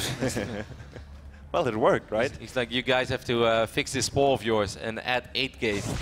It's way more fun. Win a lot of money with it as well. But I think it would make so much sense for... Oh, okay, he's already getting his 3rd gate. Could also just be for SimCity purposes. Hey guys, there was first blood. Oh. The Zergling just died. Snoot has a really good economy already. 66 drones. He's getting 4 more. He will be on 70 drones at minute 8. But he doesn't have a Roach one yet. Nope. That's disgusting, by the way. But there is no Roach one yet. And I would really love to see a Roach one in the near future. He's getting his missile attack, so it gives us the idea that, again, he wants to open up with Hydras and Zerglings. And there is nothing wrong with that. But against an 8 gate, it could be very, very difficult to expand. But there we do see it. We see the Stargate and the robotics facility. So Stardust is indeed taking a more economic approach. And there is no need for the Roach one just yet. But what is this? Minute 9, minute 8:30 Stargate? Yeah, I don't really understand the purpose. Is it for Void Race? Maybe he's really worried about straight up Muda. He's been watching Cats play and he's like, 1 base Muda, better get some anti-air. But we will see, like we already see what Snoot is going for, and Stardust missed actually the tech building on the left side here. It is the infestation bit, sorry. And he will most likely go for the Swarmos. Where's his creep spread, though? It's just starting on this third base. But Snoot is really good in like getting enough queens out. How many queens are we currently looking at? 5 queens already. So by the time that Snoot actually starts spreading creep, it is going to make its way across the map at rapid speed. I'm not too worried about it yet. I think Snoot will be fine. What he could also do is just basically make like 10, 11 Swarmos, put some pressure on, and then go into Ultralisk eventually, but he doesn't have those upgrades. But that is a build that I've seen some other Zerg players use, and I think it's a very cool and sexy build. He's going for an is he going for carriers? Because I remember, it sounds funny, but I remember some of the, it has to be Stardust, I think, who said on this map, oh no, maybe Patience, who said that on this map, because you get very early access to 4 bases, carrier might be a valid option against Zerg. Could also just be a few Void Rays at first, and maybe even use try to move out with Void Rays and a Mothership Core, try to pick up a hatchery, and then go Void Ray Colossus, and then eventually if you have 4 bases, then carriers. Stardust keeps scouting, he might be able to see a Swarmos or 2 hatch. Now he knows exactly what he's up against, he just clicked on the Swarmos. Oh, Niders, I love it! Oh yeah, you're right. Oh wow. This is very, very interesting. Where would he place it? In the... Oh, look where the Overlord... The only Overlord close to it is in between the bases. Is that a thing? Yeah. Dropping it over here at the 6 o'clock position? That's what I thought. Maybe from the back door, but... Wow, that would be a sick play. I've not seen that yet, Let's think of it. Would it be... Oh, sorry, the Oracle. Let's have a look on the Oracle first. It actually dies right away, but... Only 3 kills, that's not good enough. So this is going to be really funky, because Snoot does not know about all the Stargates. He does have anti-air, of course, with the queens, but normally you bring enough anti-air to deal with a Void Ray or 2. Yeah. You don't bring enough anti-air to actually deal with like 6 or 7 Void Rays. So this could backfire for Snoot as well. If he puts the Nidus Swarm... No, it's outside. Oh, but Stardust is going to find it immediately. Ah, hey. Oh god. This is like... He just placed it in front of the pylon, right? That wasn't perfect. The Warp Prism, on the other hand, is followed by Zerglings already. The Void Ray count is currently at 3. I don't think that Snoot should try it anyway, because I don't think he's going to have enough anti-air to deal with the Void Rays. You know, like we said, Snoot does not know yet. We can take a look at Snoot's vision, and we can confirm that he has not seen the triple Stargate yet. And normally you bring the Queens to make sure that your push won't die against a single Void Ray, but 5, 6, 7 Void Rays completely changes the ballgame. Absolutely right. Beautiful movement here by Stardust. He's trying to keep the Zerg busy so the Swarmos cannot siege the third base, but eventually I think Snoot will be able to do so. The Nidus is going up in the middle of the map once more. So what he needs to do immediately as well is get drones through this Nidus network. Recall being used. Colossus. Okay, but he needs to get drones because he doesn't have enough anti-air. Okay, he does have like 8 or 9 queens, but... Okay, how good are... We know queens are good against Void Rays. Like, let's get that out of the way. Oh. Is there an observer? Is there an observer? Oh my god, no! Is there an observer? Where's the observer? Oh my god, no, but there's no anti-air. There is absolutely 0 anti-air with the army. The queens were not out of the Nidus network yet. There are sick force fields by Stardust. And he is going to absolutely murder this push. Oh my god, I can't believe what I just saw. This is crazy. Now all the Zerglings are streaming in, but they will be cleaned up against the cannons and the Colossus. And Snoot basically wasted his whole army. Yep. What did he kill? Nothing? How many Swarmos did he lose? 15 Swarmos have died. Oh god. Fleet Beacon, Hazu, 4th base going up as well. Stardust. Oh, I can't believe that this just happened. Man, that is a beautiful play by him, though. It's also so smart not to show the Void Rays early on. Like, he kept the Void Rays hidden. He knew that Snoot did not scout his Stargate yet. Yeah, maybe one, because he showed the Oracle, but that is just one Oracle. That doesn't mean anything. I really wonder why Snoot was so aggressive with the Swarmos and the Nidus Swarm. There was no reason to, because usually he has a good creep spread, so he could burrow the Swarmos close to the Watchtower maybe or something similar, but he just completely got caught out of position. I never saw something like this before, to be honest. He just killed every single Swarmos for free. Yeah, I don't even know which unit Snoot is supposed to make now. Yeah, I mean, the Infestus I do think is a great choice, because Fungo is fantastic against Void Rays, but you need something else than just Fungo. Now he does it in the backdoor. The Nidus is going up in the backdoor. I don't like this at all, because if the Nidus gets sniped, they can't retreat anymore. I know, I'm very... What is Snoot doing? Maybe he's just buying time and unburrow and run. Get back in the Nidus. If it gets sniped, everything will die. Get back in the Nidus. Okay. Alrighty. Oh, so close. It is a good way to buy some time, but he's gonna need to do this multiple times. And this actually was the only unit he had on the south side of the map. So no more Nidus networks will go up for a while. The queen count is still rising. We're looking at 15 queens. Queen Infestor is very good against Void Rays, but he needs Corruptors as well to kill the Colossus, or he needs something to kill the Colossus. I don't think Corruptors are... I think Corruptors are actually horrible in this scenario. I would rather go with Vipers, because he has the Hive tech. He has the Hive. He could pull the Colossus into the Locust. Yeah, 100% right. Obviously, Void Ray is very, very good against Corruptors, but he just needs something to kill the Colossus. Yeah. I was just like going on a tier and like just thought about the first unit that can kill a Colossus is a Corruptor. Is he going to get the hatchery? He might be able to get a good fungal here. That is a good fungal. Transfuse? Oh, Snoot. That was a mistake. Look at the amount of queens. He could have literally been transfusing that hatchery for days. He could have been putting so much HP on it. Yeah. Slight misstep. We do see the mothership core is being transformed into a real mothership. Means that it loses the possibility of the photon overcharge, but of course it gains cloak. So the Locust will have a harder time to actually attack units. Now and the Void Rays, this is a bit risky, right? If you get fungled on the left side with all these queens. Imagine if there was burrowed Infestor now. Like if these Infestors would have had burrow, this is extremely risky indeed. Stardust is playing with at the same time he's using his Colossus and Stalkers in a very cute way. Vipers would be so extremely useful now, like even just now getting a couple of Colossus. Oh, he gets the fungals! Oh, and he gets the second fungal, that's very good. He's bringing back the other, what is in high Templar? Oh, he's gonna wipe in a bunch of Zealots. I'm not sure if that's going to be enough. Snoot, you need to start dropping transfuses. And he will start doing so. A couple of infested Terrans being thrown out as well. A lot of the Void Rays have fallen. But they are still, some of them are still alive. This was still really bad for Stardust though. But his Colossus are trying to get the hatchery, but the Locusts are on the Colossus. The first one is dying, the second one has to run away, the third one as well. They are actually trapped if the Locusts respawn quickly enough. The Void Rays though flying into the main base, but they have to retreat. I mean, Stardust is indeed very, very rich. And we do see the carrier transition on the way. And you need Vipers, Snoot. Come on, build a few Vipers. Vipers and Spores, right? Yeah, Vipers and Spores. He has a lot of queens, so if he gets abducted, transfuse, transfuse, transfuse. Okay, there we go. So this time he took care of it. He did lose a bunch of queens. I want to say he did lose a bunch of queens in that last fight, and even though that may have been right, he still has 18, so we have nothing to worry about. 3 more on the way, by the way. With +3 missile attacks. And he's getting Spore Crawlers, I'm loving it. Okay. Snoot still has a chance. He's maxed out, of course. Stardust is not maxed out, but let's not forget about that. Stardust has a massive, massive bank. He's a little low on gas, though. This could still backfire. If Snoot still wins this game after a filled Nidus network with Swarmos, that would be... With donating 15 Swarmos. Yeah. That's what he did, basically. Wow. A huge Locust wave is going toward... And he sees the mothership. Fungal? He knows that... He could fungal it. Is it really... Yeah, it's worth it. I think it's fantastic. It's absolutely worth it. Recall, I mean. The Void Rays are fighting against the Spores in the main base, and there's a War Prism as well. I love that. Very, very smart play here by Stardust. Of course, his army of Snoot is pretty immobile. Oh my god, the army is on the other side of the map, so his main base might be able... might die. And if you lose the Hive, that means no more Vipers, and we still don't have a single Viper on the map. A couple of Queens are not going to cut it. He's going to throw up a Nidus network in his main base to get reinforcements back.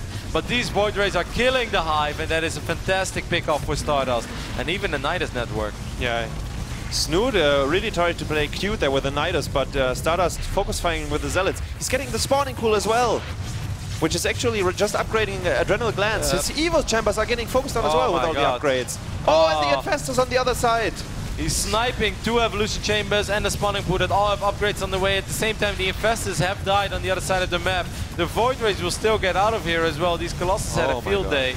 Snoot still has some money. He's definitely not down and out, but I feel that Stardust is overly confident. Like I feel that he's just playing extremely confident, like he's having the time of his life, messing around with carriers, Colossus, and Void Ray hit spots. Yeah, he does what he wants. Yeah, he's like, you can't stop me, Snoot. That's how it looks. And right now, he might be right, but he still has to be very, very careful. Yeah, I think so too. I would probably get punished if I play like this, but so far Snoot couldn't find the way to punish him. There is an observer with the army. The Swarmers has to run. A few of them on the left side are actually not in the group, just AFK. So they might be getting picked up. And try to get another base, but there are a lot of queens that we would love to see him park those queens below the Void Rays, but Stardust, of course, is the excellent play that he is paying attention to it. Swarmers getting picked off in the middle of the map. Another Fungal is landing, but Fungals don't help at all right now. Yep. And let's not forget, you know, like 20-ish Swarmos is very hard to push in, but now we're only looking at 14 or 15 Swarmos or so. Snoot really needs a bunch of Overseers. He's making 16 drones. What? You need units. He doesn't have any more larvae than this, I think. Which is surprising considering the fact he has 22 queens. Yeah, but the queens are always busy running around, so yeah. It's just funny. It's ironic. Yeah, that's true, yeah. And yeah, the first carriers, 5 of them, 5 carriers on the way. Interceptors have been built, the mothership as well. And he's gathering his army. He's going for this. Yep. There's a lot of DPS, of course, in all these Colossus. I feel the Swarmos count is not what it was once upon a time. Few Locusts are streaming in from the right side. The carriers are messing with the queens as well. There are no Spore Crawlers to help our Norwegian Zerk over here. And I think that this is going to be it. A fantastic display of skill by Stardust, who made it look easy, who made it look like he just had a jolly good time playing a beautiful game on Deathwing. Such a beautiful army composition once again. He's lacking the High Templars, but he didn't need them because there were no Vipers for Snoot, so he didn't need to think about feedback or any abducts. He's getting the last Swarmos right now. He's warping in with his Warp Prism once again. GG, yo. GG, well played. And Stardust will be your Protoss play that is going to advance to the semi-finals of the Red Bull Battlegrounds here in Detroit, where he will go up against the winner of Tasia versus Petraeus. Wow, look at him. Yeah, he's very, very happy. He's just such a great dude. He really deserves it well. Of course, a lot of people were hoping for Snoot to have that magical run for those WCS points. He still had a good performance. He still walks away with quite a few WCS points that could eventually help. It wasn't the run he was dreaming of, but still, it was a good performance, an excellent performance by Snoot, I think. I agree, and at least he gets a little bit of WCS points, yeah. But of course, all eyes and all credits will go to Stardust from this point, because he played a great series. He's a really solid Protoss player. He's the reigning champion of WCS Europe Season 2, and he gave us a pretty good series over here as well. He did. I have to say, very, very nice play by him throughout all the series, even the map he lost. Yep. He looked pretty solid, and just too bad for Snoot. I feel sorry for a foreigner. I think on the third map he made some crucial mistakes that really costed him the game. Not a single Viper overall. They would have been so helpful against the Void Race and the Colossus in the mid-game. I also feel that Stardust just got the edge in the mind games in this series. You know, in game 1, trying to sell the economic game, like, hey, I'm really focused on my economy. Actually just went up to 50 probes and made 8 gateways, and Snoot just getting really punished for the fact that he didn't have a Roach Warren. And in game 3, he makes a very late Stargate, shows 1 Oracle, and gives that the idea, like, hey, this is my scouting Oracle, but then has Stargate number 2 and 3 hidden in his main base, and he saves the Void Race there for a while as well. Snoot's entire plan was just not prepared in dealing with 6, 7, 8 Void Rays, and he didn't even get the queens out of the Nidus network, which in a weird way would have probably been a good thing, because they would have just died as well, unless he would have been able to evacuate the Swarmos and transfuse the Nidus network. But they were all force fielded, so there was no way out. Once he got caught there, there was no way out. The only chance, if you have the queens there and you have an overseer, you can snipe the observer, and then at least you don't lose all your Swarmos, because there was only a single observer. True, that is a very good point, but the Void Rays would have still been eventually too much to deal with. Either way, it was a really good series and a fantastic display of skill by Stardust. I don't think I have any words to put it. You called this carriers as well in the last game, and the moment he got that 4th base up, you know, carries on 3 bases, that's still a little difficult, but on 4 bases, like, yeah, you know, the carrier has arrived. Yeah, the carrier has arrived. And it was successful. I mean, the army looked very scary, like 6 Colossus, a few carriers. There were like 15, 16 Swarmos left after we picked up a couple of Swarmos in the middle of the map, and those Locusts, they didn't even come close to killing anything. Not and at the all. Queens, you know, the Queens can't really focus. The Queens are one of the units that can confuse the most by the carriers. Probably because it's such a rare sight, you know? It's like if you see a double rainbow, that's what the Queens think. When they see a carrier, it's like interceptors, and they just like start shooting at random stuff. Don't do that job anymore. Of course, congratulations to Stardust for moving on to the semi-finals. We're going to head over to a very small commercial break, and after that, we'll be back with some TVZ action. Well, all right. Yeah, actually, that is right, of course. Yeah, I completely forgot. Petraeus against Tasia, right? Yes. Yeah. We have put the Petraeus with Tasia. Is going to be a next series, but that's not why I say wait. I can't throw it to commercial break yet, because of course we're getting ready for our winners interview, as Le Tot is setting things up right now with Stardust. Would love to hear his thoughts about the series, and also, you know, the variety of strategies that he used. Yeah, definitely. Let's see what he says. All right, let's do it. Thank you very much, guys. I'm here with our Victor Stardust. Congratulations. I'm going to ask you a few questions.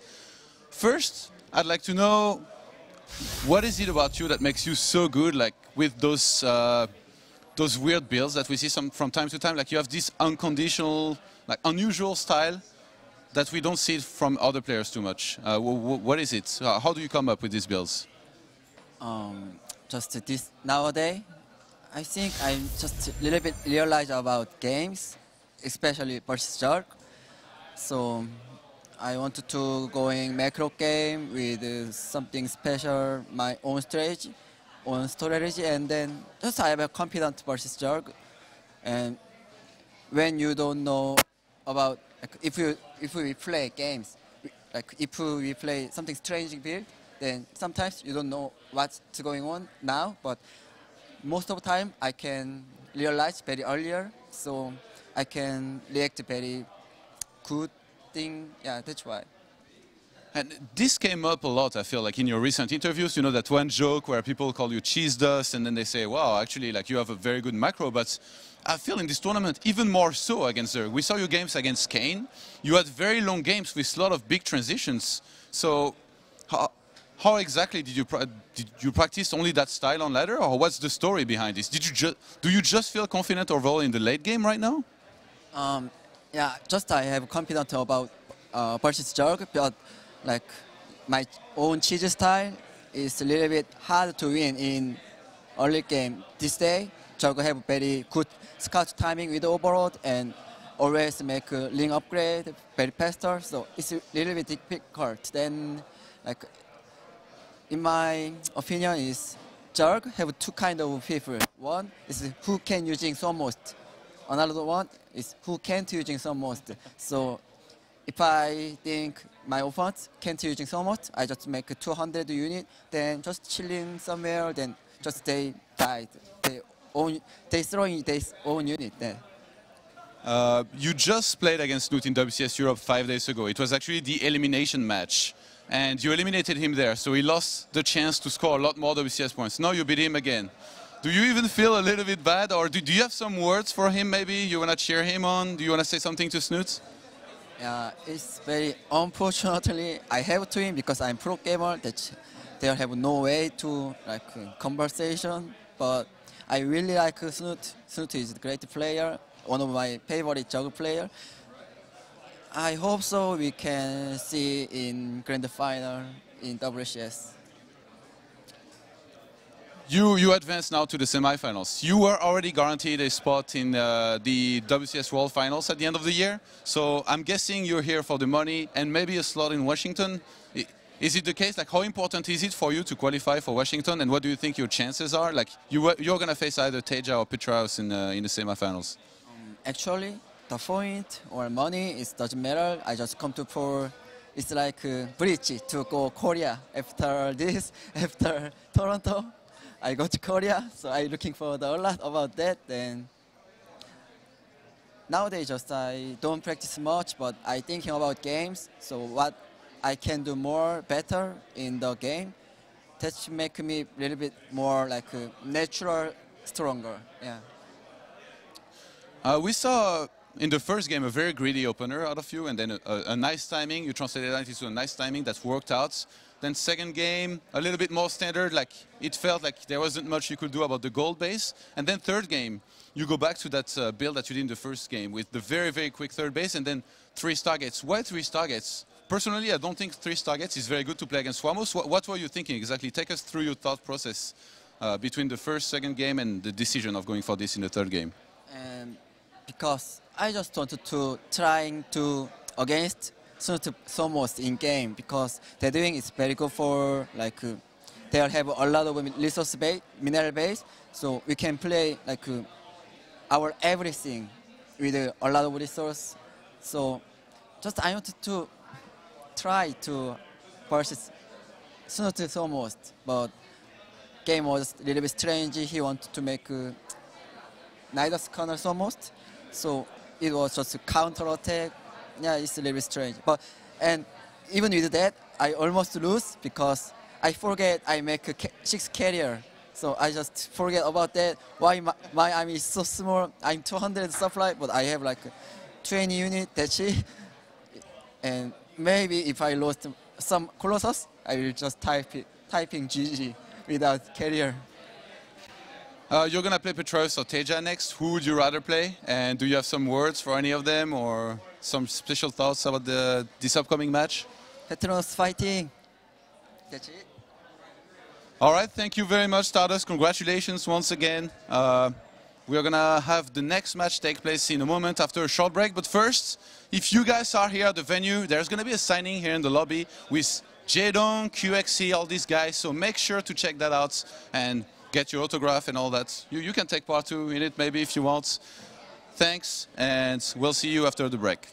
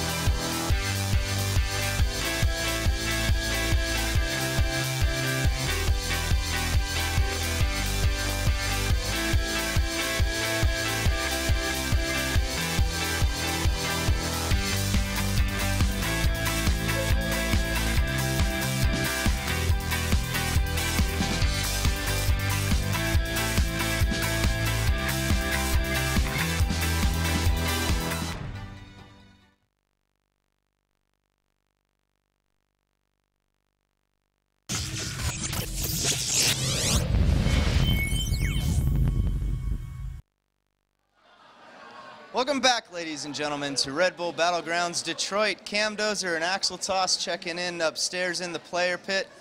We are coming very close to knowing who our entire semifinal bracket is going to be. And I wanted to take this opportunity, since it's starting to draw to a close, to talk about the entire Battleground series thus far. For me, it's been such a special experience on so many levels, but it's probably the first time really I've seen, or felt I should say, such a like-mindedness amongst all these people. What are your thoughts? There's definitely a unique feel here. It's an esports thing and it's a Red Bull thing too. You know, obviously a lot of factors are considered in there, like the game that we're all behind and the venue and the atmosphere and just everyone having something in common. It's just a really fun event to be a part of. And literally when you're in the crowd, or you can just hear from out here, you can literally hear the crowd when they're roaring and stuff. It's just a feeling that can't be equaled anywhere else. So it's really cool to be a part of. I think I hear them cheering. Yeah, they're going right now. And you're right. There's something so inspirational about just seeing a smile on a person's face, and it's really warmed my heart quite a bit while we've been here. Now, back to a little bit of StarCraft, though. We almost know our entire semifinal bracket, and I find it really cool that right now we've got a Zerg, a Terran, and a Protoss going into the semifinals. What do you think that says about the state of the game? It's so hard to say, man, because there's so many different results left and right in all these tournaments. Obviously, it's really cool that it happened at this event, because obviously I'm really a fan of diversity and seeing as much cool, different play and seeing all these different play styles clash and seeing a bunch of different races have good runs. So overall, it's really awesome. It's really a privilege to be able to be at a tournament where you have 3 of the 4 being Protoss, Zerg, and Terran. I'm not saying like, oh, that means StarCraft 2 is perfectly balanced. No, that's not necessarily true, but it's a treat to be able to be this far in the tournament and still having all 3 races in consideration. Yeah, absolutely. Now, we do know one of the semifinal matches already. It's going to be Polt versus Violet. They're roommates, and you've actually been spending some time living with them in the Atlanta area. What's that been like for you? So, I mean, there's a bit of a story there. I moved to Atlanta about 2 months ago at the beginning of the summer, and that's when I started living with Polt and Violet. So by all intents and purposes, they are my roommates. We hang out all the time. You know, we have different habits, whatever. We hang out, we go do activities and stuff like that. So it's cool. Like, obviously I'm here casting, which is great. And I get to watch, you know, 2 of my best friends, 2 of my roommates do really well in the tournament, and they're really focused, they're really determined, and I can see that each and every day in the house. Like Violet, he works out every day, he really cares about, you know, retaining that balanced lifestyle and also retaining a really dedicated and you know, secure practice regimen and schedule. He really sticks to it. Polt, very intelligent, very methodical, he's always thinking through things. Sure, he'll play some Hearthstone here and there, he'll take breaks and whatnot, but he's always going through replays, taking notes and stuff, so it's really cool because I get to see a side of them where they're really dedicated, they're really determined, and I get to see how much work they put into the game and how much work they put into improving and becoming better. And I've seen like how sad and how down they get when they lose. So it's like just seeing them get this far in the tournament for me personally as a friend of theirs it's a treat. It really is a treat. Is it going to be awkward back at home? Because one has to lose, right? The thing is, they always meet late in tournaments. Like it happens a lot. Like I remember MLG Anaheim, they got 2nd and 3rd behind Trap, I think it was. Red Bull Atlanta, they got 2nd and 3rd. I feel like this is accurate information. So it's like they were definitely both in the semis. Yeah, they're both getting really far. So it's like, you know, they have their own ways of dealing with losses, but they're both super freaking competitive. Do not get them wrong. Sure, Polt smiles a lot, and he looks like a really happy guy, but he's very serious when it comes to playing StarCraft 2. Very competitive. So is Violet. They're 2 very competitive people. So it's just awesome all around. Great. Well, hey, that's enough from us. We should be just about ready for Tasia versus Patreus. I'm really looking forward to seeing what Patreus can do here because he's pulled off some serious upsets. He's maybe my favorite story, if I'm allowed to say that on the air, to get this far in the tournament. Let's go back to the casters. Thank you very much, Alex, and thank you very much, Cameron.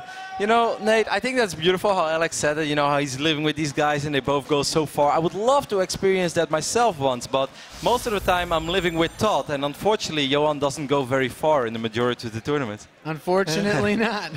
Just kidding, Johan, just kidding. He's coming soon and he's going to hate me again for a week, but then he will love me again.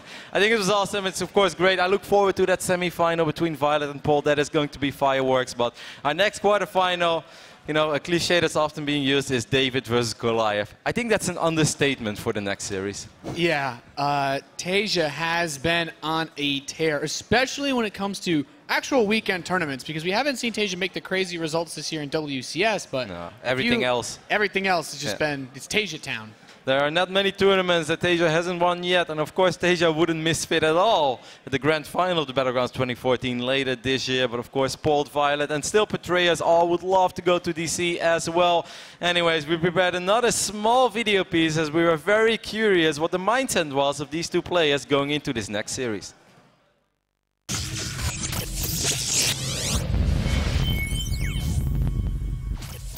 My name's Mackenzie Smith. I'm a Zerg player playing for Root Gaming. My handle is Petraeus. Who? From what I understand of Tasia, his playstyle is pretty much just bio. He doesn't tend to do the mech like Supernova. Wait a minute. Supernova lost? I'm sure Tasia's gonna play for the macro long game, as he tends to do. I have confidence between TVZ, so I can't lose TVZ. I've heard his wrists aren't in very good condition, so he's probably just gonna collapse as the game goes on. I'm not Supernova. I'm Tasia. I'm sorry. I will win.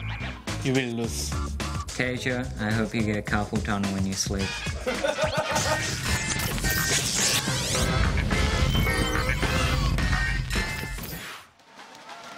All right, well, I actually hadn't seen that yet. I thought it was beautiful. I think that little piece says it all, Nate. And I actually don't think that Tasia was kidding. I really do not think that Tasia was all that familiar with Petraeus before this tournament started.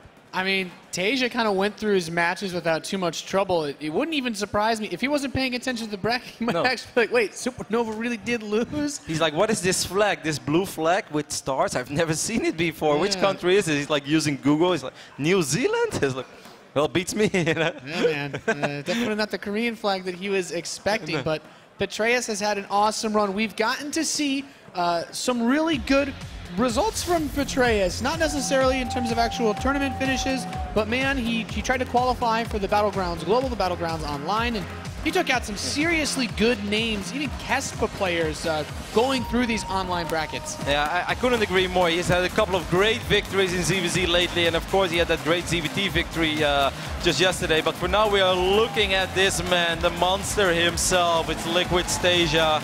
This guy, I also think that everybody else hopes he doesn't make it to the finals, because if Tasia makes it to a finals, Nate, he wins them like 90% of the time, and that's not even an exaggeration. Definitely one of the scariest players you will ever go up against, no matter who you are in StarCraft 2. Tasia, there's as you said, very few tournaments that he has not won. And I think a lot of people have Tasia right now in their books as the guy to go on and win this whole thing. I don't think anyone would disagree. Over here we're looking at our New Zealander, our Kiwi, the man from down under, but then a little bit to the west.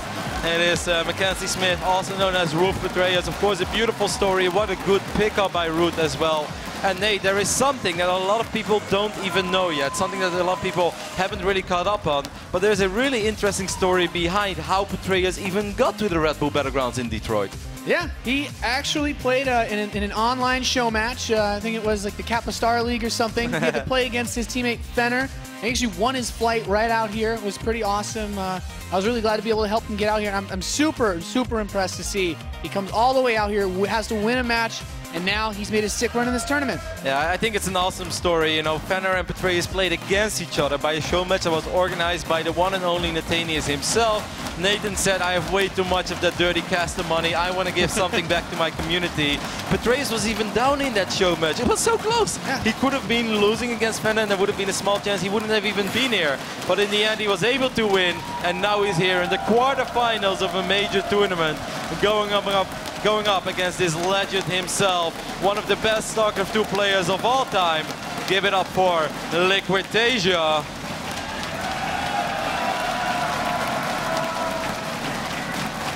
You have kings of races and tournaments, and Tasia is definitely the king of Terran when you're outside Korea. In the top right position, the blue Zerg from New Zealand, it's Root Petraeus.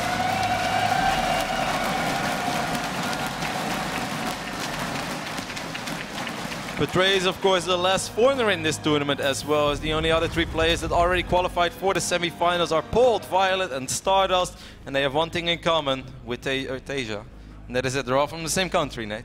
That's right. Petraeus is the last non-Korean representative of this tournament. He has a lot of people behind him here. I know all the folks at Root are watching, especially those probably not a comfortable hour to normally watch StarCraft if you're from Australia or New Zealand, but that community, those guys are so supportive of their players when they come out abroad to Yeah, you hear it from all the pros that have been traveling overseas, you know, all the Australians or people from New Zealand that have ever gone to a foreign event. They always talk about their scene and say, we don't have the biggest esports scene yet, you know, it's not very well organized, but we do have a very passionate community, and I think that's a beautiful thing to see. And I hope that one day perhaps all of us will make the trip to Down Under, and we can actually bring some StarCraft to them instead of them bringing us great StarCraft 2 players.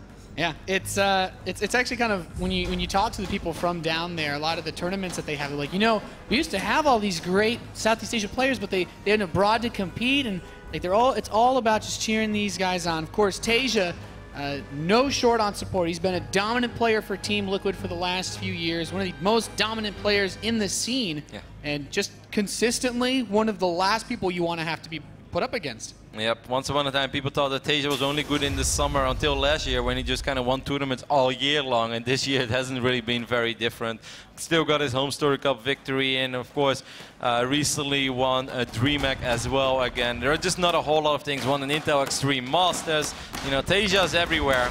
We see Petraeus, of course, on the right top side of the map opening up with speed, so he's going to get a bunch of speed links out. We see the command center going down on location, as this is of course one of the very few maps, actually the only map in the current map pool where you can take an in-base expand. So Tasia didn't have to worry about anything, no crazy slow links marching across the map. And the Reaper from Tasia is actually heading towards the wrong direction as he did not scout yet. So that's nice for Petraeus. Yeah, one thing that's really cool when we go to look at this match, Petraeus does not play your standard Terran versus Zerg. Petraeus is, I would be actually kind of surprised if he win all the games of this series for the standard Zergling, Baneling, Mutalisk play. From the conversations I had with him, and I know Fenner, his very close friend, likes a lot of that Roach Hydra, and I think Tasia, if he doesn't really know anything about Petraeus, could maybe get caught off guard if he's not on top of his scouting. That is correct. We saw Roach Hydra being used early in this tournament as well, a couple of times against Tasia, but back then his tank positioning was just phenomenal. He played this game against Midday in the round of 64, the complexity Zerg player, and it looked like this could be close, but Tasia just having phenomenal engagements, never really overextending, but always having the right amount of Marines, Marauders, you know, a good mixture between both to deal with the Roaches, to deal with the Hydralisk, so it will be tricky to catch him off guard. We see Overlord speed being researched very early on, so that's going to give Petraeus a good idea of what is going on in the main base of Tasia, as it is a little bit different than something that we could potentially see, and that is a very quick 3 command center opening, as Tasia prefers to get his starport out before he goes up to 3 CCs, Nate. Yeah, that's right. We saw Tasia, who recently advanced to the round of 16 in WCS America. We saw him bust out a lot of these builds against Zergs, not as heavily into the 3 command center plays as we normally expect from a player of his caliber. But the Marines he's building one at a time out of this barracks is very important to keep an eye on, because we've seen the Viking opening, the fast medevac opening to either follow that up or even come earlier, and he just likes to drop Marines in really quickly while his Hellions run by into the natural. Of course, the Overlord speed is going to help out a lot identifying this, as you see 2 Overlords flying around in the main base of Tasia. This drone somehow sneaked by and actually was able to morph into a hatchery. That is news. Very early Baneling that's going down, and I like it, Nate, because just a couple of Banelings can really shut this opening from Tasia already down. Yep. Tasia's actually pulling these queens quite far out. He does need to be careful. That medevac is almost done, and we should see those Marines boosting across the map in short notice. I totally agree with you. I'm a little bit worried. These queens are indeed pretty far off. He can even drop the medevac on these queens with the Hellion Reaper and actually kill them all. How many Zerglings do we currently have on the map? Only 4. 6 more Zerglings are on the way. Overlord sees the medevac, so he knows that this is coming from Tasia. Of course, it's very important to keep track of where that medevac actually goes. Yeah, we're looking at 6 Hellions, a Reaper, and 7 Marines in his medevac. There are drones on the way now for Petraeus. I think that's a terrible decision. I really think he needs a few more Zerglings. Oh, Link at the top of the ramp are going to push the Hellions away. So far, so good, but the drop in the natural, this is going to be really difficult to deal with. The Queen alone cannot hold this off. He is getting 8 more Zerglings now. There's a couple of Banelings as well, but there goes the Queen. And these Zerglings and drones, I'm not sure if they want to fight like this. Well, actually, there's enough Zerglings. They were kind of hidden among their drones. One of the Hellions died as well. And Patreus, no workers killed. Wow. Patreus actually went through this without losing a single drone. He did end up losing a Queen. But that is something I would definitely sign for, especially because he even made a few drones during all this. Yeah, Patreus opened up pretty heavily with Queens, so replacing that bad boy won't be too much of a problem since those Queens originally did their job of holding the pushback. Now, Patreus has his 3rd base done. His evolution chambers are complete, so we can see him start his upgrades. And Tasia, his 3rd command center, a little bit later than you'd have it from a player like Polt. And his double engineering bay, they're done, but he's not getting any upgrades yet. Yep. Going straight for actually quite a few barracks. We have throwing 4 barracks down at the same time while the 2 reactors are on the way. But what a phenomenal opening there by Patreus. Really expected him to take a little bit more damage, lose at least 2 Queens and maybe a few drones, but in the end he didn't take any damage at all. He has his upgrades on the way before the upgrades of Tasia on the way. Of course, the potential Spire, which I'm expecting, is going to be very late. Yeah. But then again, the Zerglings and Banelings are going to be a lot stronger than they normally are. That's right. The biggest disadvantage of this build is that Patreus will have very late Mutalisks. However, I still think getting Mutalisks at any stage of this game is not going to be a bad decision, mostly because the path from this 3rd base to the natural of Tasia will make pulling units around very easy because the Mutas have almost no rush distance towards that natural. Take a look at the income tab. We can see it's currently 60 drones for Patreus against the 48 SCVs of Tasia. Of course, Tasia will be able to drop 3 mules at a time, so it's not a terrible position to be in at all as a Terran player. But I think Patreus is very happy with how this game went so far. That's probably as good as he could have asked for. Yeah, I mean, Tasia we've seen actually kill Zerg players with this opening that he's busted out, and at the very least, you know, Tasia, if he wasn't going to do any damage, he could have just gone for a faster 3rd command center, faster upgrades, and then potentially get ahead of Patreus economically just by build orders, but that's just simply not the case. The Spire is started up, Baneling speed starts up. Not really missing a beat either of these players. Yep. Now the story of TVZ most of the time in this day and age of this matchup is that battle around that 4th hatchery of the Zerg. But since Nimbus is such a large map, it's kind of hard for Tasia to put non-stop pressure on this 4th hatchery that's going down on the 3 o'clock position. So, you know, with a little bit of creep spread and with enough Zerglings and Banelings, Patreus should be alright. There might be anything in there. This is still a scary little poke by Tasia, but I think Patreus should be fine. He doesn't have Baneling speed yet, but he does have plenty of Zerglings. Yeah, you can try to surround. Almost picks off one of the Queens, kills a single Baneling, but not much else. And Patreus holds his economy together. Now, this is one of the positions, though, as a Terran player. Your big focus, you want to knock down either that 4th base or a lot of creep. Now, the Zerglings are positioned perfectly to defend these creep towers. He's actually going to surround, targets down 2 Banes and picks up. That's really not bad from Tasia. Not bad from Tasia at all, but so far not bad by Patreus either. I'm impressed. He's playing almost close to flawless ZVT so far. He's starting his 2-2 upgrades immediately after 1-1 was done. He doesn't skip a beat. Yeah, the drop moving into the natural, he presses the front, and he has 3 Hellbats, which are going to soak up a lot of damage. Tasia, he's moving in with a 2nd factory back home. Defends the drop in the natural, good positioning on the Queen, but he runs into that 4th base area, kills 1 Queen, Banelings. Clean up the Hellbats, which is not bad. That's the real tanking force. That's what keeps those Zerglings from just surrounding the Marines and killing them. The first 6 Mutalisks are on their way. There are still plenty of Zerglings and Banelings on the map. Patreus is on 81 drones now. He truly needs nothing but units. And if he makes it through the next 2 minutes in this game without taking any economic damage, he's going to be in a phenomenal position. But is that doable, Nate? Oh, well, Banelings should clear out a couple of the Marines still. This is looking really good. And still a lot of Marines make it out for Tasia, about 12 in those medevacs. Drop's going to hit the 4th base now. Mutas not quite together to help pick off this medevac. It's still pretty low, but as long as that's there, that's a constant threat that Tasia can continue to apply pressure with. Trace is replacing those drones that he just lost with 5 more drones. While Ari has such a good economy, he really truly needs as many Zerglings and Banelings as he can get now. He's been putting most of his gas into Mutalisks, which makes me worried because we all know how good Tasia's Marine Control is. How many Banelings are we currently looking at, Nate? There are not a whole lot. He only has 5 Banelings, 4 on the way. Tasia, make that 2. with this many Marines, just 2 Banelings to save the day. He's not building any now. Starts up 6 more. He needs these 2 Banelings to be Miracle Banes. And, well, not quite. Not yet. Zerglings are going to come down and try to fight against this, but it's still Marines. The Mutalisks are going to be just enough to push this back.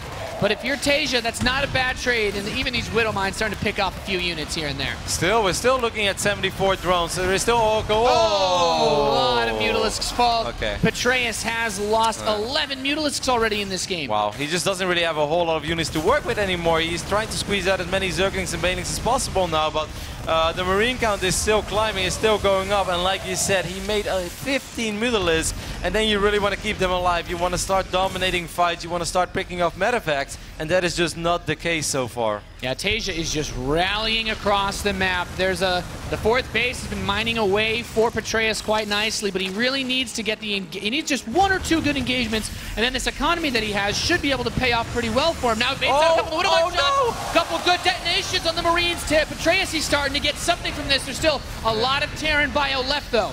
Yeah, this one Baneling was a little indecisive. Excellent focus fire there by Tasia. Picks up those Banelings as well, and he's getting closer and closer towards the drone line. There are a few Banelings in the mix here. There are two Widow Mines as well. Here, picks off all the Mutas with the support of those Widow Mines. The double drop heading into the natural expansion as this push still continues to move towards the third base of Patreus. His third hatchery is so low, he doesn't have the forces he needs to defend. No, he just doesn't have enough units anymore. He's going to lose the majority of his drones over here, and that is going to be it. GG is called. And Tasia picks up game number 1 on Nimbus. That was, if you ask me, Nate, closer than it looked. Because I really feel that Patreus was so close to stabilizing, and a few times just a little too greedy, getting a few more drones when he didn't really need them. And I also think, like, if you prioritize your Zergling Baneling upgrades that much, you know, if you're going up to 2-2 that quickly, don't you think it's better to make a lot of Zerglings and Banelings and then slowly but steady get your Mutalisk count up instead of just dumping 1500 gas in Mutalisk? It's so tricky. The previous engagements, this isn't really a case of Patreus not wanting to have Banelings or not thinking about it, but Tasia's just been hitting him from so many different angles so constantly that he doesn't have the gas. He wanted to defend the fourth base, and without that, it's just not enough. Marines, yeah, he kills them all, but he trades away against, as you mentioned, a lot of the Mutalisks. These Widow Mines pick off a couple more of them, and really just good play by Tasia. And I mean, he just didn't have the gas anymore, but he made so many Mutalisk immediately. While I feel if you're that just strong, Banelings might have done the trick. Yeah, or maybe like a nice mixture. Let's say you go up to 8 Mutalisk. It's enough to chase down a medevac. Yeah, that's actually really, I think, just a few Mutas, because I will say the early parts where we kind of talked about how the lair was late, which means that Spire is so late that dealing with the drops is quite hard. Yep. Like this Officer, Patreus. It was a good game, and like I said, I really think it was a little closer than it looked, because Patreus was really starting to almost stabilize. You know, this is one key moment in the game that if he makes it through the next 90 seconds, from that point on, Zerg is just balling out of control. You have 2-2 upgrades on your Zerglings, Banelings. You're going to get Mutalisk out. You're being sitting on 4 bases with 80 drones. That is where you want to be as a Zerg player. And I felt Patreus was almost there, like he could reach the ladder. He just couldn't hang on to it. Yeah, and you know, he tried to play a style that is not what he used to defeat Supernova either, so maybe he's going to mix things up. He played a very, very bold style to go up against Tasia with. Like, you're basically saying, I would like to play you in the most straight-up skill necessary, and that's just nuts. This guy does not lose for a reason. In the bottom left from Team Liquid, it's Tasia! I couldn't have said it any better myself. That is really what it looked like. But of course, Tasia being Tasia, he was able to find his way through. Still, give it up for this guy who showed so much courage on Nimbus. It's Root Patreus.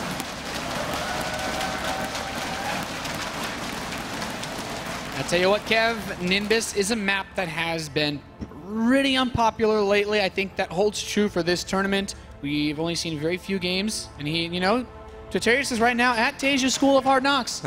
You mean Foxtrot Labs or Nimbus? Foxtrot. All right. Just gonna get out of the way.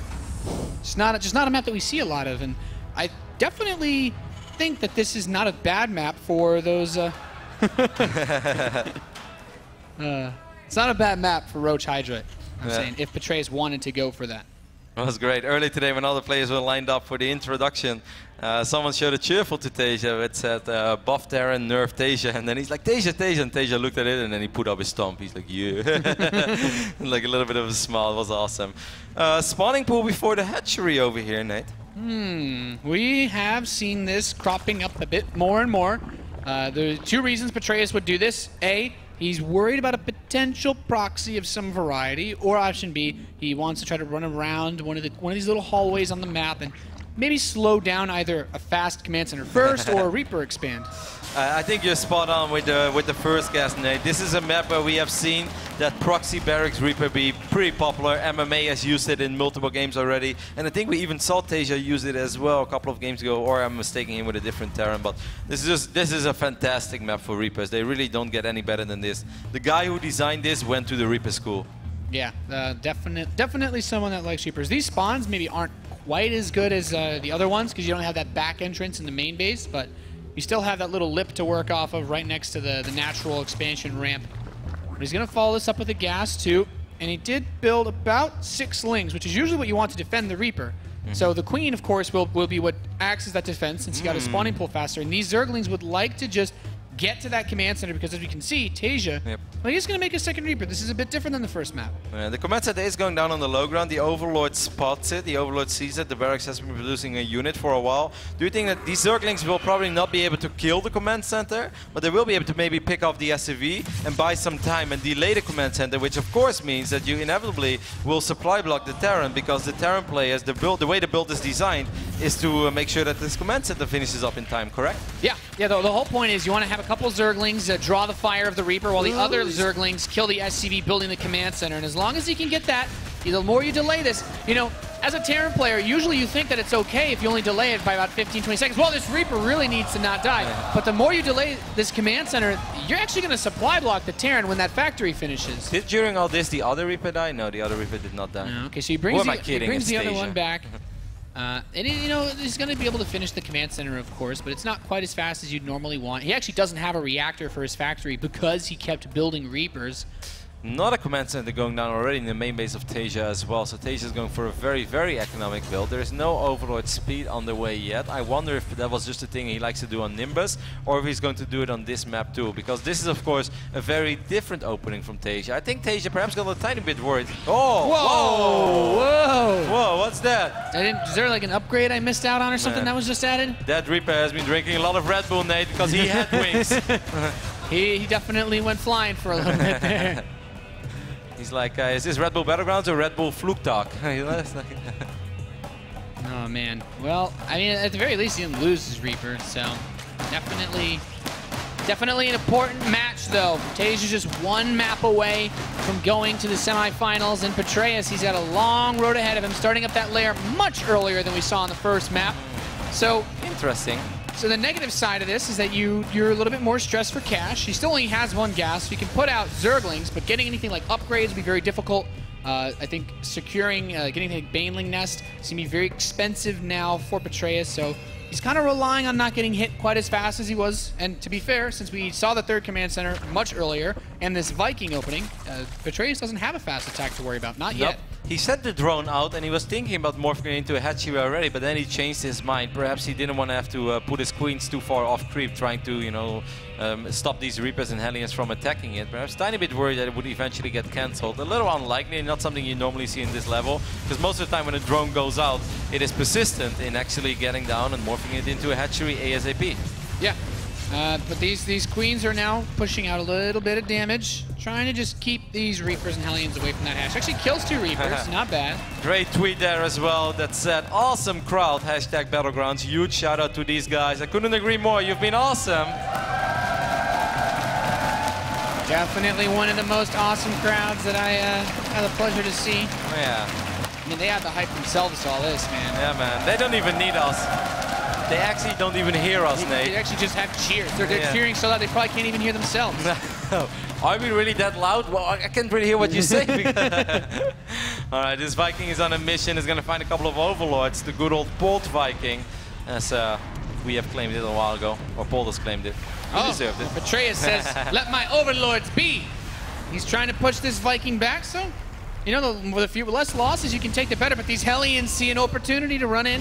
He keeps them back at the 3rd, but that Reaper is at least going to be able to see how quick this Spire is. So maybe Tasia gets either slightly faster missile turrets, or he keeps his Marines back home. Either way, this is definitely not... This shouldn't surprise him. No, but this is still a really important scout for Tasia. And of course, guys, this is very, very different than what we saw on Nimbus. Oh, he gets the Reaper. He actually didn't see the Spire because it's in the natural. I thought he was going to run the whole base, but he didn't see it. Let's be honest, otherwise you would have seen 2 evolution chambers already. That is also true. Those are normally very hard to hide. A lot of Zerglings making their way across the map, perhaps trying to set up a sandwich for these Hellions. Gonna have to be careful, you can throw it. He might be able to pick off a Mew or two. All these Mews are freshly dropped over here, Nate. That would be a great pickoff. Yeah, 3 mules would be pretty sweet. Actually, these Marines would be nice too. The Hellions are gonna come back and save the workers, but he killed some Marines. That's gonna slow down whenever the first drop comes in, since those Hellions generally aren't as effective in that mid-game stage. And got a single SCV there as well, I believe, that was building this depot. But I kind of like this, because Betrayer showed us last game that he likes to get his Mutalisk count up very high as quick as possible. And then it makes sense to get your upgrades a little later, because if you don't focus on winning the ground fight with just your Zerglings and Banelings, you want to get your Mutalisk count up as soon as possible, then just the latest upgrades and get those Mutalisk out a little quicker, because hey, that's when they are more powerful and the Marine numbers are often lower, right? Yeah, I agree. These Mutas try to do a little bit of pressure, loses just 1. He has a few Banelings, but you need Zergling support to make this work. There's not a crazy number of Marines on the map. There's actually about as many Mutas as Marines. So, Betrayus, as much as I'd like to see him put on the pressure, I like, you know, sit back, spread the creep. Look at this, drops a supply depot in the face of his Zerg opponent. Glaives are bouncing to it. Perhaps eventually one day Betrayus will be able to pick it up, but not yet. Either way, the Muta count is going up. He has lost 2 Mutalisks so far. Maybe a little bit unnecessary, but he still has 9. A couple of slow Banelings will get picked off in the middle of the map, but I believe Baneling speed just finished up, so he could at least use that by the time he hasn't started Baneling speed. Oh my god, I thought I saw it. Yeah, that's a bit tricky now. Dicey, Nate, dicey. Yeah, that word. Hellbats and Marines are marching across the map now, and it's going to get very difficult for slow Banelings to get close to this army, and the Mutalisks can't fight these Marine numbers straight up. It's already too high for that, and a few too many Mutalisks have died up to this point. Tasia is perhaps waiting for combat shield or a few more Marines. The Mutalisk, of course, are going to try to buy time. If Betrayus can just buy enough time for himself, as he did just start Baneling speed, you don't really want to take this first big fight without Baneling speed, especially not against Tasia. No, definitely not. The creep will be nice for defending, but just that on its own is going to have a really hard time. The Mutas do a little bit more poking. Still has not lost any further ones. No, but he doesn't have the number to fight straight up yet, and he's most likely going to be forced to take this first fight with slow Banelings, and I'm a little bit worried, because if I know Tasia, he doesn't really take a whole lot of damage from slow Banelings in general. Yeah, Betrayus got a little bit supply block there too. 3 Overlords on the way, only has 2 supply free to build any additional units. Very tricky spot, but you know, losing just a couple tumors, he didn't actually get attacked when he was missing his crucial upgrades. Yeah, I'll take it. He's got his Baneling speed coming in soon too. That could have been a lot worse. Baneling speed will now most likely be ready for the next fight, and even though he did lose a couple of creep tumors and Tasia was satisfied with that, I think it could have been worse. Still definitely can't fight off creep. Ooh, just lost 3 more Mutas there. Yeah, this Terran army is huge, Nate. If you take a look at the army supply, I believe it's 92 against 72, 103 against 74. He needs miraculous Baneling connections. He's getting 10 more Banes. So he should have the Baneling numbers, but during all this, his fort base is under a lot of fire. Oh, he needs that fourth. He's moving the Banelings in on this army. The Hellbats soak up a lot of this power. That 4th Catchery does get killed. And, I mean, that's really all Tasia's looking to do at this push. He got counterattacked, it seemed a little bit at his 3rd base, but was not able to kill a whole lot. Betrayus, because of that bunker that Tasia had. Beautiful SimCity over there as well. That bunker is so well protected, is not going to die against just a few Zerglings or Banelings. Nothing but Zerglings and Banes on the way now. I believe they have 1-1 upgrades. Tasia, of course, is getting very, very close to finishing up 2-2. And he would love to take a big fight, especially off creep. A lot of Banelings just died there. Yep. Getting some nice shots off. Queen gets picked off as well. I'm very worried for Betrayus here. He needs miraculous connections on his Banelings. Losing that 4th base so easily, that is difficult as well. Look at the door shot. Kills a few more Mutalisks. And now Betrayus, he's getting back into a corner here. He's got 11. He's lost 11 Mutas now. He's moving into Thor. Oh goodness, that auto-targeting on those Mutalisks just makes it so difficult to even try and snipe that bad boy. Tasia very methodical about this so far, but still up 30 supply. Has 53 Marines against just 10 or so Banelings, maybe soon closer to 20. But it's going to get extremely difficult. During all this pressure, Betrayus is starting his 2-2 now. He just wants to get a good fight, and this is actually looking okay, but he kills a lot of the Marines, but there's still a massive supply lead. For what Betrayus traded, he needed slightly better connections. Now it's just Zerglings and Mutas versus Marines. And the upgrades as well. These Marines are not dying. The Taurs are still alive as well, and that's going to be it. GG. Liquid Tasia is going to do what everybody expected him to do. and that is move on to the semi-finals of the Red Bull Battlegrounds in Detroit. Well played by Tasia, of course, one of the favorites of this tournament, but again, gotta say, as he moves on to the semifinals, really impressed by the run that Petraeus has made so far in this tournament. He's definitely deserved the right to play on the stage here in the quarterfinals, and certainly all your guys love. Couldn't agree more, Nate. It was a phenomenal run for this young player, and I think an excellent investment from you, Nate. I think a lot of people had a lot of pleasure watching Petraeus' run through this tournament, and I especially think Game 1 looked really good. He looked really solid. I think he was playing great. Game 2 was more in the line of how I think a lot of people expected this series to go, where you never really felt that things were going Petraeus' way. But in game number 1 on Nimbus, I really think if you resume from replay in a certain point, he's going to do a lot better. He's going to live a lot longer, perhaps even win the game eventually, because that was definitely a setup that he could work with. Yeah, Petraeus had everything that he really needed, and he played a very straight-up game where Tasia's build order, that opening with the Marine drop with the Hellions, didn't accomplish that much. And when you only lose a queen to a build that delays the engineering base, that delays the third command center, and you have your own third hatchery, you have your upgrade starting faster than the Terran player, that's a really nice spot to be in, because a 3-base Zerg with 2 evolution chambers is a happy Zerg. If the Terran doesn't have a third base, you really don't even need to worry about a fourth. I couldn't agree more. I definitely think that was something that he could have worked with, and I think, maybe went just a little too crazy in the melee list too early on, because you were so strong on the ground. He was ahead in upgrades, and he could have made those Zerglings and Banelings so powerful, and then perhaps we're looking at a different game. And then, of course, if you push back the second and third wave of Tasia, after that, go crazy on the middle list. If you're on 80 drones, life is good, but make sure that you stabilize, make sure that you crush that first push of the Terran, because we saw on Nimbus, Tasia never really got crushed, Tasia never really got pushed back. Tasia could have even gone aggressive a little quicker if he wanted to, but he was so methodical about it. He picked up a couple of creep tumors. He's like, I had a very economic opening. I got my E-base very quick. I'm fine with how this is going, and as soon as my 2-2 is ready, that's when I really will start pushing the issue. Yeah, Tasia just did not make a crazy amount of mistakes, and especially at Game 2. Game 2 was just super clean from the Liquid Terran player, and Petraeus, he did the best that he could. He went for slightly faster Mutalisks, but just didn't quite do it for him. Tasia, he's a multiple-time champion this year alone for a reason, and I'm not surprised to see him make it this far. No, I don't think a lot of people are, and of course, we are also thinking about Washington, D.C., the grand finals of the 2014 Battlegrounds later this year. Polt has pretty much been the story of the Red Bull Battlegrounds, as he's been getting close so many times to securing his ticket to D.C. But I think there are a lot of people in the D.C. area, or even on the entire East Coast, that are all coming out to that event that would love to see Tasia go up against the likes of Parting, SOS, Bomber, Dongeric, Goose, Scarlet. Those are matchups that we don't see super often, and it would be so fun to see Tasia play against those. But then he's going to have to win it all today. He's not there yet. Yeah, of course, only one player from this tournament now gets to go to the grand finals in Washington, D.C. I think Tasia definitely fits up there with the rest of those players. We've already got a pretty even racial distribution, so since we've got one player of each race, at least, in Besides the the strongest race, that one is represented twice. Well, just kidding, Nate. Just the kidding. best race. we have beautiful semifinals ahead of us. The friends, Violet and Polt, will play against each other, and after that we'll see Stardust go up against Tasia. That should be fantastic. I'm really looking forward to it. But first, I want to hear from the man himself, Liquid Tasia, as I believe he's standing with Axel Toss.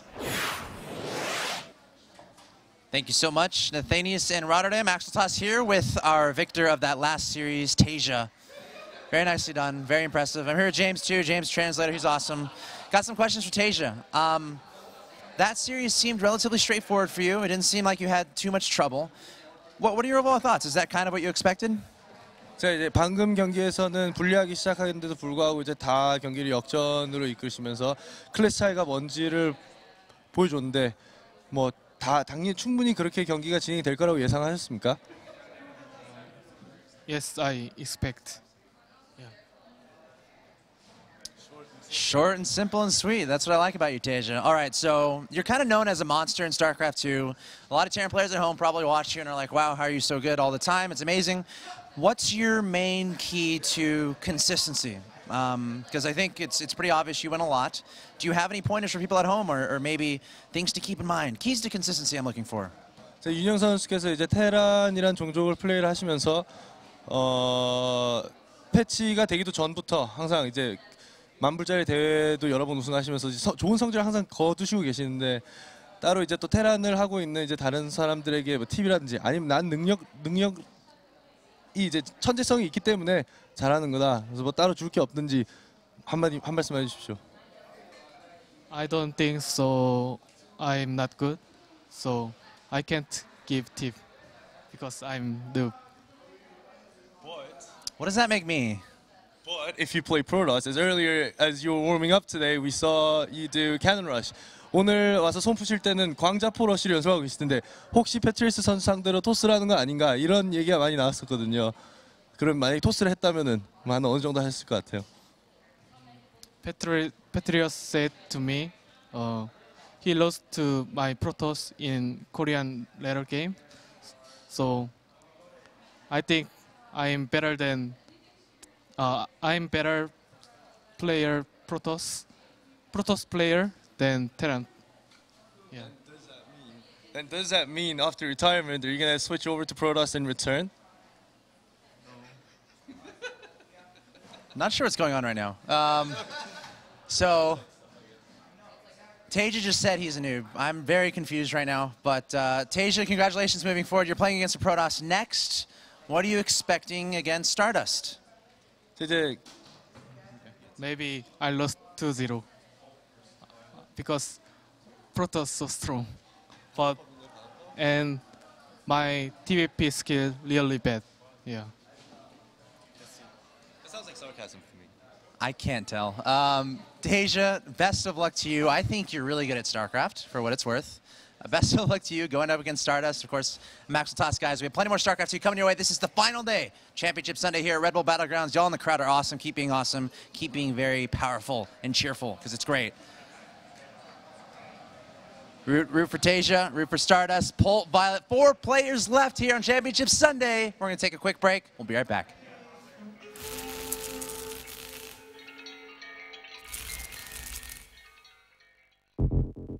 For more than 50 years, the Brown family has created some of the most iconic documentary films in adventure sports. And now, we've got a brand new story to tell. No matter where you live or what kind of bike you ride, there's a common bond and passion every rider feels when they turn that throttle.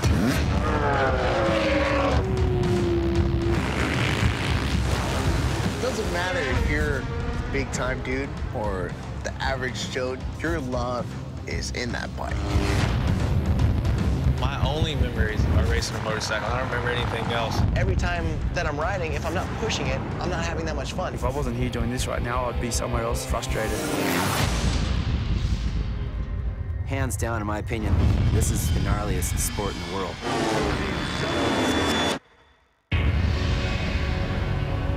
There are injuries and there's a lot of stuff along the way, but the human spirit will never die. The hero in my life is a motorcycle. It's given me a passport to travel around the world and to see exotic places.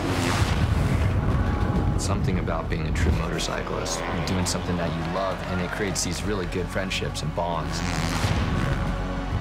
The bikes are pieces, but sometimes it feels like it has some life in it.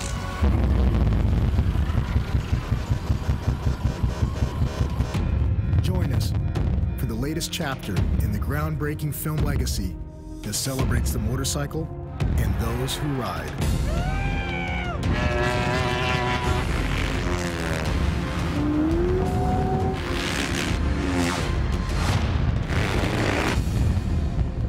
It's a disease, and once you have it, it doesn't leave your body ever.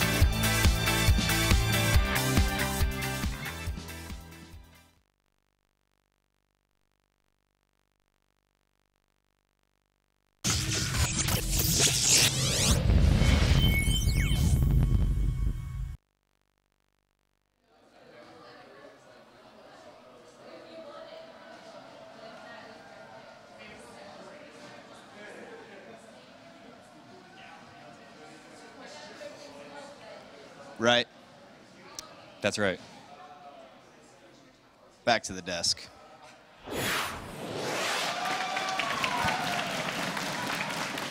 We don't have the same effect. I don't have words for that, but it looked pretty awesome. No words necessary there.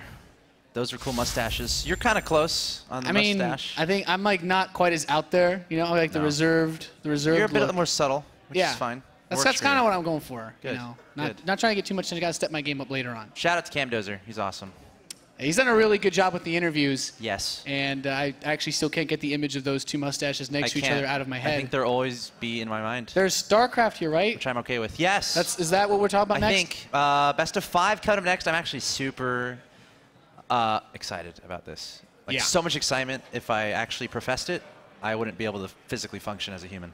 It's quite palpable, the excitement in the air. We have two guys that have trained with each other for a very long time, living in Atlanta. Two guys you know very well, and we know they're friends. We're friends with them. I love both of those guys. They're so awesome, but one of them has to go home now. Polt versus Violet. Best of 5. I've been waiting all weekend to say those words, and it is going to be a magical event. I think these guys are playing some ridiculous StarCraft right now. We saw Violet take out the #1 player in the WCS rankings. Obviously, it was a bit of a challenge. One of the most back-and-forth matches we've seen all day. It was super exciting. Violet made it through, and then on the other side of things, the Terran Polt, who just wins. It's like winning is in his DNA, and very back-and-forth match in the quarterfinals, and now he faces off against Violet. So we are set up for an amazing matchup here. I don't know who to cheer for, honestly. I mean, you just got to cheer for everybody and just be happy with whoever wins, man. I feel like I feel everybody here that's watching, it's really hard not to be a fan of both of these guys. It's hard not to get behind both of them, and everybody online, I'm sure, you really can't be upset with the results of this series, no matter what. No, you can't. What a beautiful tournament this has been. Polt versus Violet, best of 5. Of course, Polt's always the guy who's always smiling. He's such a happy guy. He has his fair share of being super intense. He can definitely get in that demeanor where he's super focused. He really wants to focus on his match. He is taking this extremely seriously. Both these guys are. And the fact that they're roommates, they have plenty of history. They know each other incredibly well. They're very competitive. It's gonna be awesome. So this is the time right now, ladies and gents.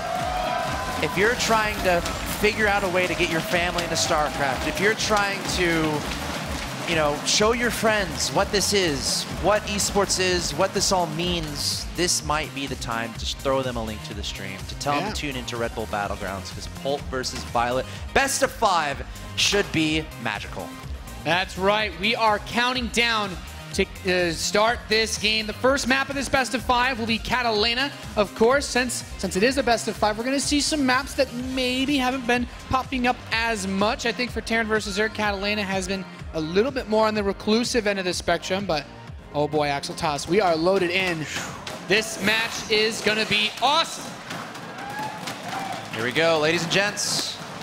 These players need your support. You've been doing great all day. Let's keep it up. In the middle left-hand location of Catalina Ladder Edition, I present your red Terran player representing multiple countries at this point. He is Polt.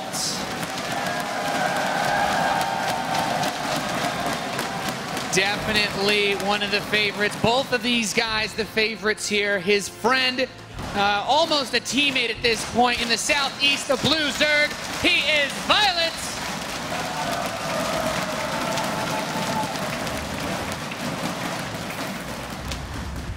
I gotta say, Axel Toss, what up? A lot of times you look at how often these guys had to play each other pretty deep in tournaments. Yep. And you say, man, it sucks that friends, they have to eliminate each other. And I like to look at it from the perspective of, damn, these guys are both so good they get to the point where they're playing each other in the semifinals. How can you really be ever upset? Like, these guys just have such good results between the two of them. Yep. It's really crazy. I know, and the most ridiculous part about it is they're kind of used to it because it seems like every major tournament, there's Violet and Polt in the top 3 again. What's very, very evasive for them though has been that first place magic. So that's right. No matter what, both these guys, they're kind of going to realize one of them's going to be knocked out and the other one's going to be cheering them on, but they're both obviously hoping to get first place. So Violet versus Polt here. I want to get your predictions, Nathanius. Violet versus Polt, obviously lots of history between them. We've seen a lot of their play throughout this entire tournament. We're kind of getting a feel for how well they're playing. What do you think? How do you see this series kind of going?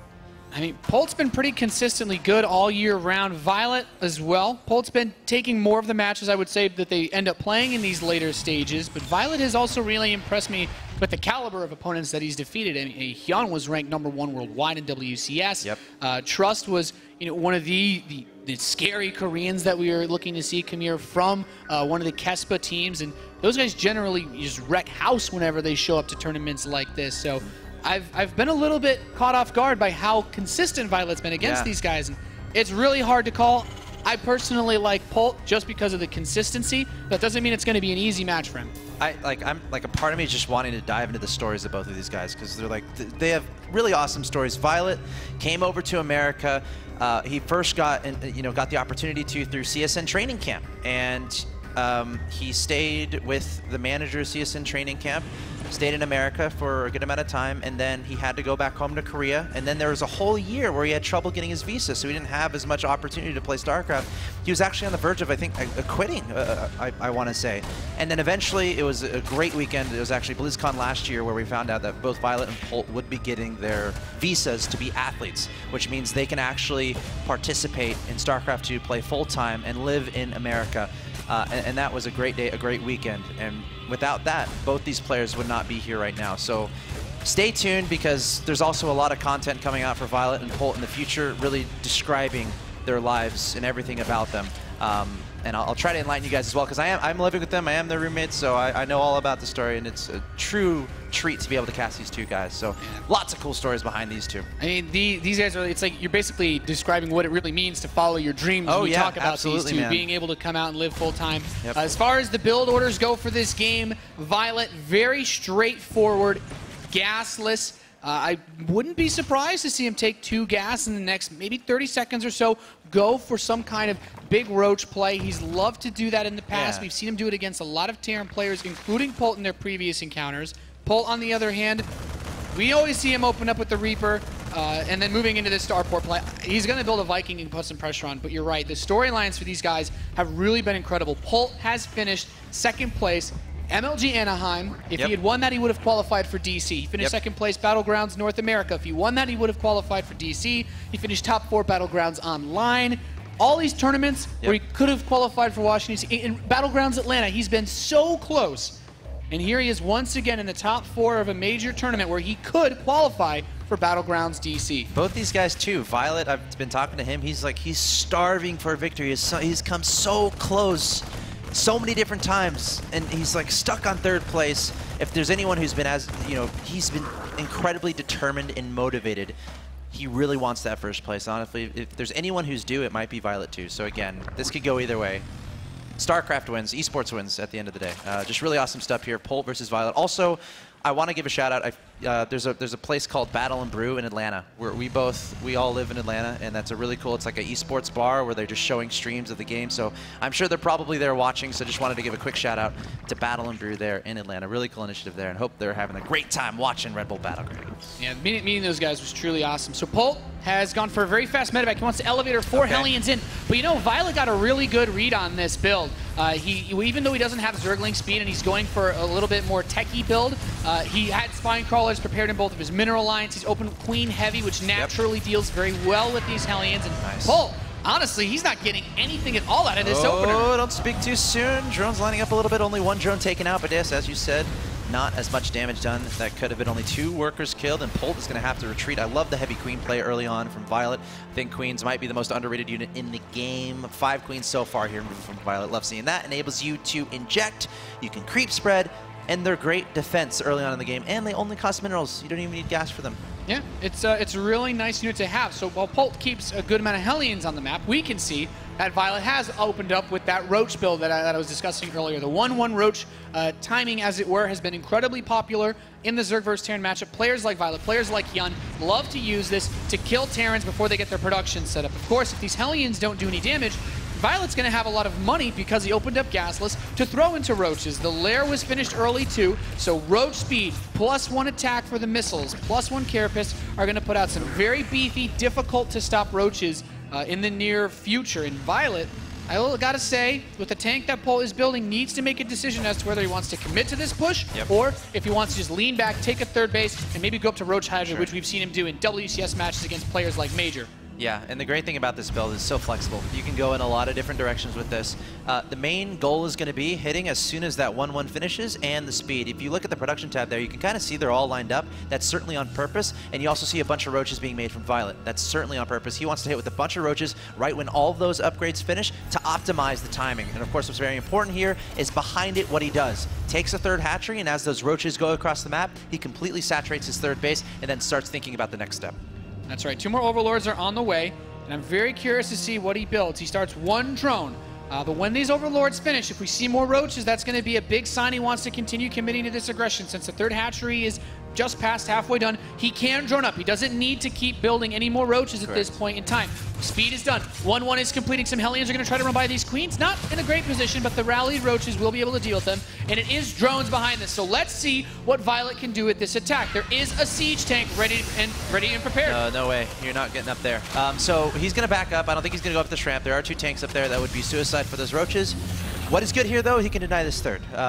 So that's a great mission accomplished there for Violet. Again, he invested a good amount into these roaches, but now he has a little bit of map control. He's able to deny the third. He can camp outside with the concave, so it's harder for the Terran player to leave. And behind this, he has a third base, and he's fully saturating that third, so setting himself up nicely. Meanwhile, Polt looks like he might want to do some aggression on his own. Going to try to break out a little bit. He wants to get some map control back. I love that Violet is just staying as close as he can because he wants to make these siege tanks move out slowly. He does not want Polt to secure this third because the longer that Polt sits without this third, without the gas to make tanks and get upgrades and all the other beautiful things that Terran wants, this 2-2 and that Hydraliston that just finished are going to line up a really powerful 3-base attack for Violet, where he's going to max out incredibly quickly because he's on 3 bases, because roaches and Hydralisks are so cheap, especially the roach part of that equation. And then if Polt gets caught out in this wide open area at the bottom of that third base ramp, he could be overwhelmed early on. Absolutely. And this is one of those builds you can practice at home. A lot of the concepts there aren't too hard to understand and comprehend. And this is what we were talking about. The next step, that's going to be the 2-2, the Hydras, the Groove Spines. We're going to see another offensive from Violet fairly soon. But now it's time for Polt to have some fun. We know he loves his drops. Now his medevacs are out. We've seen Polt time and time again. Loves trying to stretch people out everywhere. So if there is a weakness of Roach Hydra, it's the lack of mobility in certain situations. So look out for Polt to really spread out, try to get those medevacs in multiple locations, attacking in the main, attacking in the third, swinging over to the natural, preventing a fourth. That is what Polt is known for. That is where he is in his comfort zone. Yeah, and I have to definitely second what you said. Because Polt opened up with that Viking, drops will be the best option. The creep spread from Violet this game is phenomenal. Catalina is a huge map, and he's already covered up to the midway point. I mean, he's consumed this poor defenseless octopus in the center of the map. The octopus is no more. We'll have to see if we can get him breathing again a little bit later on. But yeah, creep spread, super awesome mechanic to work on too for you guys at home trying to get a little bit better. If you focus on that creep spread, you will be so surprised on how better you feel as a Zerg. You get more vision, you get more speed, and you just get a nice little good feeling in your stomach. But as it stands, 2-2 about to finish here. We got Hydra speed about to finish as well. Violet is approaching max, so I feel like we're very soon about to be approaching some pretty major engagements. Yeah, the only tricky part about this, so it's going to take Polt a long time to push across this creep. I don't think a ground assault will work because he's going to have lots of time to move the Hydras and Roaches in. But with that being said, there are a pretty reasonable number of tanks, 7. And if Violet engages into where the tanks are and Polt spreads his bio even half decently, it should be more than enough to hold this off. Roach Hydra is best at trying to catch these armies out of positions. But if Violet wants to get aggressive without a hive, it will be pretty tricky. He's going to need an amazing flank, because otherwise, without Vipers, these tanks are going to lay waste to the Roach Hydra. Does Violet see an opening here? The Roaches, a few of them sacrificing themselves for the greater good. I love this. So he's going to leave the range of half the tanks. He's forcing him to unsiege. And Violet, he would love to fight just a couple of these tanks at once. It's when these 7 tanks can fire together that really stops Violet's army. This is a little bit dangerous. See how much damage he can do. Polt trying to retreat back to deal with this. Oh, the command center getting taken out there. Hydras kill stuff fast. They do, don't they? A couple volleys, a couple spits from those Hydras, and that command center is gone. Here we go. We're going to have an engagement here. Polt actually squeezing his army in this location. Violet going to be targeting down that orbital command. He's going to be sacrificing a lot of these units here.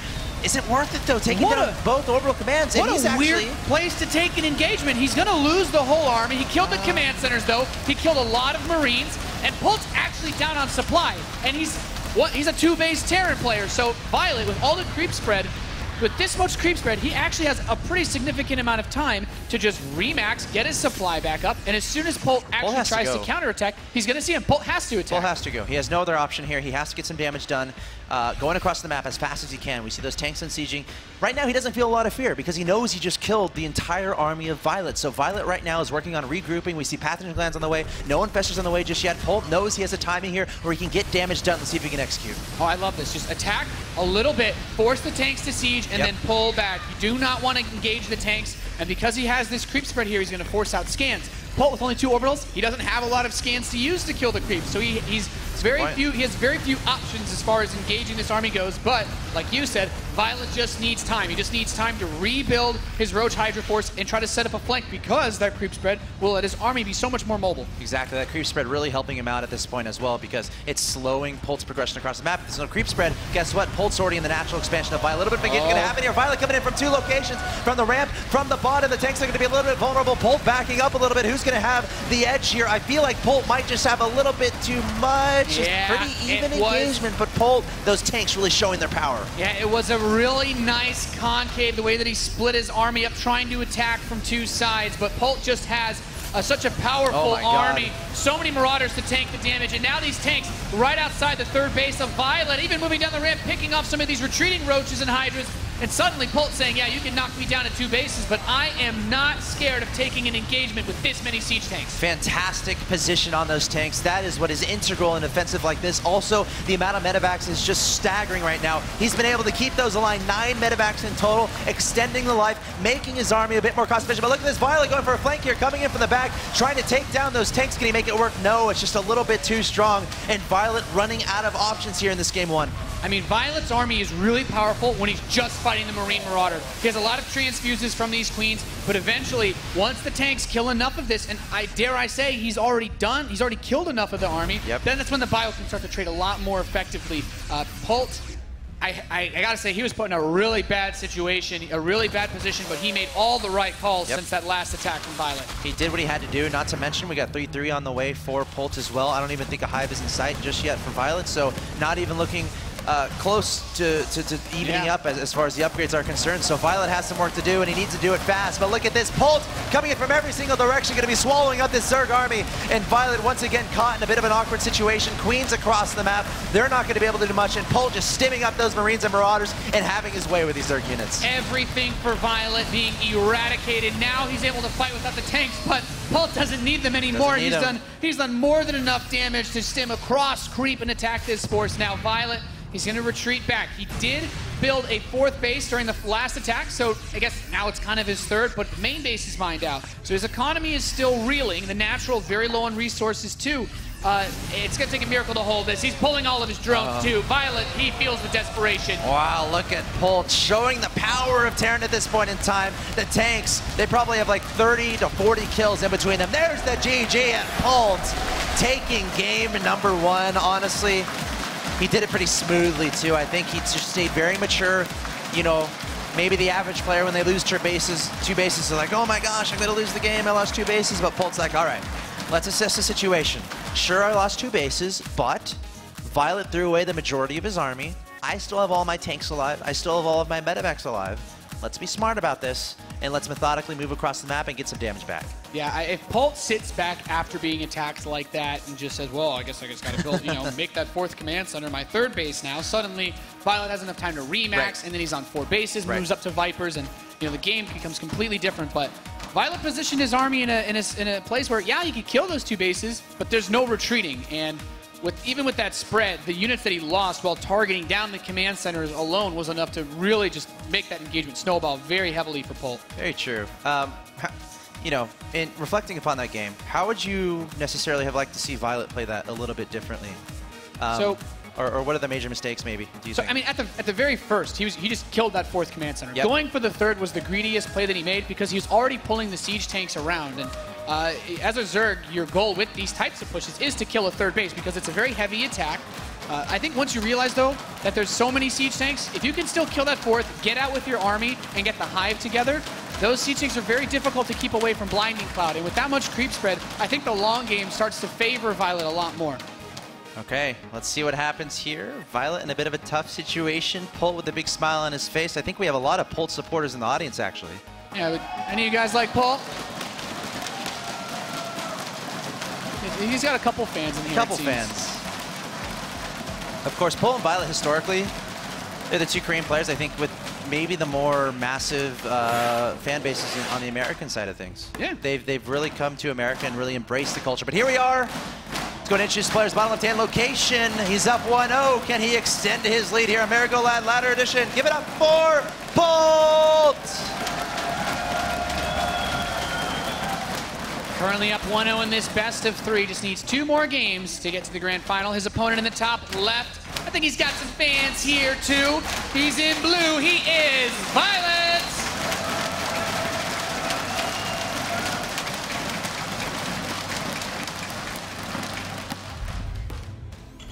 I heard some chanters a little bit earlier too. Some Let's Go Pults. This crowd, man. They're pretty cool people. This crowd is carrying the broadcast at this point. Yeah, they are. I just want to let them cast with their energy. Oh, that's where we can get ours from, man. Because these guys are definitely keeping the energy level high today. A lot of exciting matches, some really cool games that we've been able to see. Oh, yeah. I mean, the last match that Pult played against San, I have to say that Foxtrot Labs game was really nuts. Probably one of the highlight games of the day with how back and forth it was. But Pult has shown time and time again, though, that any negative position he can be put in is something that can always be recovered. Absolutely. Even when he loses a game, able to regroup and win the next one, getting that 2-1 victory there in that last series. But here, he's up 1-0. Violet is the guy who's in a bit of a hole here. I mean, it is a best of 5, so there's a little bit of real estate to work with, but Violet obviously certainly does not want to go down 0-2. So that being said, we obviously saw the strategy from Violet last game. The Roach Hydra made some comments on, okay, maybe he committed a little bit too hard into his opponent's third base. If there was a strategy change from Violet here, what would you kind of like to see? What would you kind of be leaning towards for him against a player like Pult? I'd like to see Violet lean more heavily on the aggression on this map. Those siege tanks had a really nice spot to defend the natural and third base entrance because of the way the Catalina is set up. But on this map, the third is super wide open. If Pult takes a fast third base and you, even just with the 1-1 Roach attack, go straight over there, it's very easy to deny that, and it's very wide open to spread against siege tanks. I definitely think getting more aggressive is not bad on this map. I really love this poll. Which I wonder what the crowd would vote on in this one.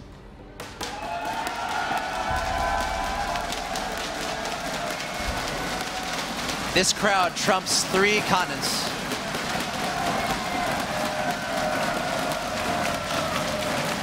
And then there's every European, every single European that stayed up to watch is like clicking that vote button furiously. Like, no, we are.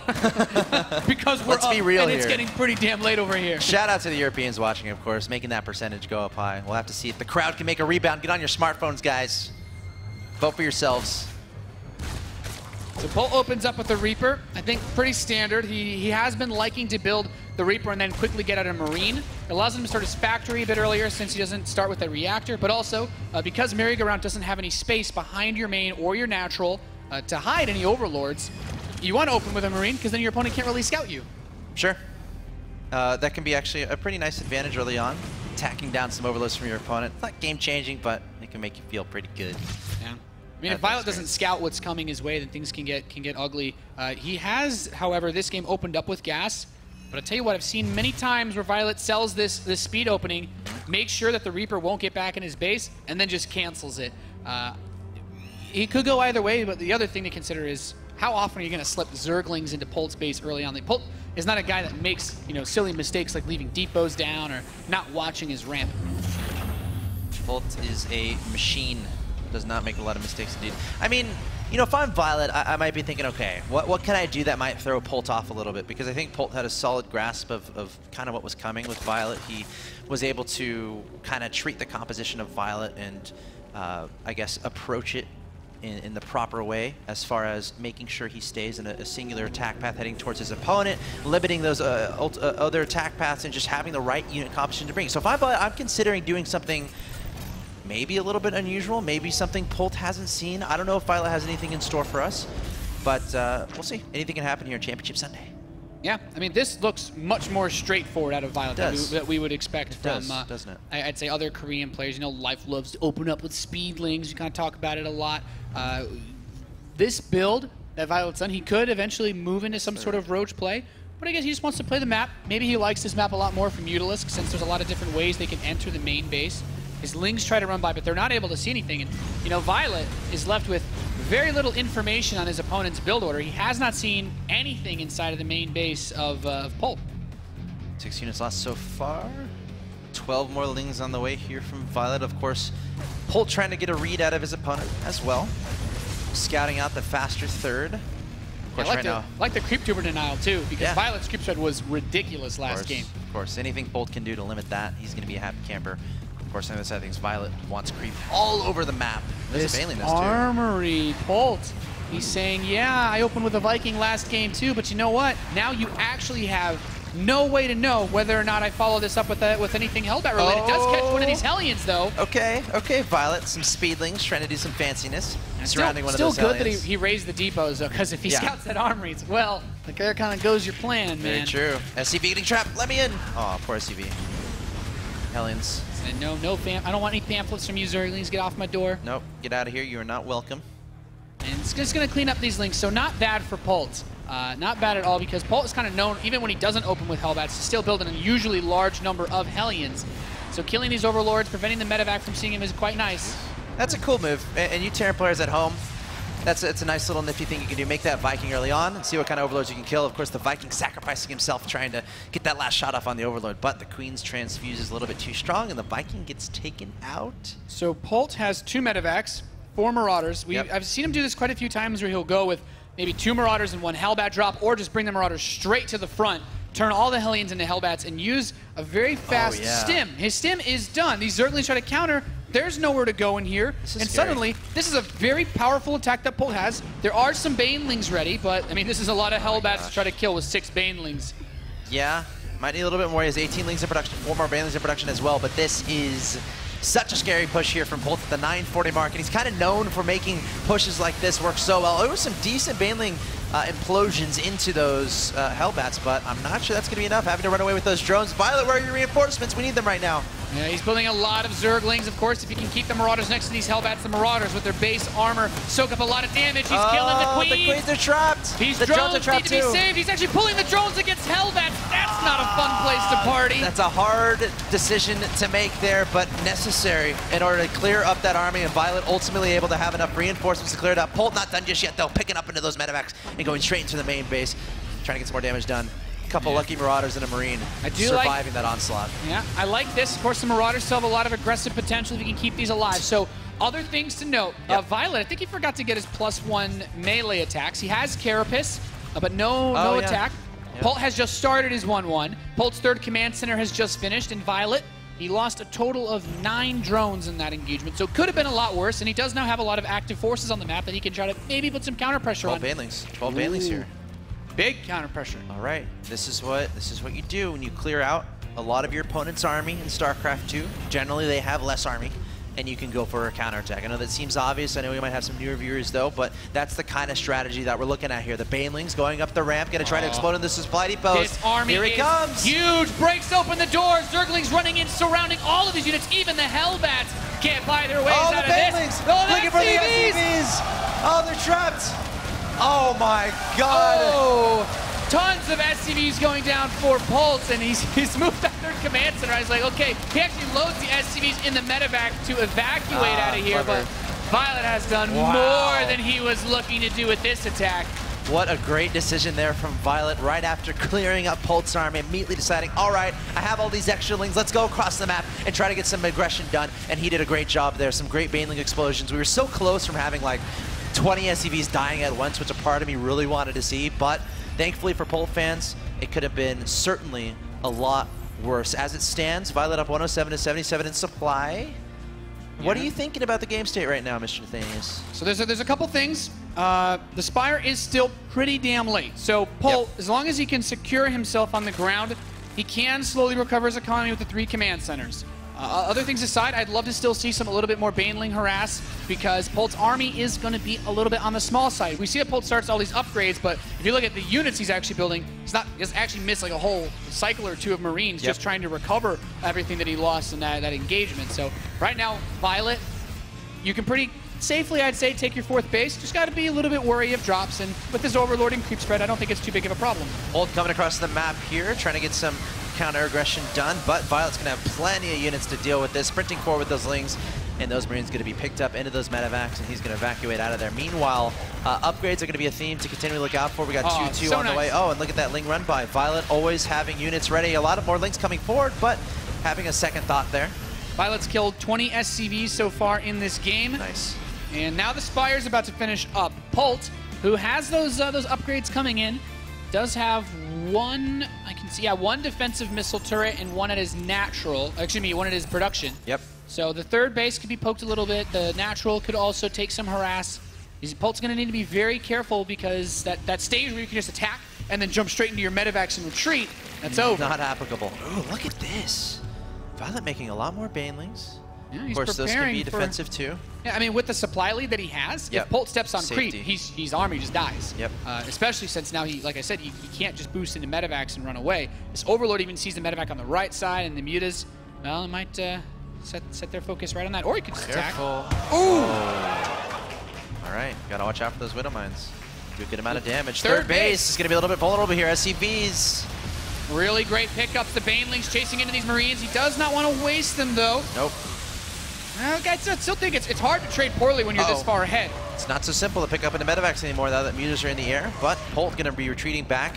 And I love this. Violet is actually on 4 bases right now, and he's limiting Polt to 2 bases. This is great play here from Violet, and he's going to go straight into the main base. The supply depots are down. Marines and Marauders are trapped. They need some medevac. The SCVs in the natural, too. No. He's not going to be able to save these workers. He can even kill his 3rd command center. Wow, look at this. Off Polt with just 2 command centers left now as Violet is just going to get his units out of his base. Say, okay, recover, get ready for my next attack. Violet almost double the supply of his Terran opponents. 159 to 83, you said it, Violet. Look at this, coming back in game 2 and playing like a madman. He's just keeping the aggression on. He always has Lings and Banelings available. Polt doesn't have a second to breathe, because if he breathes, that's seconds away from not being able to see the Lings and Banelings coming forward, and Violet taking advantage, charging to the natural time and time again. Medevac drops trying to happen, but there are mutas in the air now, so that's not going to work. Violet covering every single corner in this game, and he's looking super good here in game 2. I had damn straight, Axel Toss. He has been rocking this final day so far, and Violet has just got one more attack to defend because there is nothing else behind this for Polt. The Zerglings are going to run into mutas as well. There's not really a lot of Banelings with this, but that upgrade advantage is also going to be quite nice too. Here come the Banes. Yep, Banelings coming forward, and Violet sprinting over creep. There's the GG. Oh, no, no, no. It's not so simple, Mr. Polt. Not so simple, Mr. Polt. You're not going to 3-0 Violet. Violet losing that first game, regrouping, shrugging his shoulders a little bit, maybe flexing his muscles too. He's a strong man, and equalizing the series here at 1-1. You know, when you're practice partners with a guy you have to play in a tournament, I would not be surprised if the scenario has occurred where Polt's done attacks like this in practice with Violet, and then Violet looks at the replays like, you know what? If Polt doesn't kill me, you know, a kid doesn't kill his Zerg opponent, it's like, well, Polt says, where am I most weak? It's like, right after that, you could get counter-attacked, and that's exactly what he did. This Baneling play, if he sits back and lets Polt just do whatever from that, it puts him in a horrible spot, but he takes a great advantage of the opportunity where Polt just didn't have any units on the map. Yeah, a lot of things we can learn from that play, too. I mean, first of all, that push that Polt did with the Hellbats and the medevacs, I mean, that is super strong. So if you're trying to learn some StarCraft 2, go back and watch that VOD. That's one you want to learn. It's a good one to use against Zerg. On the other side of things, if you're a Zerg player and you die to that a lot, Violet actually handled that pretty darn well. Is able to clean it up. And then what's very important about that whole circumstance, that whole sequence of events, is Violet making a bunch of Lings, sprinting across the map, and actually using those Lings, making them into Banelings, and that's what we just saw in that replay there. The Banelings charging into the natural, taking a lot of SCVs off guard, and getting himself a nice lead. It's very easy to overestimate what your opponent can have after they bring a big attack like that, but Violet, not the one to make such a mistake, and he has tied the series up with his good decision-making. We are loaded into map number 3. We're going to play this one out on Nimbus. Pretty popular map, Axel Toss. Yes, indeed. We have a couple players here we need to introduce, starting with the bottom left-hand location, representing CM Storm. Give it up for Polt!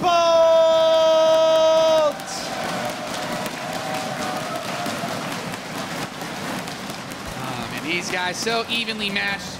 His opponent, his friend in the northeast, the blue Zerg. He is Violet.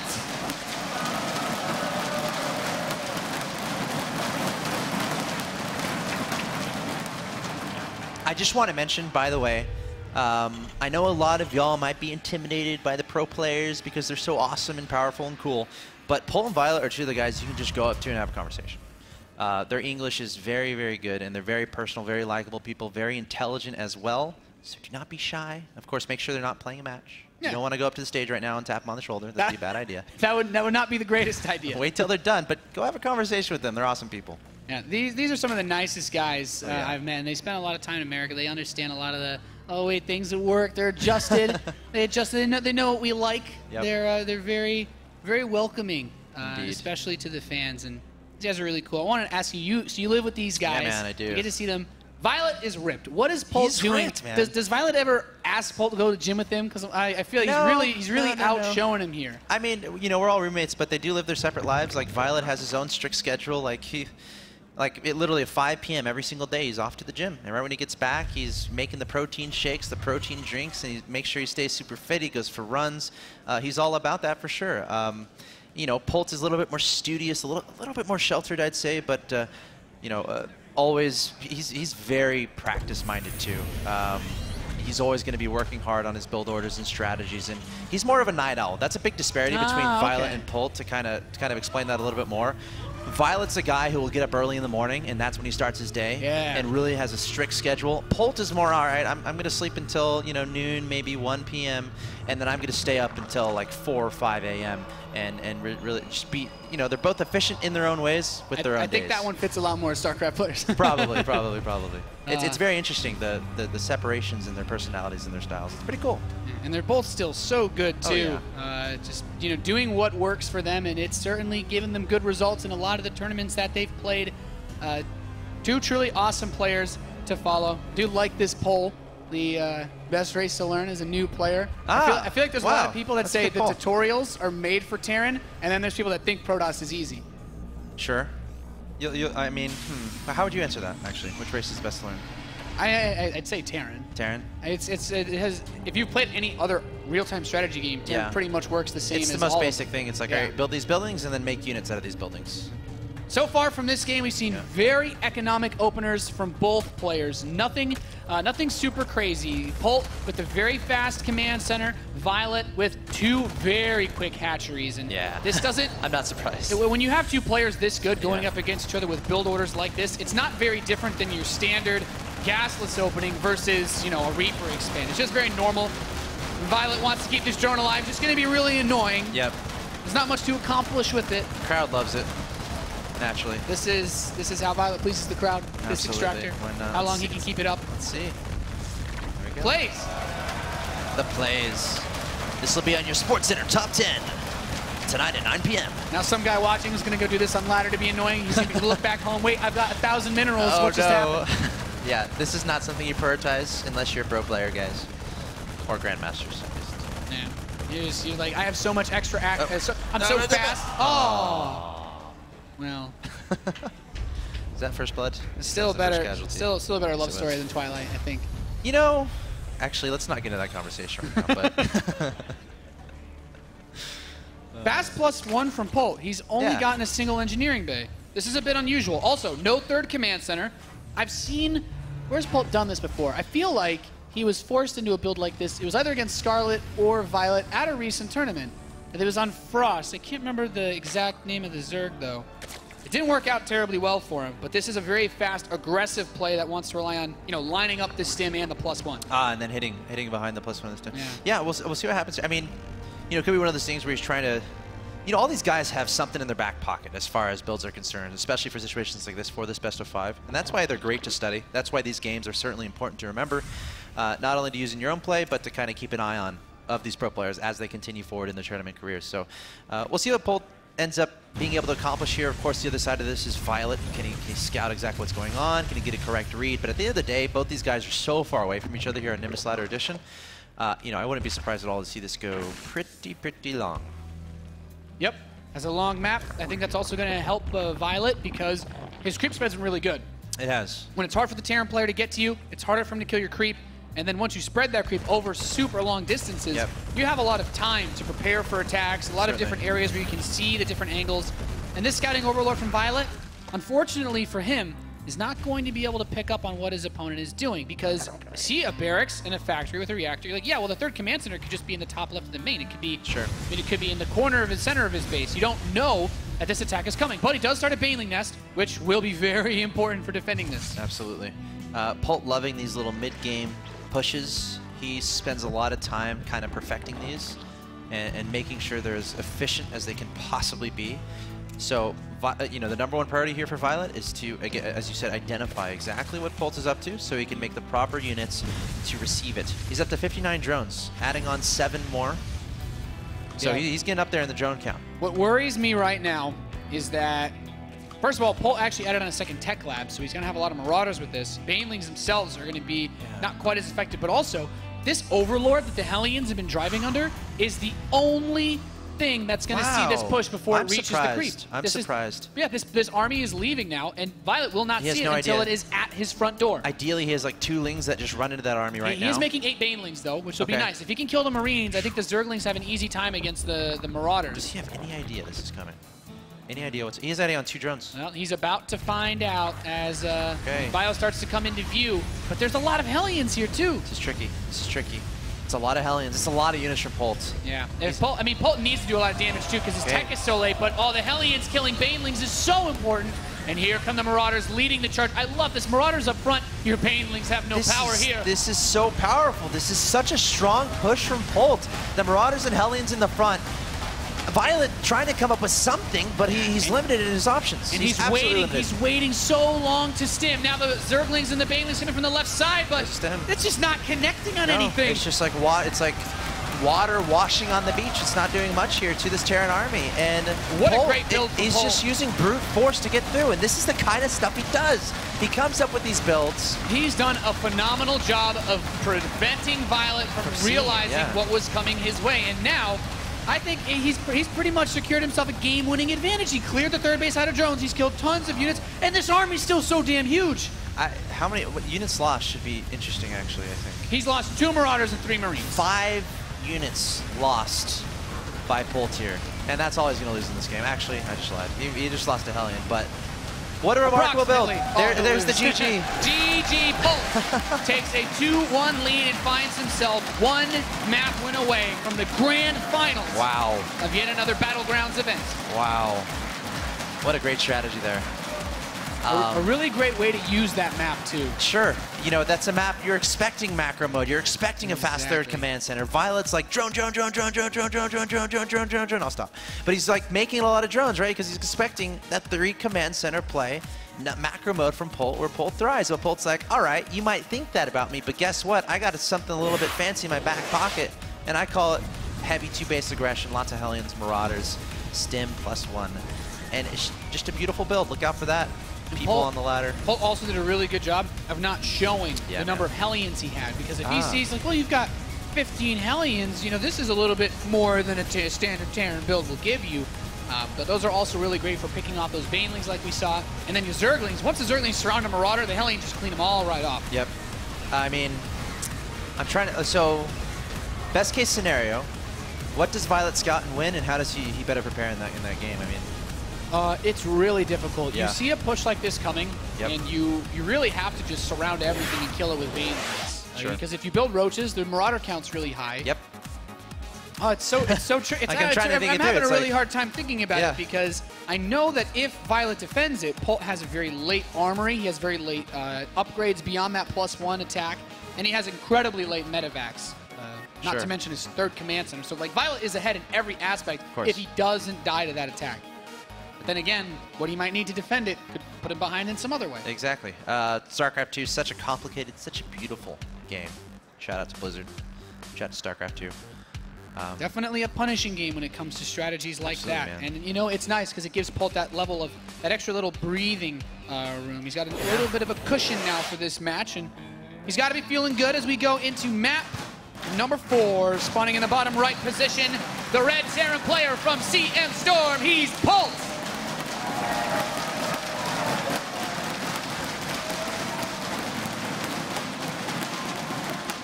And his opponent in the top left-hand location. Your Blue Zerg player, he needs your support. He needs to win 2 in a row to stay alive in this tournament. He is Violet.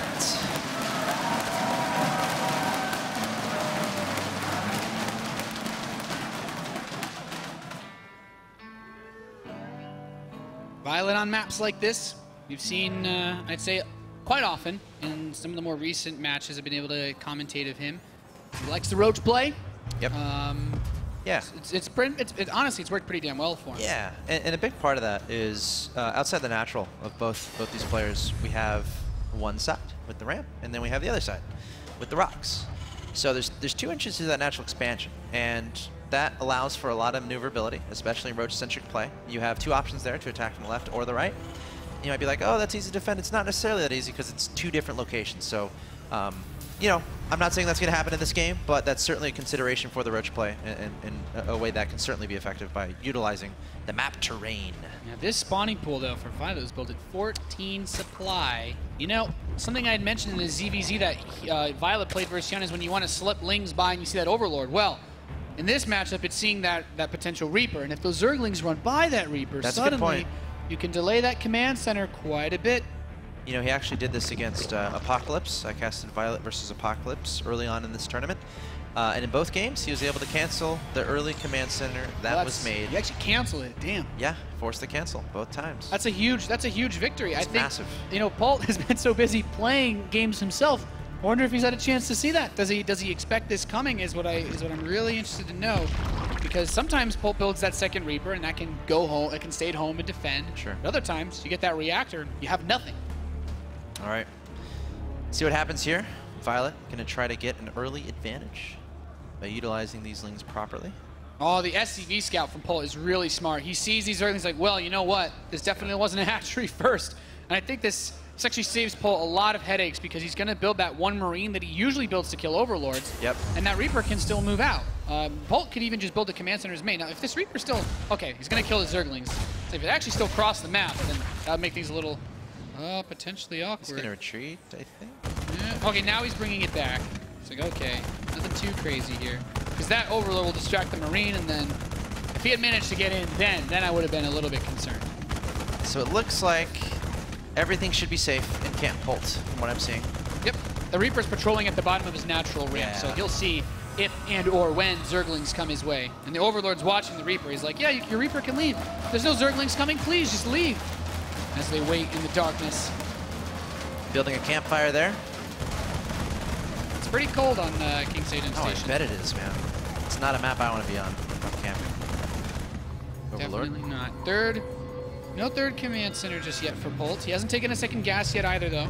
So this is still just a pretty ambiguous build order. He could go a lot of ways with this. He's got 400, 500 minerals, but he could also just be saying, I need this many resources to start my Hellions and my starport and my first bunker and a supply depot all at the same time. And that's what it's going to be, just a very quick starport. He wants to keep that mineral cushion so that he doesn't miss any of his production cycles. Mr. Halloween93 on Twitter saying, yes, Pult, give me new builds. Smiley face. Yes, Pult is definitely a good guy to get builds from. Oh, absolutely. He comes out with something new almost every tournament. He does, man. He does. Of course, you can tweet hashtag Battlegrounds. And he might be featured on stream. Yeah, some people give us some pretty good stuff. Yeah. It's always awesome to hear from you. Now those Zerglings do finally, they've left camp and they killed an SCV. On a mission here. All of them still alive. Still best buddies. 2 of them, I think, are going to be... Well, those guys got left on the top of the ice cliff. Oh, there's no way out. All of them taken out. They'll be remembered.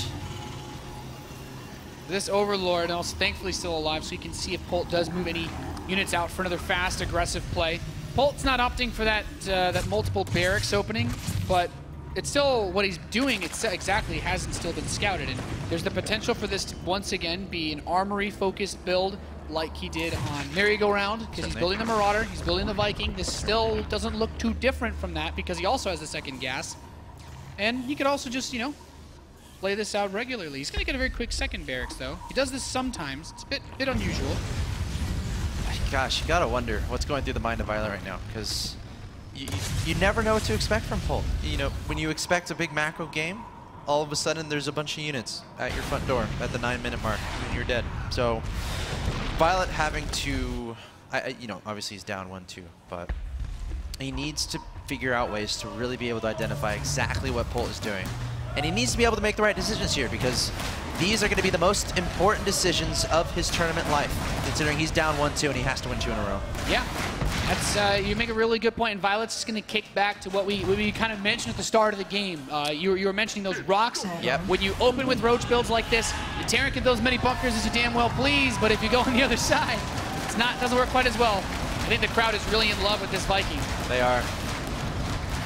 He's got 3 kills. You know what? He is worth loving, I would say. He is. Let's see if Violet can squash that love anytime soon. Because his Overlord. Quite a few more oh Overlords. my gosh, Oh, what? These guys. There's 3 Overlords over there. You know, normally you don't have your 2 Overlords covering the same spot. They're just friends. They wanted to hang out. It's like, well, you can't always join your buddy on a lunch break because then a Viking comes and finds you. Wow. Well, all right, that Viking is going to go up to 6 kills, I think. 6 Overlord kills. It's actually it's a bit more than even Polt can usually get. Now he sees the roaches coming, but I'm going to be honest with you, it's a bit hard to pump out a lot of roaches when you lose 4 or 5 Overlords at the start of the game. Absolutely. A lot of gas there that could be spent on roaches right now. 87 out of 92 is Violet, so he's essentially... Oh, he missed that Overlord. I think, you know, Polt still got a lot for that Viking. The crowd's probably more upset about that than Polt himself. Well, like, I actually killed a lot of Overlords. You can get excited soon because there's 2 medevacs with lots of units inside. So Violet's the roaches are out on the map. He's not going to be able to attack when he normally does because he has to back up to defend against this drop. A great drop here to the natural expansion. A great utilization of this map where it's very close by air position. All the roaches coming home, Axel Toss. Yep. Polt, he doesn't have to worry about anything. He's just kill, kill, kill. Stimming forward, targeting down everything. The Queen is gone. Roach is gone. Now the Roach is going to retreat back to try to deal with this. And this drop is always going to be a threat. And this is the point in time where Violet, he wants to be across the map, hitting with his Roaches. But now he can't. He has to stay defensive to deal with these units. Yeah, really nice play from Polt. And he'll even be able to spot this Overlord on the left side, so he'll know to clean that up eventually. He's going to take out his 3rd base. See? Oh, he tried. You know, he knows the people want to see this Overlord die. He wants the crowd to be happy. Oh, my goodness. Oh! You can't run from me. No! Oh! What can Polt say? He likes to please. I want to see more Overlords die because I love the reaction from the crowd. I'm sure we'll get a few more later on. But you know what? We kind of mentioned the most important part of all of this is Violet had a build order that's lined up for a really strong attack, and he was not able to do it. Now, of course, he still has his 3rd base. Sure. He still has the 2-2 coming in. Yep. The Hydralisk Den, so we're going to see maybe a little bit closer towards what happened in Catalina. Yeah. Still, though, it's not too hard to defend that 3rd base. I'm really interested to see where Polt goes from here, because if he stays active out on the map with these medevacs, because the map is smaller than Catalina, Violet's going to have a really hard time leaving his base without being counterattacked. Yeah, that's a good point. I mean, Polt also obviously knows exactly what Violet is doing too. Because, I mean, he's seen all these Roaches this entire time, so he can kind of, obviously he knows the composition of his opponent. And we saw how he handled it in game 1. So I feel like Polt's in a really good position here. He's also up in supply at this point, just barely. It's getting that 3rd base secure, and as you said before, that 3rd base, it's kind of nice and tucked back there. So it's kind of hard to be aggressive towards that as a Zerg, especially when they only have Roaches and Hydras, which aren't most mobile units in the game, believe it or not. So see what Violet does here. He's got 2-2 on the way. He's got Groove Spines. He's going to have a lot of Roaches and Hydras. Can he turn these upgrades, this upgrade advantage that he's going to have for a period of time, can he turn this into something special? Because he needs to if he wants to stay in this tournament. Yeah, he's starting to see the first glimpses of these Hydralisks as he attacks the main base. He kills just 1. Now he's going to kill the Creep Tumors, of course. Violet's done a good job of that this series, but Polt has really turned up the heat on that one because he realized how out of control it went. But, you know, with Grooves, the muscular augments just starting for the Hydralisk speed, it does mean he has to wait a little bit because the last thing you want is your Hydras to get caught off creep without that upgrade. They just die. And certainly. The hero Viking meets his demise. Goodbye, Viking. Rest in peace. You'll be remembered. With plenty of Overlords. So 2-2 is now finishing for Violet. He's pretty much maxed out. He needs maybe 1 or 2 more Overlords. The Hydralisk speed's getting very close to completing, but Polt also has a very large amount of supply. And it is all in bio with a few Widow Mines. Now, the mines, generally speaking, you don't see them used again in direct engagements against this army. But if Violet attacks into Polt, and Polt keeps his bio very active, it's going to be hard for him to just snipe these and avoid them. And you know what? If you clump your Roaches and Hydras up, they can still get some work done. the Widow Mines. Okay, this is the timing Violet was looking for. Meanwhile, we got a drop. Of course we have a drop. It's Polt. We have a drop in the natural expansion of Violet. Violet's going to go for it. His units are actually in a bit of an awkward situation. If he goes down this ramp... Polt's just going to bait him into the mines, and that's a lot of extra damage that gets put on in this. And Polt spreads his forces out. He's got lots of medevacs to heal this army. Violet giving it everything he's got to break this force. The Hydras actually turn around and kill the mines. Those things aren't going to hurt you anymore. Brilliant play here from Polt. Meanwhile, guess what? The natural expansion is gone from Violet. The drop cleaning up absolutely everything. Polt attacking across the map, taking out the natural expansion, and holding strong at home, making a timing from Violet look absolutely silly and defending it with absolute ease. Polt is playing like a monster. And he did that while he was behind on upgrades. Now he's even. How is Violet supposed to stop him with only 2 bases? More Overlords dying. Take what you will, crowd. Wow. What brilliant play here from Polt and Violet, desperately trying to extend his life a little bit longer in this game. Has those roaches, trying to deal with those units, but his natural expansion is gone. He just lost the majority of his army. He's down 167 to 127 in supply. We need some light at the end of the tunnel here, Nathanius. Is there anything Violet can do? I mean, honestly, not a lot. He doesn't have Baneling Nest, so you're not going to get those miracle detonations. There's no infestors to get those sick fungals. Oh, GG! Drones just aren't going to cut it. Polt advances on to the grand finals here at the Red Bull Battlegrounds, Detroit. Wow. What a fantastic series. And there's the hug, the bro hug between the roommates, Polt and Violet. But Polt showing just how good his form is. He won game 1, fell back in game 2 a bit, but then came up with a brilliant build in game number 3 to take Violet completely off guard, and then just super solid play in game 4, reading perfectly into everything that Violet was doing and coming up with a beautiful victory. So Polt with the 3-1 will be your first finalist here at Red Bull Battlegrounds Detroit. An absolutely awesome match. Polt showing once again he's still in top form. Of course, Violet got a lot out of this tournament, as he does have a few more competitions he'll be attending this year. The WCS points he gets for this top 4 finish are certainly very nice. He's close. He's very close to making the top 16, getting into BlizzCon. And Polt, well, now he's just 1 series away, yet again, from qualifying for Battlegrounds Washington, D.C. Polt's on fire, man. He looks super good in that series. I mean, he got the 3-1 victory, and the 3 wins, I think, were very convincing. What are you expecting from Polt in the finals? Are you expecting more of the same? Oh, man. Might be a tough question for you, Nathaniel. I gotta say, when you look at the other semifinal, right, you have Tasia going up against Stardust, and that's just a matchup where either one of those guys, you play versus them very differently than you would the other. You know, Polt likes to play, if he can, a very aggressive but kind of drawn out Terran versus Protoss. Like Polt doesn't. When I think about Polt's TVP, I don't think about SCV Polt. I think about very heavy drop harass, making sure to constantly expand, getting good upgrades. But against Tasia, a lot of the TVT we saw Polt play in the Battlegrounds online, there were a lot of Terran players there. It was very explosive, very fast. Lots of actually 1-2 base games, which we don't normally see in TVT. But Polt, he's been getting really aggressive in that matchup.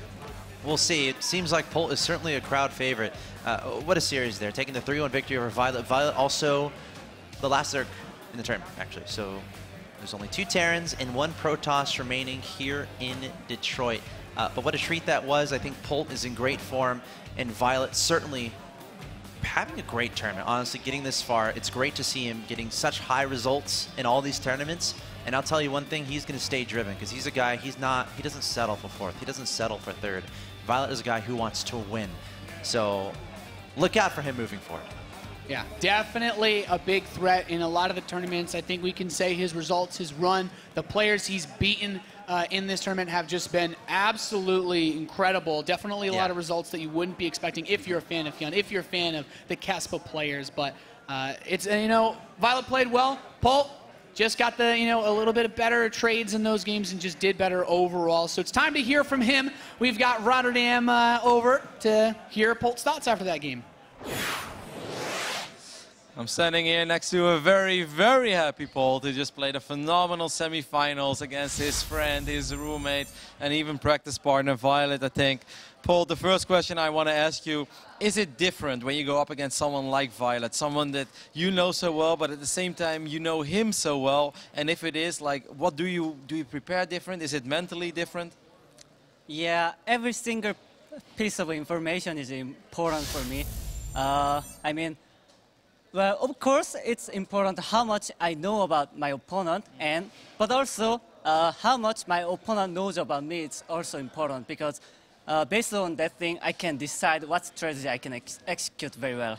So you would definitely say you play a little different than against Violet than you would play, let's say, against Jaedong? Of course, it's different because, well, I don't really know how much Jaedong know about me, but I know how much Violet know about me, so it can be different.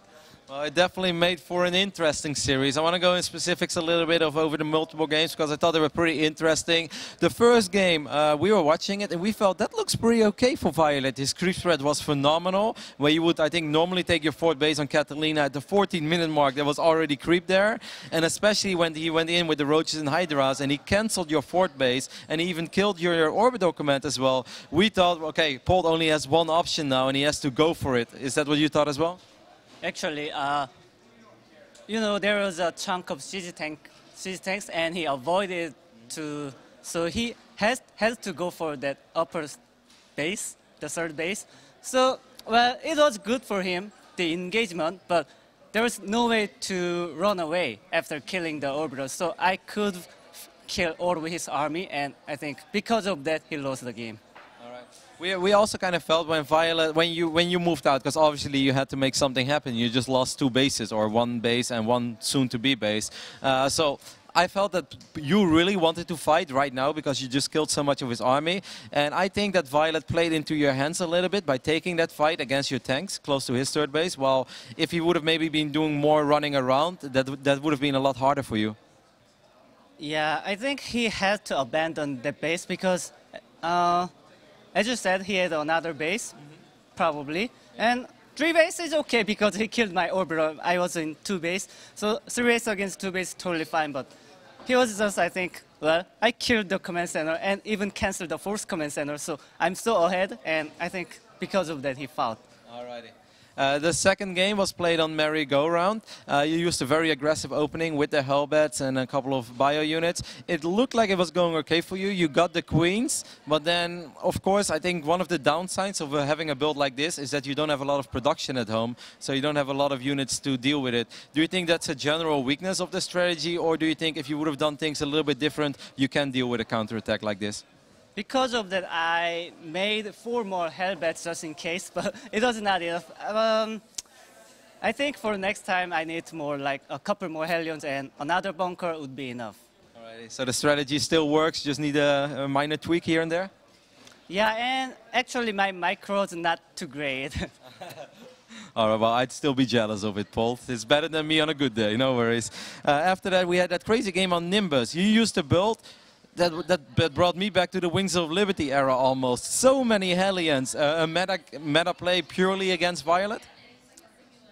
Well, it works against any kind of Zerg build order. It just needs to cut the overload scouting. And I knew he usually don't get that overload speed thing. So I was pretty much sure I can deny the overload scouting. And then there's no way he can defend it. Well, it worked out because we were like looking at each other. I was like, I looked down and looked up. It's like so many Hellions. It's like, it's double facts. He's like, no, it's just one. I was like, wow. And then, of course, we had our final game, King Sejong Station. Now, I know Violet not as well as you do him, but I do know him pretty well, and I know that he loves his 1-1 roach spokes on King Sejong Station. And it kind of looked like your mindset was the best way to deal with this is to prevent it from happening, because you were putting so much aggression on him that you slowed him down a lot and he couldn't attack you. Was that the game plan? Yeah, but it could be kind of shaky if we decide to go for my base, like YOLO. But he didn't do it, so it was good for me. Alrighty, well, Paul, I think it was a fantastic first semi-final, and we are, of course, really happy to see you in the final, as it's been an ongoing story. Paul, on his quest, on his epic journey to qualify for the grand finals of the 2014 in Washington, D.C., of the Battlegrounds, of course. Do you feel it's a burden on your shoulder, or do you feel even if you would finish second place here again, you can still be very proud of all your runs, or do you say, no, there's really only one thing I want right now, and that is I want to go to D.C.? To be honest, there has been too much pressure. I'm getting too many second places, so I will just focus. I'll not think about I'll not think about this is finals or it's going for this year or things like that. I will just see who will be my opponent, either it's Stardust or Tasia, and I will just focus on beating him. Then everything will follow up. I love it. Paul, you've been playing an absolutely phenomenal tournament. I know we always know that you're good, but I don't think a lot of people expect you to be this strong and this convincing so far. Do you have any final words, closing out thoughts? Well, yeah, it was okay, but I've been not doing very well. I mean, I haven't won any championship this year, but I think this is a very good chance for me. So I really thank you for my fans who keeps cheering for me. Thank you very much for keep giving us these fantastic games, as of course he was so great at the Battlegrounds Atlanta as well. And we already talked a little bit about DC, and I would love to give a big shout out to all the people at the Public Tenley who are having a barcraft right now, where I believe Day 9 is as well. So big shout out to you guys. Hopefully you're enjoying the show, and the show is coming your way on September 20 and 21st. We can't wait to be there in DC, but for now, of course, we are going to continue the show here in Detroit, as we're going to head over to a very small commercial break, and after that we'll be back with our second semi-final between Stardust and Tasia. The Red Bull Citrus Series continues to bring you the best collection of action sports events from around the planet. Huge flip out of Jeff! In store for the rest of 2014 will be some of the best of the series competitions, featuring the top athletes in the world pushing their limits. In Rampage, freeride mountain biking's elite return to the picturesque landscape of Virgin, Utah, in some of the most brutal conditions ever navigated on two wheels. Red Bull Rampage is just the pinnacle of freeride mountain biking. And the winter slopes of Whistler become the summer home to Joyride, the slopestyle event of the year. A course where every single feature is incredibly trickable, and there's close to a dozen of these features. BMX's top stars face a new unparalleled dirt course with jumps over 30 feet in height at Dreamline near Asheville, North Carolina. There's some big hits out there, and if you do come off, you know, it's going to hurt, but with bigger jumps comes bigger risk and bigger reward. Enduro riders from over 30 nations head to Sibiu, Romania for an event known as Romaniacs. It is the world's hardest and harshest enduro rally, where just finishing is an honor. From Southern California, we bring you the evolution of Supercross with straight rhythm. There are no turns on this track, just 3/4 of a mile of straight-up, wide-open racing, allowing these riders to prove who is the very best when it comes to head-to-head technical racing. The world's elite big-wave surfers descend upon the cold, intimidating, and often dangerous surf spot of Northern California, known as Mavericks, for the Body Glove Mavericks Invitational. These top surfers will put it all on the line against massive and powerful surf. 13 of the most innovative competitions fused into one epic experience. Watch the Red Bull Signature Series all year long on NBC.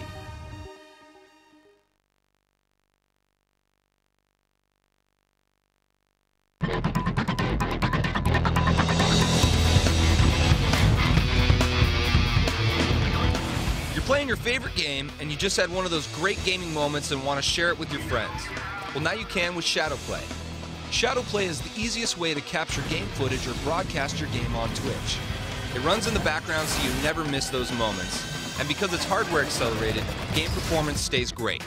To enable Shadowplay, open GeForce Experience and click on the Shadowplay button. Flip on the switch and you're ready to go.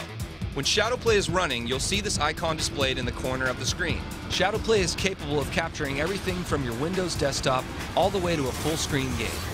In Shadow mode, when something cool happens in the game, capture it by hitting Alt F10. Shadowplay will capture up to the last 20 minutes of your gameplay. In addition to Shadow mode, you can use Manual mode to start and stop recording at any length. Use Alt F9 to start and stop the recording. All your videos will be saved in a high-quality H.264 format. Shadowplay also makes it super easy to broadcast your game on Twitch. Select Twitch in the drop-down menu to log into your account. Once in-game, press Alt F8 to start and stop broadcasting. Once you enable Shadowplay, you'll never miss your greatest gaming moments.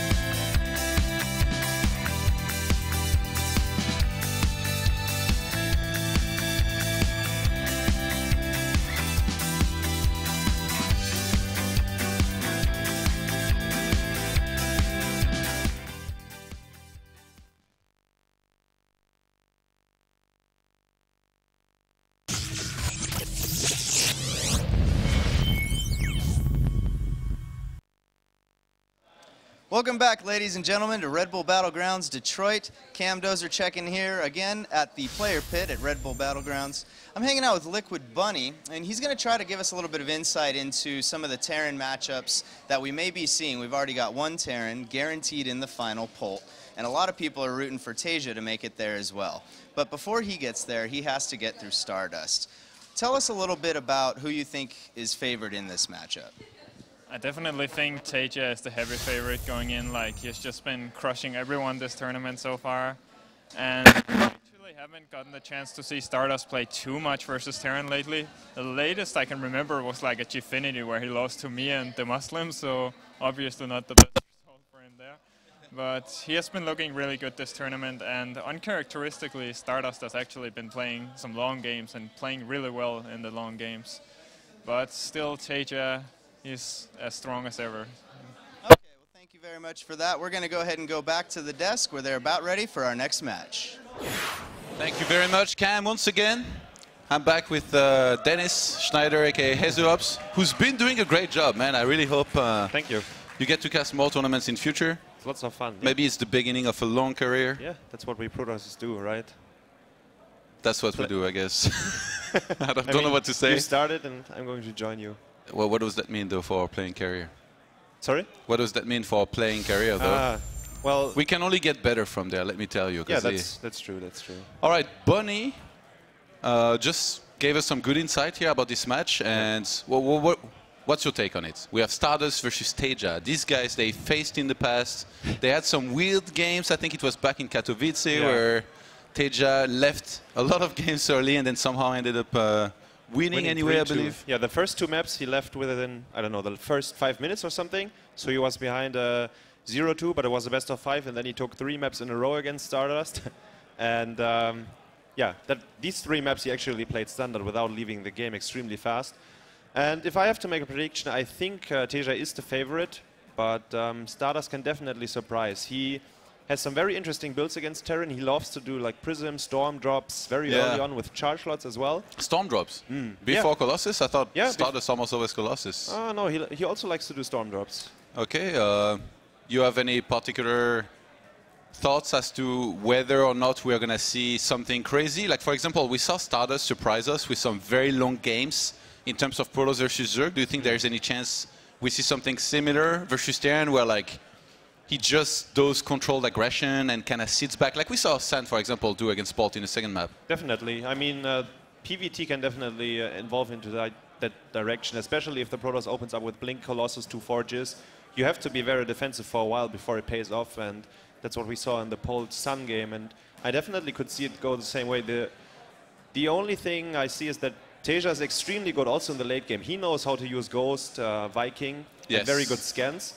So even in the very late game, Tasia is extremely powerful with Terran. Yeah, I guess compared to Polt, you know, seemed to struggle a little bit more when he was maxed out and on 6 bases against the 4 of his opponent. I think Tasia is one of those guys that we've seen, I think back in the season, last year at least, when he had to play Rain. It was season 2 of World Finals of WCS. It was on Whirlwind, and he was basically maxed out with like a lot of ghosts. And remember how many observers he scanned and killed? Yeah. And then he just won very clearly. Yeah. Tasia again smiling and looking pretty confident. On the other hand, I mean, last season in WCS America, he lost to Pick Baby, and Pick Baby played straight up every single time, and there was a 3-0. I was surprised. I feel like maybe something was wrong with Tasia that series. I mean, not to take anything away from Pick Baby, he played really well, but that was a huge upset for maybe I think a lot of just people. not his day. But yeah, Pick Baby also played extremely good, so maybe that came together. Do you think maybe against that style he struggles a little bit more? Like, it feels like somehow, you know, it's supposed to be harder to play against like Storm in late game, but somehow he does very well there, and now he was playing against a pretty straightforward style where like you get double forge, you get your upgrades going, you mass up units and you max out, and he struggled a lot more against that. Do you think it was a temporary thing, or maybe that's what he struggles more against? I'm pretty sure that he adjusted his play after the Pick Baby loss, so if Stardust is going for that, he definitely knows how to play against it, and Stardust is smiling a lot there. Yeah, he actually played very cheesy the last time he had to face a few Terrans back in WCS Europe, the season that he won. He had to play 4 GG, And he did a lot of proxy oracles, actually. And, you know, he even said it beforehand. So here, do you think there is any chance we see something like that? I would love to see it. I love proxy oracles. So if StarCraft goes for that one map, I would love to see it. In the bottom right, the Terran playing for Liquid. It is Teja.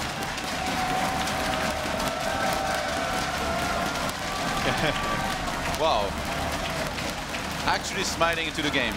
His opponent is the last Protoss remaining in this tournament. It is Stardust!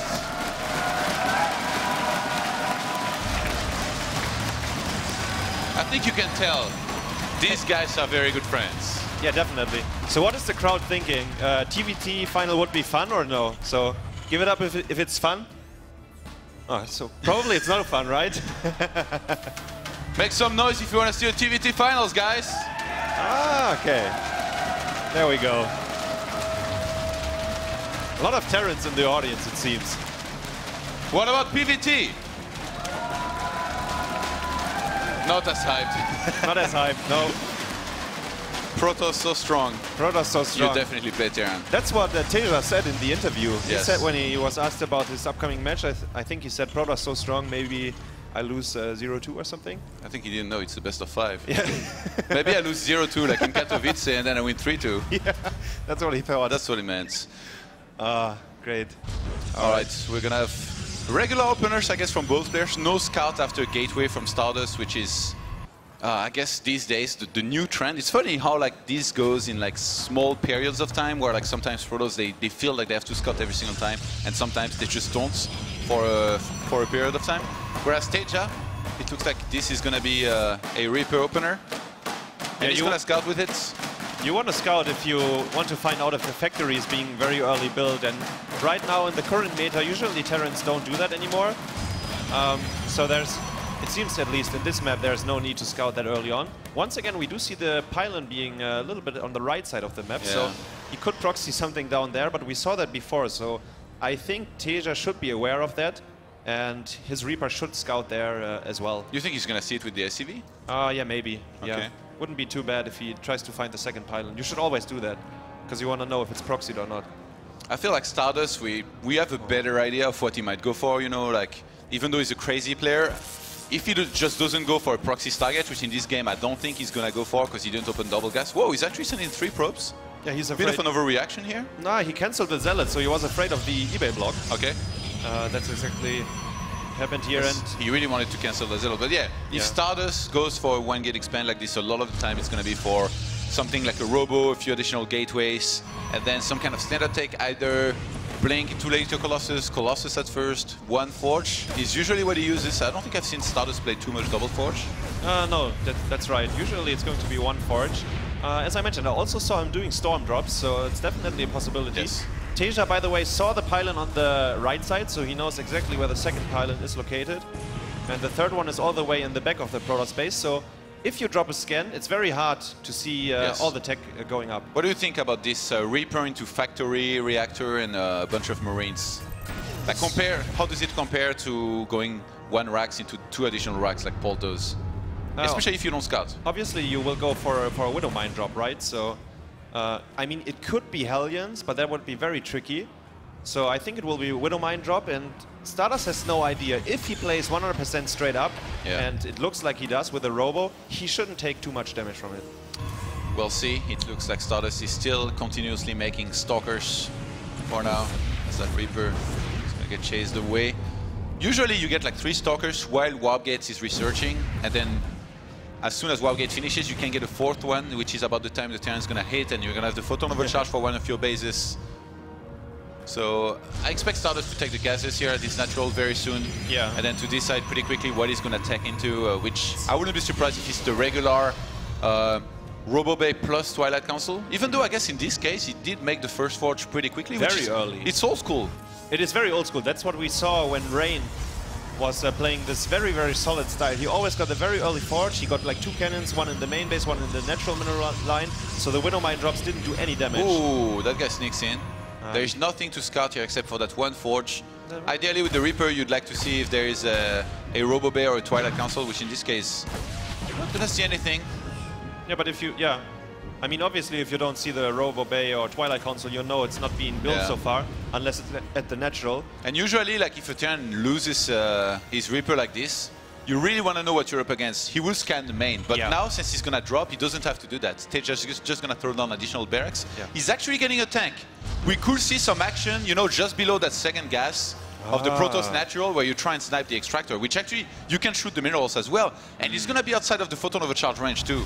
This is very, very strong of a build. Absolutely right. The Medivac is flying in. The Observer is very close, so if Stardust turns around, I don't think he will lose too many probes. Oh, okay. That's just one probe. That's a fair.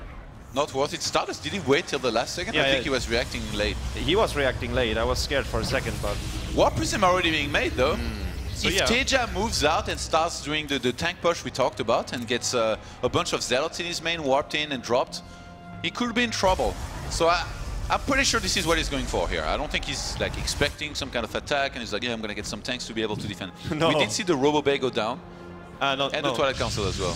You mean, but Teja didn't know yet. So he has no idea about it. And he also didn't see the Warp Prism, and so... He doesn't care though, he has tanks, man. But the tanks will be most likely being used offensively. But actually, look at this. Teja is rallying the tanks back into his main base, so he's hiding them. Yes, he doesn't want them to be spotted. Wouldn't it be funny if like the Zealots dropped next to the tanks? Would be great, yeah. For Stardust, definitely. Yeah, to reveal, like he will immediately know, maybe start working on this debris. Another Widowmine drop about to happen in the main. Yeah, he saw the entire text, that's not bad. Gets out of here, because he knows there are units there. How many gateways is Stardust going up to? Just 3? That's a very low amount, I think. Yeah, and it's very late. It's 9:30 when the second and third gates are finished. He's going to warp in 3 gates. What's the proper time? I can't tell you the exact timing, but it's a little bit earlier. Yeah. Alright, 2 additional ones are being made now. A Widowmine just burrowed right below an Observer, actually. Ambitious one. Come on, scan. Yeah, not yet. Maybe not yet. It's actually going to get killed here. Wow, actually a lot of Marines who are made already by Teja. If he starts that push we talked about, actually I think the tanks are going for this, and he has Medivacs as well.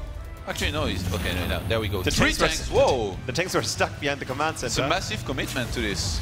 Looks like it, yeah. He does have a 3rd CC though, but he's skipping on E-base besides the single one he has right now, so +1 is on the way, but I think this is really good for Teja.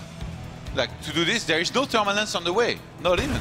Yeah. Like, how are you ever gonna fight as Stardust? Like, if you look in terms of army supply, 40 to 50 to 51.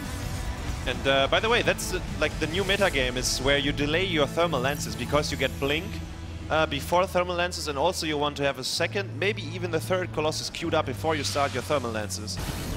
The tanks are sieging up exactly the location you mentioned earlier. Wow. He's actually not even going any closer than that. He just wants to take the extractor at first. Yeah, might go a little bit more forward after. Yeah, the Assimilator will be taken out here, and the Warp Prism is flying in though. There are 3 Zealots in there, and Teja has nothing at home right now. Yeah, he's gonna pull SCVs right away, try to defend with the reinforcements. Stardust is going around right now with his units. Oh man, that Colossus is getting very, very close, by the way, to these tanks' range. Is he gonna counterattack? What? It looks like it. I thought he was gonna go for the fight on the left-hand side, but it looks like Stardust might just want to go on the full-on base trade against Teja's army. He has more supply right now. I think that's a beautiful call because Teja, his tanks can't shoot anything. They were just able to kill the gas, so they're completely useless right now. And Stardust is moving in, and the army of Teja is pretty small at home. That's a first. I cannot believe Stardust reacted this way. It looks like it's the right move right now. He's gonna kill a lot of Force Field. Come on, maybe. He has the photon overcharge back at home, really helping as well in defending. Oh, can he use the second photon overcharge? No, the Mothership Core died before he used it. The Robo's gonna die though, before that Colossus can come out, but Stardust is wreaking havoc in Teja's base right now. Yeah, he's moving in right now. Guardianship is used. So beautiful force fields, trapping the whole Terran army there. And oh, those Widowmines could be dangerous. There is no observer nearby. Teja guiding this army, fighting a few units at a time. Yeah. It looks like he might be able to defend. And Stardust, natural, is dying at the same time. There is no way he can defend against the 3 tanks. He has so much money. He has 1,000 gas as well, but he can't warp in because his gateway has been shut down right now. In terms of income, we have Teja down to 22 SCVs, but he has mules working for him. He feels that back at home. He might be able to take it. He's going for the SCVs. The Marauders need to stim and move forward because he really wants to focus down the Colossus. He's doing it. He's gonna hold. Maybe he can load in one of the Colossus. Oh! No. Wow. Stardust not paying attention here. He could have picked up that Colossus. He whops in Zealots. This is all in here for Stardust. Oh, and nice there are blink. medivacs for Teja. He could just pick up and escape. Remember, there is Blink though. That medivac is gonna fall. Both players down to very little supply. Teja down to Zero SCVs actually. He Zero was down to SCVs. Zero SCVs. Oh, he lost every single one. He's going to lose this orbital command. 37 army What supply does- for Teja. This is it. Teja is actually the one that's all in now. What does Stardust have at home? He has a lot of gateways. Can The he tanks- fight this tank? There's 3 tanks. Oh man, What is going on in this game? Stardust is gonna lose his man. He's trying to wait for as long as possible to get some reinforcement. The pylon is gonna empower the gateways. Yeah. There is only 2 gateways powered down for Stardust, who's just got an expansion on the right-hand side. Maybe with some probes there as well. But you know what? Look at the supply. It's 80 against 30, and the Stalkers are coming home. It's all about the army now. Yeah, but... And in terms of army, Stardust has more. He's coming back home. Yeah. He has to defend that. I think he's gonna go for a fight Oh. with all of his probes. Those tanks, though, Teja still has a chance, but Stardust has much more army supply. Yeah, 4 additional Marauders just have been dropped in with a medivac there. And if only Stardust would have used his Oh, he's overcharge. stimming in. He's stimming in, and He's forcing the fight out of blink! Stardust. The blink on the tanks. He's getting 1 tank there, but he's losing all the Stalkers in the process. Does he have a Guardian Shield? Oh, it's yes. so close. Those Marauders are targeting those Stalkers very well. Guardian Shield gonna help a little bit. Those Marauders trying to escape now. It looks like Stardust might have done it. We're down to 6 Marauders, 4 Marines, and 1 medivac, which are getting sniped now. Yeah, Teja is not unloading the medivac. Oh, he's dancing. Stardust is dancing. Oh my god, he's dancing. He has 7 Zealots, 5 Stalkers, 2 sentries on the map. Teja re-expanded, but I think this is gonna be seen very There's quickly. an observer, there's an observer. Yeah, he already knows, and Teja in a world of trouble, down to 3 Marauders and 6 Marines against 7 Zealots and 8 Stalkers with Blink as well. Man. 2 sentries. Stardust is just gonna go for the kill. Yeah, he's going for the kill. He has a lot of Stalkers. Marines can't do anything. He's blinking forward, killing these 4 Marines, and there are a few Marauders still and dancing alive. again, having But- some fun here. He knows he has Oh, won, yeah. or He's at least he's dancing convinced of it. Those Marauders, I don't think they're gonna do much. especially GG. since Blink. GG. And look at Stardust him. takes the first game after something I had never seen before. A counter-attack against So this smart. one. So smart, right? If you think about it. I mean, it was very close. Like, it was definitely a clutch defense in the end. But such a good call by him to counterattack, not trying to waste the time, trying to get these 3 tanks, because they were just killing the assimilator. The rocks were still alive, so by the time Teja realized what was happening, he had to kill the rocks and then move up the ramp, while Stardust was already attacking the natural and the SCVs. He wasted a lot of time, and you know, back at home, it looks for a moment like Teja was going to be able to defend, especially with those Venomites. I didn't see any observer nearby. Maybe he had one and then finally brought it. Yeah, but you know, like also, like, you know, we're spectating one place at a time, but these players, they are literally fighting in 2 or 3 places at a time, so it's very hard to see how it's all going. But in the end, it's all about salvaging the situation in this kind of fights and game.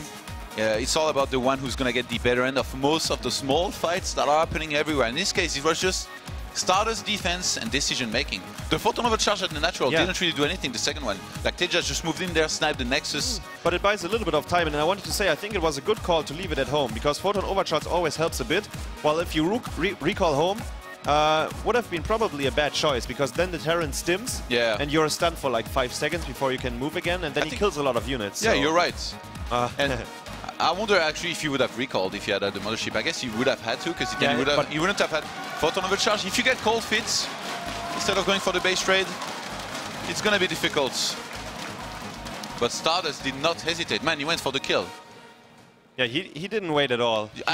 He knew exactly what was going on. I'm pretty sure he was in this situation before, and he probably thought, what is the best way to defend against this? I've been actually thinking about it myself, because I've lost to this in the past. And my conclusion was more about thinking of maybe taking out the debris. Yeah. Like starting to work on them earlier if you see tanks. But in this case, I guess since he didn't see tank, he didn't really have time to work on them and then go for the fight. So in this case, he's like, well, I'm just going to counter-attack. I have a War Prism across the map. I'm going to be able to reinforce there. And back at home, as long as I defend, I can come back with the Blink Stalkers, which, I mean, Terran, their strength is in the medivacs. Protoss in the Blink. The Warp Prism was so important as well, because it's like a pylon. You can warp in as well. So let's jump into the game. On the left side, we have the Terran. It is Liquid Teja.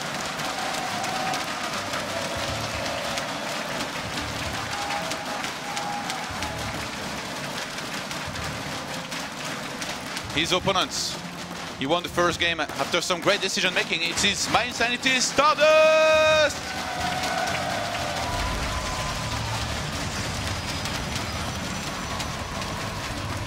Okay, on this map, I'm pretty sure we're not gonna see anything similar because you can't really snipe those gases from outside the natural.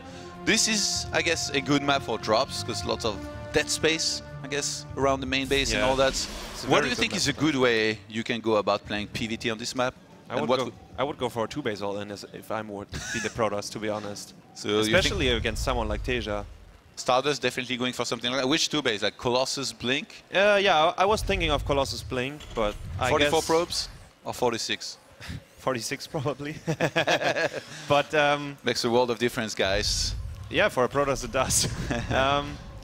And I know Stardust, and I think he might think of something similar. Maybe not Colossus Blink, but maybe some kind of Blink all-in, or even like very heavy gateway aggression early on. It depends if he can get the Reaper, because the Reaper has a lot of ways to jump into the main base and scout things out. So yeah, we have to wait and see. You know, I really liked Stardust builds around Katowice, you know, when there was Intel Extreme Masters happening.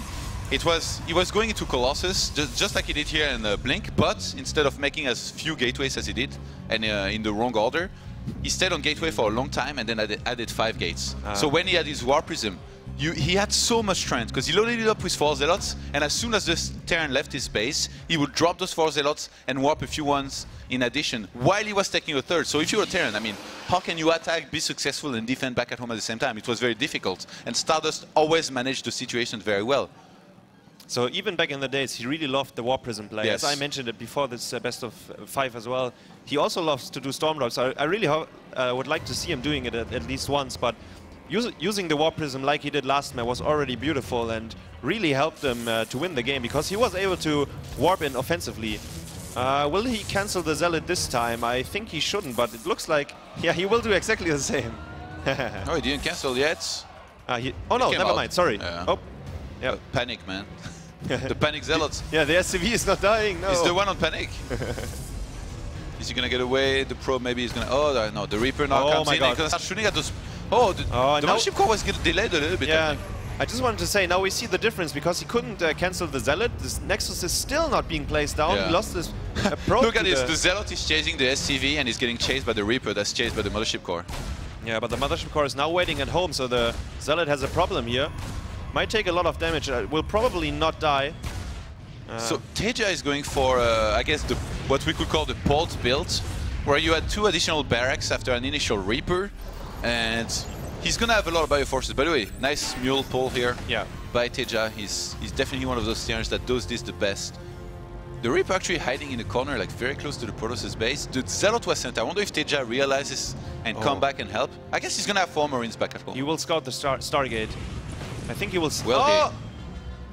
he's too scared. He thinks there is a Stalker already, but... yeah, that's a nice bluff, by the way. That's a nice bluff, I think, especially on this map, where you can get in from everywhere with the Reaper, Stardust is like, I'll see my Mothership Core and run away, and that's exactly what happened. I don't think that Zealot's going to do much. Nope. It will just figure out that there are 4 Marines, so you know that there is a reactor on the barracks. It's exactly the number of Marines you were expecting. So is he going to see the Stargate or not? I think he should be able to. Yeah. Sacrifice time to be able to find out what is up. He sees the Stargate. Good scout there. He even sees the Oracle starting. Stardust does not even care about delaying that any longer. Actually, the Reaper might get away here. Teja. Oh my god. Going all the way around and Stardust messing up a little bit. And it's really cool to keep this alive, because then you can confirm even more things later on, you know? Yeah. Teja is getting an eBay because of the Stargate, so he can drop a missile turret in the natural and main base. Sorry? He's gonna finish late compared to the Oracle. Maybe he needs to leave his Marines in his mirror line. He's moving out. You think the turret's gonna be up on time? No, not if the Oracle flies straight. Oh, Teja, maybe you're playing a little bit of his own bluff here. But he's actually rallying his other Marines in the main base, so the natural is in trouble, I believe. Pause, please. The turrets. Do you think the turret? How many SCVs are gonna die if the Oracle flies in? Like, the turret should be about finished, 5, but not maybe? just yet. Look at all these people. Yeah, it's great. So good to have you here. Kappa. All these signs saving sports. Buff Terran, nerf Teja. How do you do that? I have no idea. I'm pretty sure that if you buff Terran, you buff Teja as well. Hello, ladies. Notice me, Teja senpai. I love it. I'm a little bit worried for Teja's middle line. I need my nanny. We are all missing him. He's probably watching. You think? Yeah, he watches a lot. Shout out he won't admit it. To Johan Lucchesi. Come back, Naniwa. I'm very worried for the middle line of Teja. It's natural. Because I really think that if this Oracle flies in and the turret's not that close to finishing, he could start losing a lot of SCVs. And I mean, it only goes downhill from there. Because at this point in the game, he's just a few SCVs behind. But if you fall like 10 or 15 SCVs behind, you are going to be in a lot of trouble. You think he will lose 10 SCVs against the Oracle? If you want me to guess a number, I'm going to say 4. Okay. I even think it might be a bit more, like 5 or 6. Saving eSports, yeah. That's Avilo's job. That's yeah, Avilo's saving eSports. Easy now. So yeah, guys, we will have a. Actually, yeah, we have to restart from the replay. Yes, we need to resume from replay. Something must have gone wrong here for Stardust, who asked for a pause, and yeah. Man, it's, you know, when this kind of thing is about to happen to, it's not like nothing was happening. You have to be thinking about like, how is this gonna go? Like, what's waiting for me in my opponent's base? Like, he gets a lot of time to think about what's about to happen. Yeah, and this break right now, both will actually think about what could happen. And Teja knows that there's a Stargate, so he's maybe even thinking, are my turrets in time or not? Because he knew the Stargate was There's about not much he can do, though. to finish. Yeah, that's true. His army was already moving out. He did have a few Marines in the main base, but not at the natural. I don't think he had a factory started. No. So he's heavily committed to bio, and like that attack he was going to go for definitely needs to do quite some damage too, which Stardust supposedly should be ready for. I think he had a few Stalkers, obviously the Photon Overcharge, which is not always enough. He could lose some walkers himself. But on Cartagena, like the Photon Overcharge basically covers the whole natural, so I don't think that... what if he goes in and ignores the Nexus and then attack the probes and stuff? And then when the Stalkers come, that's when you target them. I'm pretty sure that's what Teja is going to go for. Teja, by the way, like in terms of Marines and kiting, he's one of the very best. Remember his game against Petraeus? Yeah, that was crazy. Those Marines were moving and shooting at the same time. I didn't even know that was possible. Like, they were literally charging the... Say hello to my little friend. Even like his focus fire on the banelings in that game has been insanely good. And as you mentioned, like his control is really top-notch. Especially like load in, load out with the Marines, kiting and stuff. He exactly knows what to do there. And yeah, Stardust is rebooting his computer right now. Maybe some of the hotkeys for the Oracle were not working. Could be. Because right when the Oracle popped, he paused the game. We can only speculate, Hazu. Man, these guys are amazing. You guys are making so much noise. I love it. Yeah, I love it as well. I'm not even sure why. Maybe they just like you. They see you on camera. They're like, boom, boom, boom. Where are ours? Yeah, where are ours actually? Yeah, we need some of these Red Bull things as well to clap. So, what do you think is going to happen from here? Like, when you open Oracle like this, what do you transition into as Stardust? Do you go for Colossus or Charge Lord Templars maybe more often? I would go into Robo and Colossus. Captain America. Captain America is not Polt. Teja, man. No, that's Polt. You have to wait a little bit longer. You know that one guy who has assigned like tech to battle cruisers? Wouldn't it be funny if the finals is Polt and Teja and we by see the way? BCs? Is he here today? He's around. I saw him earlier. All right, so... Imagine we see battle cruisers in finals, man. Battle cruisers would be great. That guy will have force in. We saw carriers already, so battle cruisers are not that far away. We saw Broodlords as well. I mean, Broodlords are more common, but would be great to have a few battle cruisers. It's time to get heavy. A lot of cool signs. But yeah, is that a drawing of the Team Liquid sign? The horse? That was pretty good. It looked like it, yeah. It looked very good. Are you good at drawing, Hazu? No, not at all. I can't draw a single donga. Okay, there it is. Tech to battle cruisers. Oh, yeah. What I wanted to say about the game, like, I really think after Oracle opening, you should transition into Colossus. Don't you agree? Really? Yeah. I like to take to Zealot Templars, but the thing is, again, that this style has become so much worse since the Widowmines splash everything that basically you can make in terms of charge loss, so I guess you're right. Are you going aggressive with charge High Templar when you do that? Whether you're being aggressive or defensive, you're going to have to fight. Because if you sit back, then the Terran's going to attack. And if they make a lot of Widowmines and go Marauder heavy, the Storm are not nearly as good. So if they see it early, then it's difficult for you, which in this case, Teja, since he's going to pressure and stuff, And I'm guessing, well, actually, if he attacks now and doesn't do much damage, and then the Oracle does some damage, Teja will be in quite some trouble. Yeah, I think so too. And I hope he won't leave games too early, because I hate when he does that. And I'm pretty sure I'm not the only one. No, definitely not. Oh, So, guys. What's up with you anyway? Like, are you gonna cast more tournaments from now? After this, if you're asked again? If I get an offer, yeah, why not? I mean, I did it in the past already, and it's a great experience, especially being here. It's my first time in the States casting, and I already got 2 shout-out threads on Reddit. Oh yeah, 2. Make more, guys. Oh yeah. Get a 3rd one, a 4th one. No, you don't have to. That's fine. Why? Come on, you love it. You should have seen your smile when you mentioned them. You loved. Oh, the wink. You loved every comment, didn't you? There wasn't a single bad comment in there. No, only about the people who made the shout-out threads. Seems like they are not that popular. Yeah. So Stardust seems to be back, and the game seems to be restarting in a few seconds. Of course, we will resume from replay. Was around the 7-minute mark when the game broke down, so I think we will start slightly before that. At a crucial moment, actually. Yeah, a very crucial moment. They're going to right back into the action. I think it was like 3 seconds or 2 seconds CTA for that Oracle to reach the middle line. Yeah. Are you guys ready?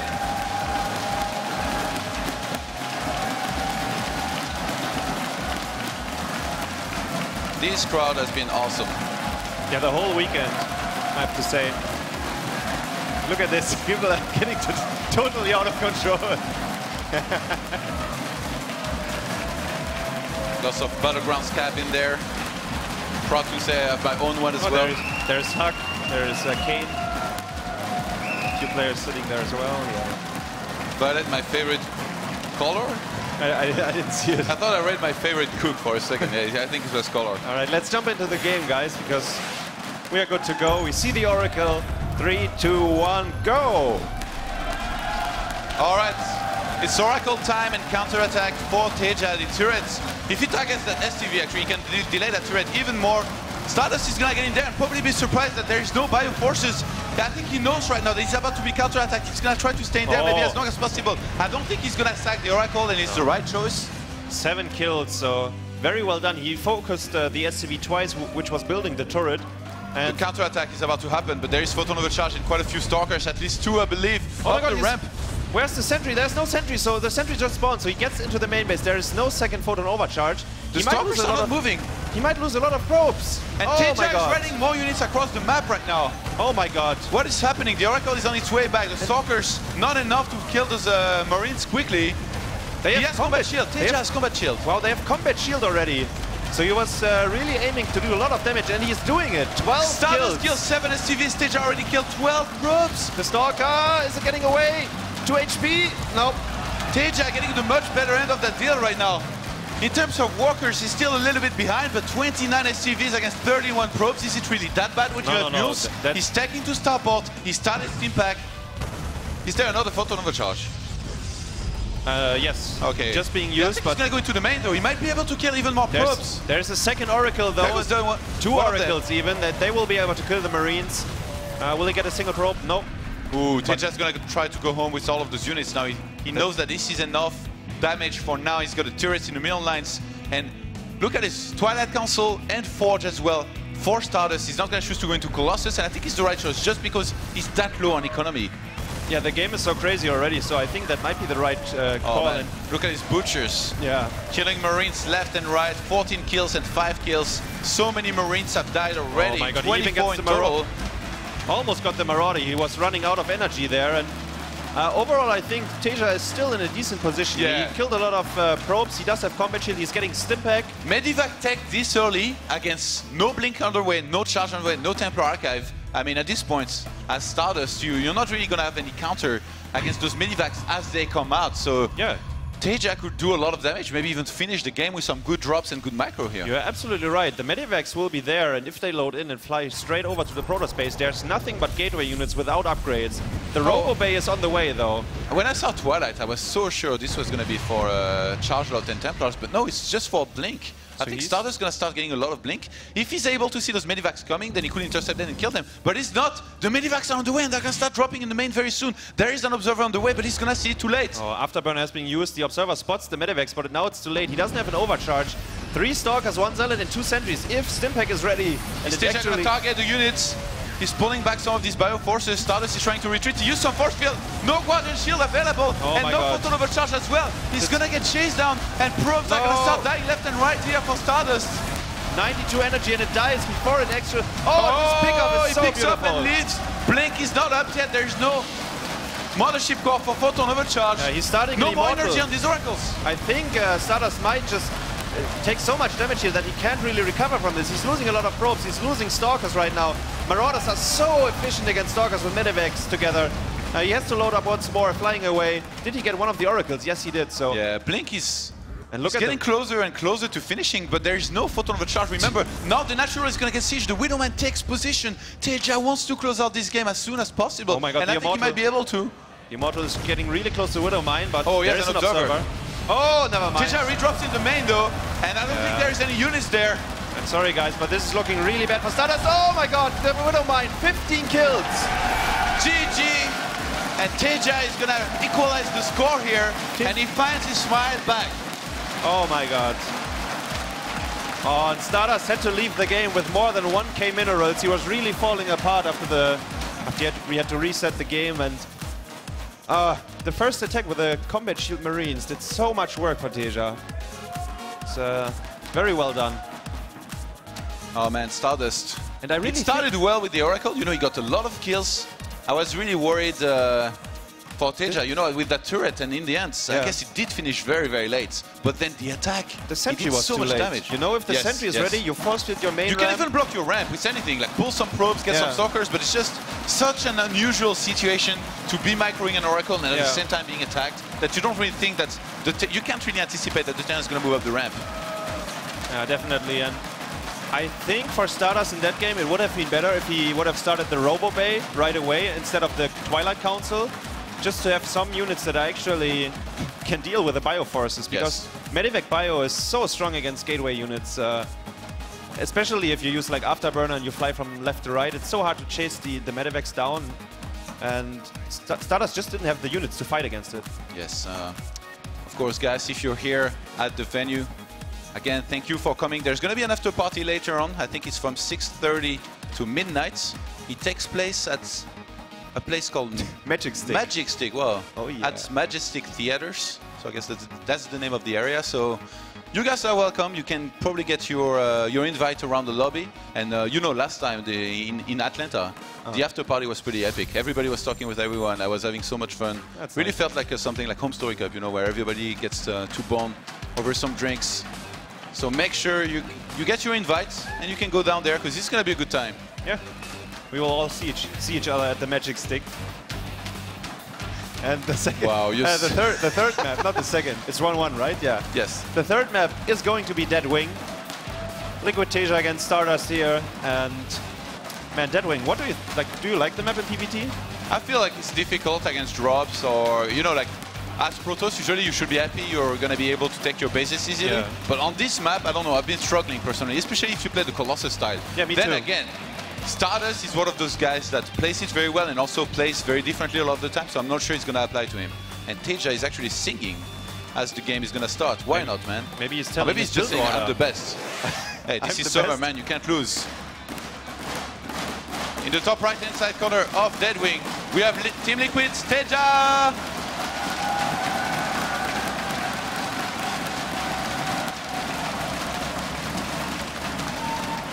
In the bottom right, the blue Protoss, currently living in Switzerland. It is Stardust!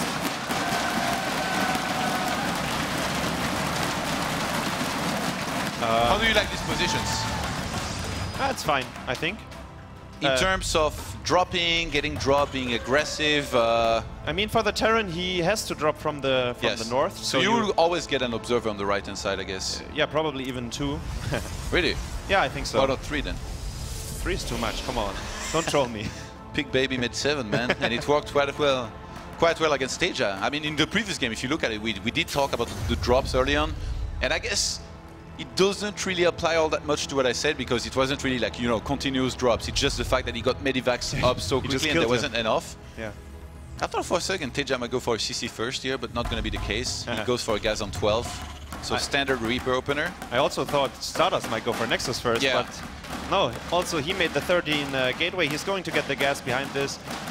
Let's see if he gets both gases, though. That's definitely a possibility on Deadwing, because it takes a while before the scout is actually entering your base. You might be unlucky and scout for the wrong position first, so... I love this crowd, man. They make a lot of noise early on in the game when nothing's happening. I feel like I'm at a football match. Yeah. All right, one gas opener. Most likely going to be, again, one of those one-gate Nexus with just one gas. Didn't he open double gas earlier on, at least one of the games? No, Stardust, I don't think so. Okay, no, not in the first game. Okay, no. Nope. I don't think he did in the last game. Never mind. But Stardust is one of those guys who on 2 gas, like, if you're a Terran player and you scout Stardust on 2 gas, you can start getting paranoid. Because it could literally be anything, but I feel like these days, more often than not, it will be a Stargate.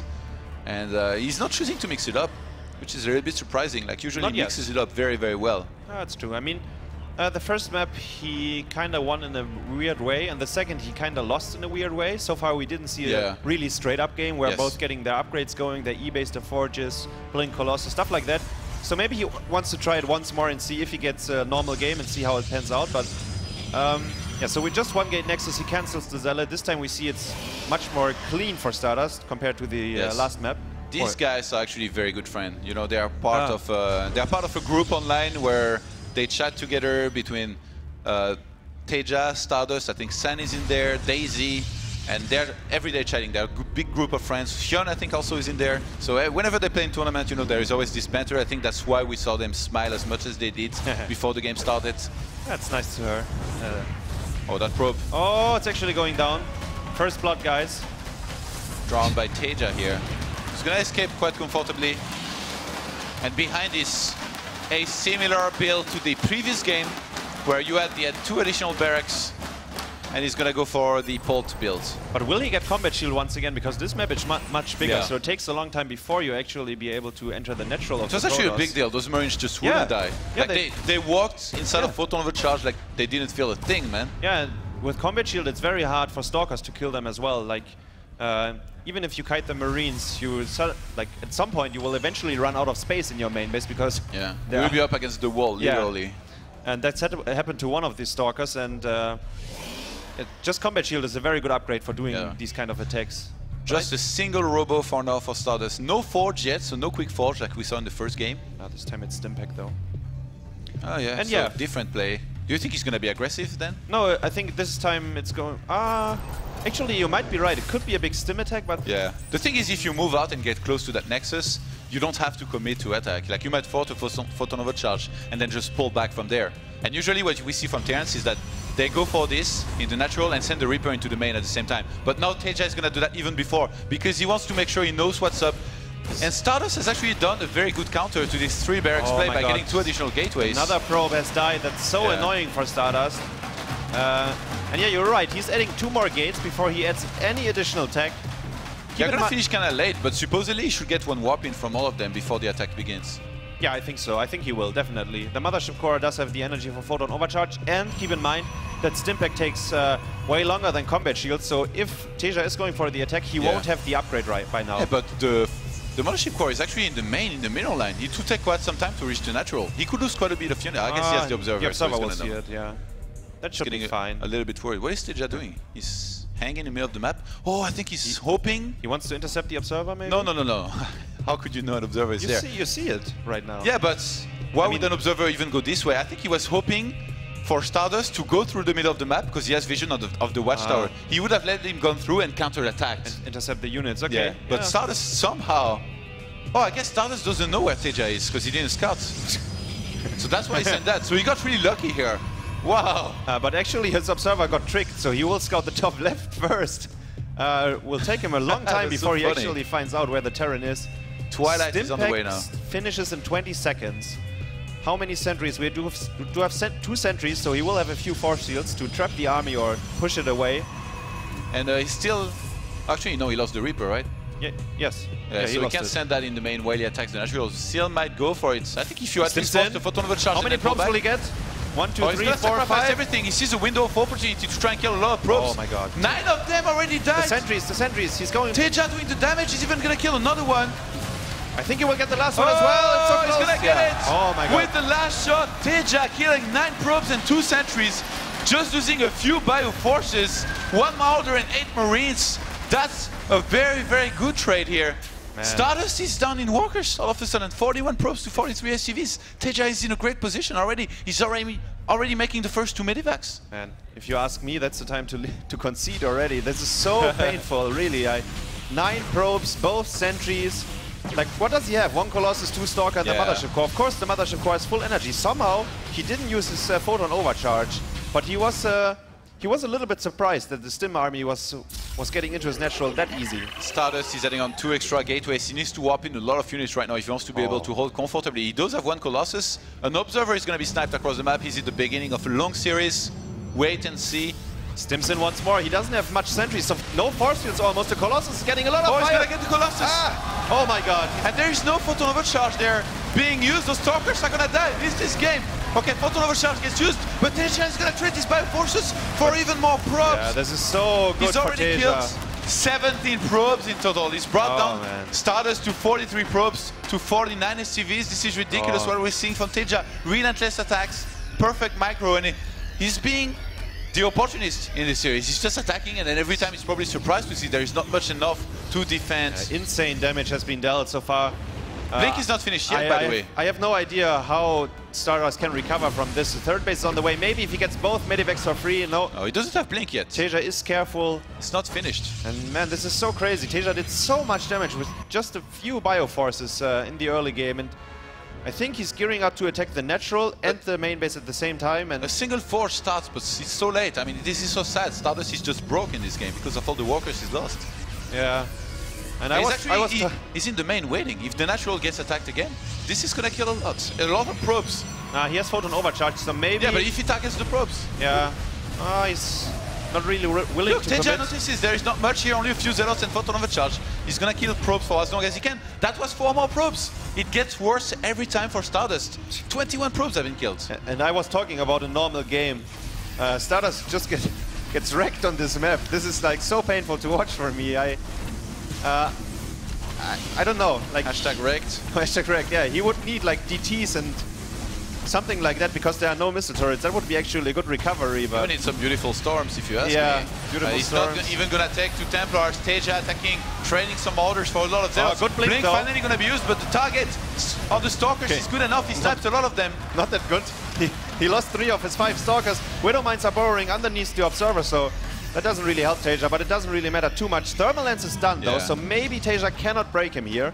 But that Observer is actually the last one. If Teja scans that, there's gonna be no detection, but he doesn't have that many Vikings, and there is now 2 Colossus with Thermal Lance. Teja gets in there, he's gonna get a target fire. Those Vikings are being left untouched, one of them is being targeted. Both the Colossi are gonna die, and Teja is gonna press forward with the Widow Mines now. He lost his Vikings though, but he got 2 Colossus with only Marauders. He's burrowing 1 Widow Mine behind the mineral line. Doesn't get a good shot. Big shot, gets 4 kills on 4 more probes. So it's now 25 probes that are dead in this game. Man, Stardust is down to 44. 120 supply against 75. Stardust is trying to get a 3rd Nexus because he had the minerals, but to be honest, I don't think that Nexus will last long. I'm glad you find it funny, Hazu, because Stardust is down to 4 Zealots, 1 single Colossus, and 3 Stalkers. The 3rd base is gonna get cancelled. Why Teja's economy is remaining untouched for the entire game. And yeah, he's stimming his Marauders once again forward to get to the Colossus here, but yeah, he also is not doing much for some time, but there's just not enough here for Stardust. This is gonna be game. Yeah. Now he's finally kiting back, and I think Teja maybe has to retreat once more because there's another Colossus coming, but... No, he doesn't. His Teja is gonna pick up and probably drop on top of this Colossus. But it's only Marines, he has to be a little bit careful though. You can run, but you can't hide. GG. And Teja takes the lead with a beautiful game. Early aggression, yeah. Relentless aggression. Just constant attack. And you know, most of these attacks, like, it was not his plan to like win the game right like this. He was just an opportunist. He was just attacking, and every single time the units of Stardust were out of position, he just teams in there, snipe probes, and that was the story of this game. He's just sniping probes left and right. This is so crazy. I really think the first Observer, which saw the army in the middle of the map, like the 8 Marines, 1 Marauder, it really tricked Stardust because it felt like, okay, he saw the army and he thought, okay, that can't be Stimpack or Combat Shield. So it's just a normal poke that the Terran does to that time. So he wasn't really paying attention to his natural, and then like out of nowhere, Stimp Marines and Marauders were sitting inside the natural, killing probes already, and then even getting the 2 sentries for free. This is one of the problems when you don't scout here, and you know, since Stardust doesn't scout, if Teja really picks up, okay, we're gonna rewatch more. That first attack where Teja attacks, sees that there's just too few units. To be able to defend. Where's the photon overcharge? His mothership core is AFK in this fight. It was still in the main. It's that observer that should have stayed around the third base that moved back out of position. Now even the sentry was killed. I mean, 11 walkers killed right away, plus 2 sentries. It's just too much. So we're going to be playing on Foxtrot Labs for the fourth map. If Teja really picked up on the fact that Stardust doesn't scout, and you do some kind of proxy, either 2 racks or even like some kind of Reaper proxy, Stardust I think would take a lot of damage here, just because he wouldn't see it coming at all. Even die. I think against 2 racks, he just right up die. Take a page out of Demoslim's book here, maybe, and 2 racks. You're absolutely right. He didn't scout on any of the maps so far, right? Yeah, so... He just won't scout. You're absolutely right. So if Teja wants to go for something crazy, this is a really good opportunity, because he's leading 2-0. I mean, why not? 2-1, sorry guys. So in the bottom left of Foxtrot, we have the Liquid player. It is Teja!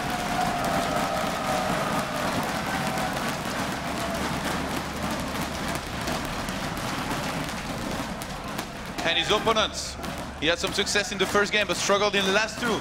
It is my Insanity Stardust!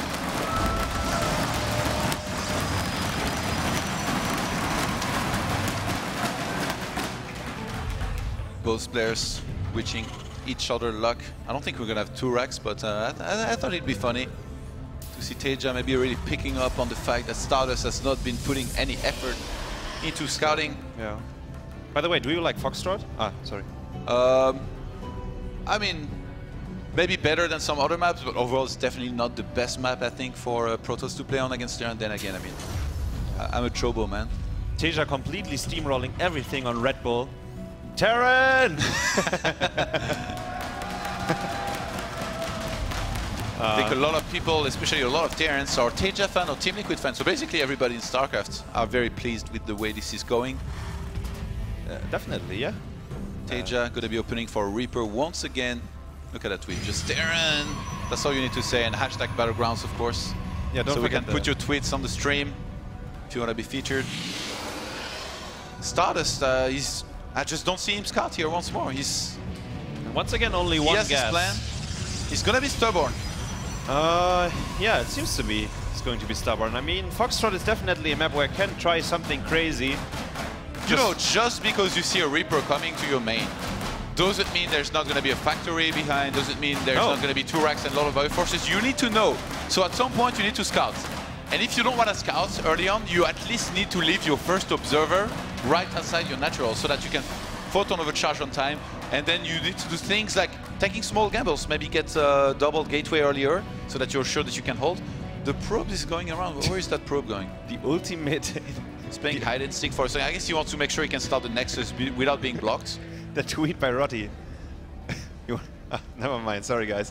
No, you're absolutely right. If you see the Reaper, you have no idea if there's a factory behind it or any kind of one-base play. So I personally always scouted, or almost every time, 13 gate in the last weeks against Terran, because I really wanted to figure out if they're going for a quick CC or if they spent their gas on the factory or anything else. So Stardust this time is going to scout or proxy something? He's going to proxy something.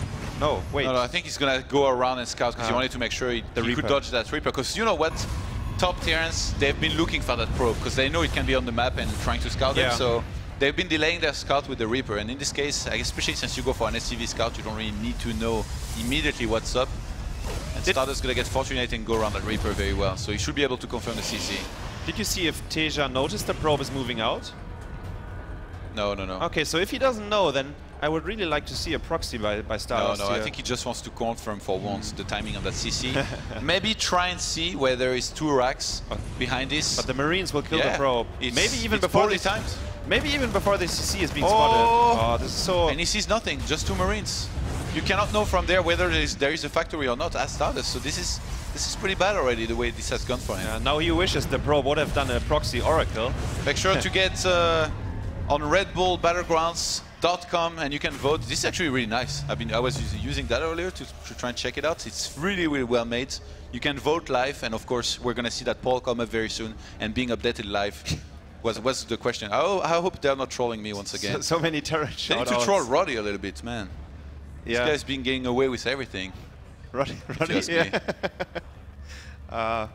Yeah, we have to wait a few seconds, but Stardust is in a, I mean, at least the Reaper cannot really jump in right now. Ah, there we have the vote. So, what is your favorite season? Winter, spring, Teja, or fall? Ah, Teja is in there. What is yours? Winter, because it's Heroes time. Yeah. All right, those Marines moving across the map now. It doesn't look that strong, just these 4 Marines, but Teja can do a lot of damage with these if given the opportunity, which in this game, I don't think he should be able to do much. He's not gone for combat shields. He's getting an eBay decently fast. What do you think about this? Maybe a little bit paranoid that something might be happening, especially since I guess he didn't scan the main. I think it's for +1, to be honest. I don't think, I mean, he will add 1 missile turret in front of his natural, I believe, and then get it's for +1. And I think he will get 1 missile turret in front of the CC. The Marines are moving in right now, but one Stalker scares them away, and did he go back? Maybe with the Marines? Yeah. Yeah, I think he doesn't want to lose the Marines because Stimpack is not done, Combat Shield is not done. He will sit on the high ground now. Maybe he can scan the Observer. He can. Oh, so close. Okay. The micro is strong with these ones. Maybe gonna get chased down. Get the Observer. Okay, I knew this was gonna happen. Teja. That was sloppy by his Ultrix already, and that Reaper not gonna get in there. He might have to scan now. Yeah. He might have to scan because you really want to know what's up, but he just can't to kill an Observer, so he has no idea what he's up against. Ideally, you want to know as soon as possible, especially when you delay those medivacs for as long as Teja did, but since he kept his bio alive, I guess the only thing he should really, or could really be worried about, or that could be dangerous, is DTs, because he has no turrets and no scans. But in this case, since we don't have those, I guess I like Teja's situation. Oh, I think he's going to try to bait those Stalkers to bring them out of position to try and flank from the other side. He's just going to regroup. The Marines are, no, they are hiding on the high ground, so Stardust doesn't see them, and he's stiff. He's going to get at least 2 of the He's getting every single Stalker, I believe. Second one, and the third one will down. Oh my god. This was Stardust getting baited out of position by the Magnets. Yeah. Those Marines, man. By the Magnet, yeah. And now he has to be so careful. The sentries are already waiting. The gateways are late. Yeah. There are so many gateways, by the way. So many gateways, and he's getting charged. He started going all in or something? No Colossus style. Photon overcharge not going to be enough to kill those units very quickly. He's going to kill a lot of probes. Teja already killing 6 in that natural. Okay, there we go. He had to control the Marines. Stardust didn't pull his probes. You have to run away. You cannot fight against the Marines. He lost 11 probes. 12. Oh my god, this is... Stardust down to 38 probes against 48 SCVs. Teja, he wants to go to Washington. He wants to face Sport in the grand finals, and he might be able to if he keeps on playing this solid. And Stardust does not react properly. The Templar Archive goes down. You think all in? Yeah, this is an all in by Stardust, but now he lost all his probes on his natural, so I don't think he has enough money. Well, so he even more than before has to go all in then. Yeah, you could see it that way, but I personally don't think it can work then, because you have to use a huge warp into the main base. Teja, on the other hand, is moving out, and the Warp Prism is in position, so maybe he can do some counter-attack. The Templar Archive is actually about to finish, and he's got some gas, could get an Archon plus a lot of Zealots. But the position of the Archives, I don't like it at all. It's asking to die, man. Please kill me. It's a Magnet as well.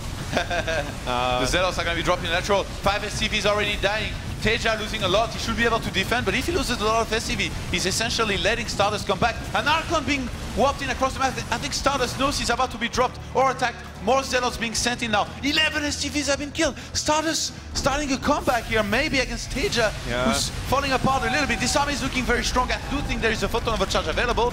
Yeah, the Archon has been focused. He's going for the sentries now. Maybe he will be able to pick off the Archon. It's very close to dying. Those there we go. Immortals really going to help in holding this attack. And Teja has defended back at home, but so is Stardust going to here.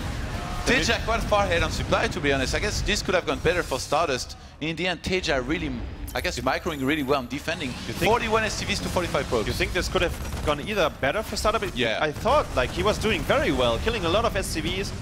I don't think he had to go up the ramp. Like he just could have just pulled back. You mean with his? Yeah, with his units. And the Zealots doing even more. This is crazy. This game we're seeing. This is not usual PvT. these guys, they're getting to each other's face very, very early. And you know what? Terran on low economy is going to be very hard to counter the storm.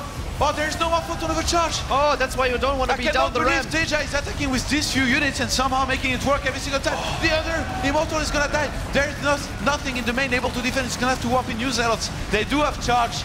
Gets a few stalkers as well, but Teja is just now going to evacuate.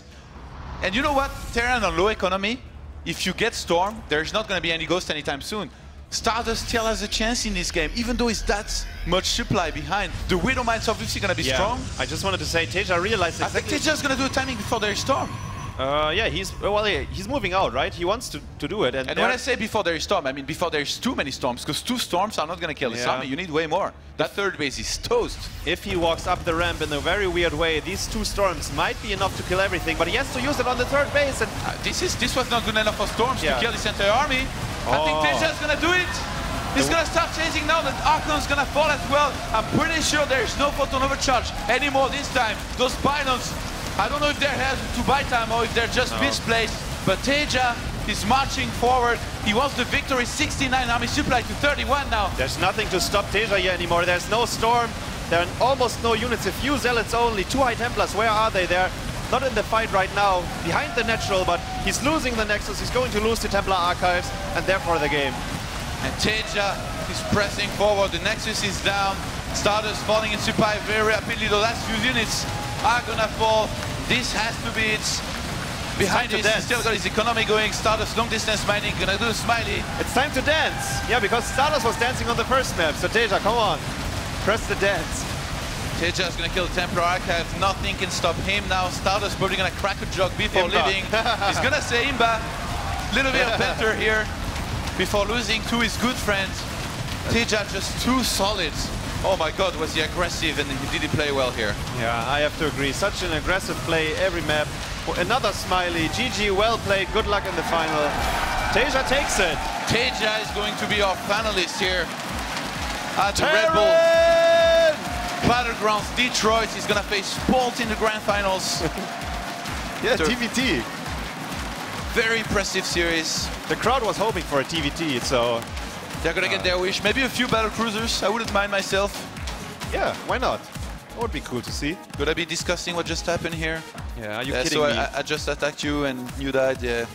Why Suimba? Why is Stimpack so good? Nexus. But yeah, very well played by Teja, I have to say. So aggressive in the early game, and Stardust slightly misreading the situation, I believe, especially on Deathwing. He was not prepared at all. He didn't use the photon overcharge.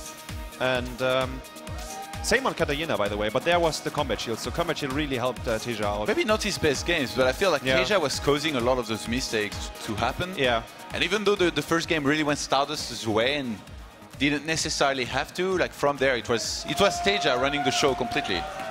Absolutely, yeah. So he made it to the final. Now he has a chance to grab the spot for Washington, and it's gonna be either Bolt or Teja. Can you believe that lineup?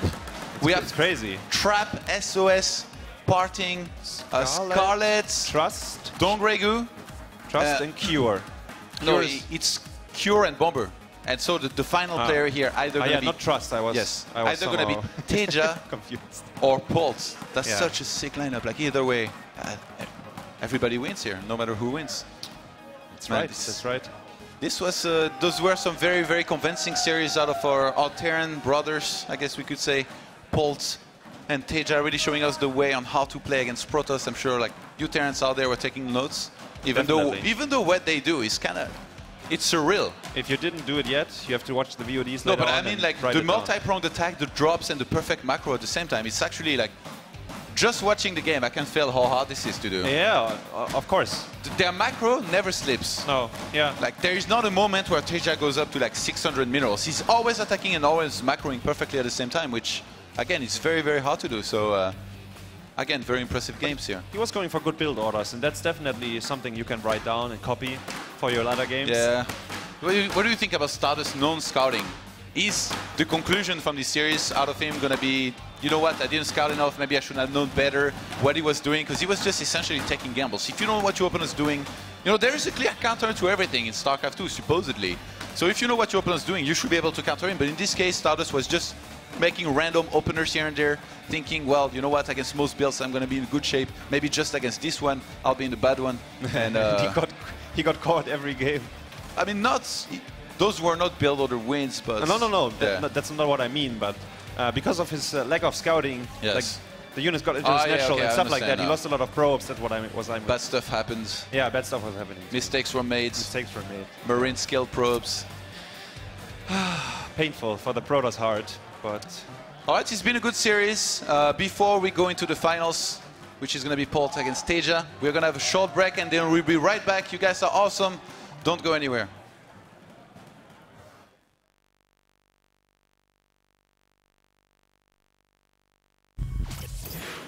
All right, everybody. We're on a secret mission right now, and I heard that Red Bull gives you wings, but today, Red Bull gives you stings.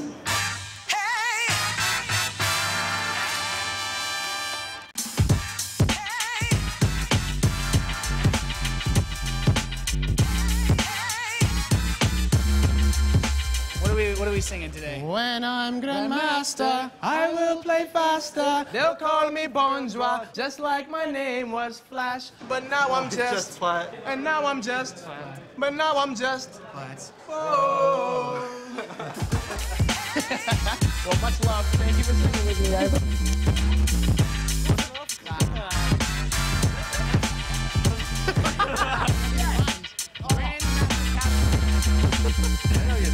Yeah, my man, my man, my man.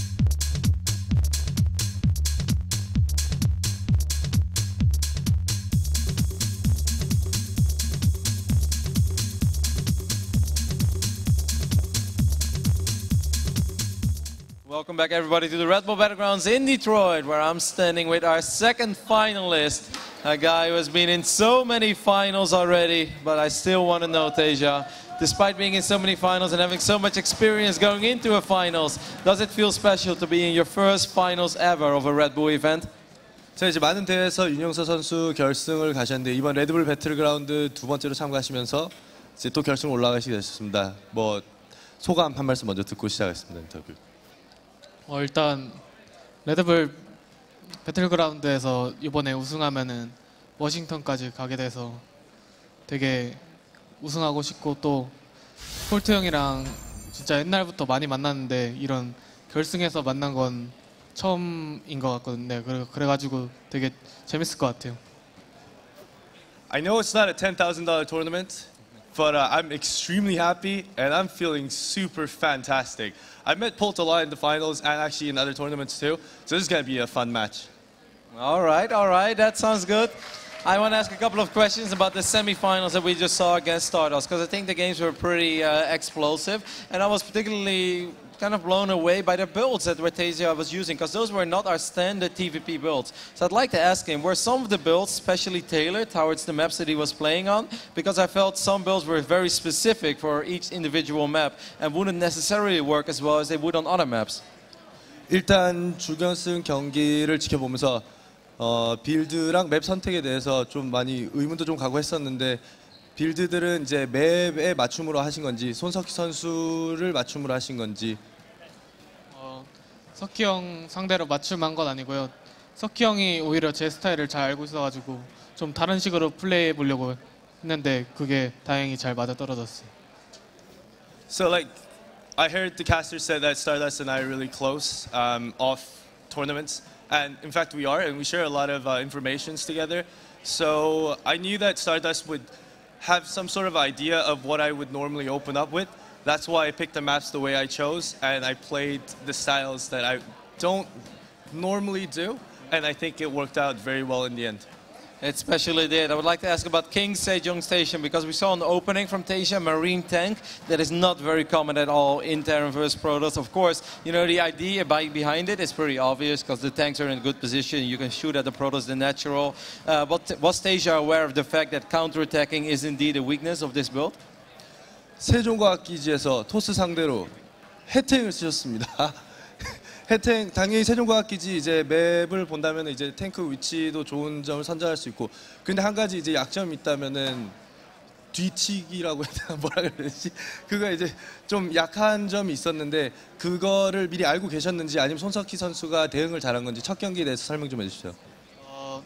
보통 그렇게 가게 되면은 프로토스가 바위를 먼저 안 깨놓으면은 테란이 이기는 싸움으로 되는데 석희 형이 역으로 러시가 왔는데 제가 그냥 너무 가만히만 있었어요. 그냥 그래가지고 그 판을 지게 된 이유가 보통은 제가 바위를 깨고 들어갔어야 되는데 제 본진이 그냥 아예 끝날 때까지 그냥 가만히 있어가지고 진 것 같아요. The build for the map, obviously I think it's a good map to use that kind of build, Marine Tank, because once I position my tanks just outside that rock, I'm in such a high upper hand position, but instead of Stardust breaking the rocks to counter that, he actually went around. So I was a little bit shocked, and that stunned moment that I had in that original push cost me the game, I think. Alrighty. Now, the other three games, I would like to go in depth, but I think they all kind of spoke for themselves. You know, the 3 racks opening from Teja did do a lot of damage, but there was one big difference. On Catalina, he opened up 3 racks, but he opened up with combat shield. The other 2 maps, he opened up 3 racks, but he went with a stim attack. I would like to ask him if he went combat shield because Catalina has a ramp, and the other 2 maps sort of have like a flat area to go into the natural. If that's the reasoning behind it, and if that's not, I would like to know when he decides to go for combat shield and when he decides to go for stim pack. 이제 첫 경기를 제외하고 남은 3경기에서는 다 이제 3병으로 이제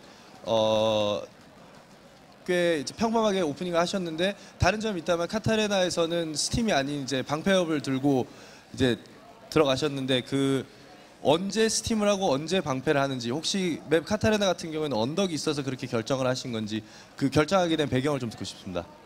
일단 저는 그 게임을 최근에 많이 못 해봐가지고 트렌드에 많이 떨어져 있는 상태인데 그 원희삭 선수하고 강초원 선수가 방패업이 요즘 대세라고 해가지고 한번 써보게 됐어요. I haven't had a lot of practice coming into this tournament, and a couple days ago I was speaking to Parting and San, and they told me that the shield upgrade's been the most common strategies in the ladder recently, so I decided to just give it a go, and it just worked out. All right, so it was more just an intuition thing on the fly. You know, like we can go over it, but I think the rest of the game, it pretty much spoke for itself. He did so much economic damage every single game when he opened up. Does Tasia feel the same way, you know, whether it's combat shield or if it's stim attack? If you walk in, if you pick off 2 sentries, a stalker, and 8 to 10 probes from that point, like the ball is in Tasia's corner, and is he aware of the fact that, you know, if I do well from this point on, I'm just going to win? Like, does he feel that he did enough damage every single game, like King Sejong, Foxtrot, and Deadwing? 이제 3병형 들고 들어가서 일꾼을 한 움큼씩 잡고 이제 파수기도 잡고 이랬을 때 아 벌써 게임 이겼다 끝났구나라는 기분이 드셨는지. 네, 원래 보통은 그런 거에 많이 잡히면 안 되는데 제가 이긴 3판 다 그거에 많이 잡혀가지고 제가 이기게 된 거예요. 그때 바로 딱 아, 이 게임 이겼다 생각했어요. Actually, in all the games, Stardust is not supposed to get that much damage with that little small bio push. But I don't know what happened to Stardust. Maybe he choked a little. So at that point, I mean, when I killed all the probes, I knew I had the game. Yeah, we kind of felt the same way. Obviously, it was still beautiful how he played it out. Relentless aggression in all 3 games. Final question. He's going up against Polt in the final. And of course, if he wins the final, if he wins the Battlegrounds in Detroit, he's going to qualify for DC. Is he already thinking about that, or is he only thinking about Polt? And of course, you know, Tasia is well known for his ridiculous win record in finals. Does that help him going into, or is it just forget about everything, just the finals now? 자 이제 남은 경기 결승전 남으셨는데 최성훈 선수 같은 경우에는 이제 캡틴 아메리카로 북미에서 인기가 많죠. 또 이제 결승 올라가시면 또 윤영 선수는 반대로 결승 올라가면 안 진다라는 거를 많이 보여주셨는데 이제 워싱턴 DC 티켓 한 장을 놓고 이제 어떤 생각이 드시는지. 최성훈 선수 같은 경우에 다 이능했거든요. 일단 성훈이 형이 최근에 열린 레드불 배틀그라운드 대회에서 많이 준우승을 많이 했다고 들었어요. 그래가지고 성훈이 형이 굉장히 가고 싶을 텐데 꼭 가셨으면 좋겠어요. 네. 어딜 꼭 가셔요? 워싱턴. So I haven't really followed up a lot of VODs of Red Bull Battlegrounds because I was participating in a lot of other tournaments as well and taking a break for a bit for my wrist injuries and stuff. And so word on the street is I hear Polt keeps finishing runner-up in Red Bull Battlegrounds.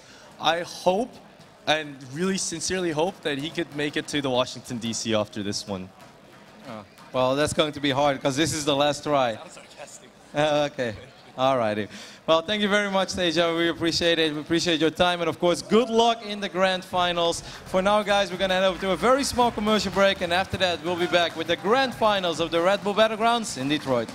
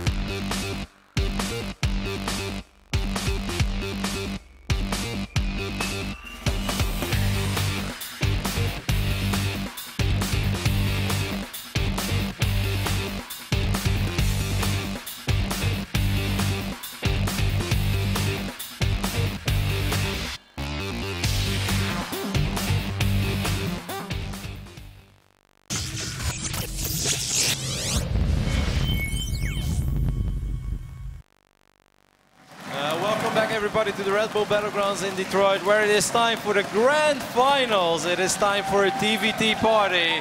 I know you guys are excited, and so is this man on my right, Nate. On a scale of 1 to 11, how excited are you? I'm at Tasia levels of excitedness, man. He's had such an awesome run in this tournament, this grand final. I couldn't have asked for a lot more as a Terran myself. It's been a fantastic weekend so far. We've seen a lot of good games, especially on the main stage. And of course, there's a lot of good games from these two gentlemen that made it all the way to the grand final. There's $8,000 on the line for the winner of this tournament. But of course, Nate, there is that ticket to Washington, D.C. as well. And Paul, we said it even before this weekend, he's pretty much been single-handedly responsible for the most entertaining story when it comes to Washington, D.C. And here he is again.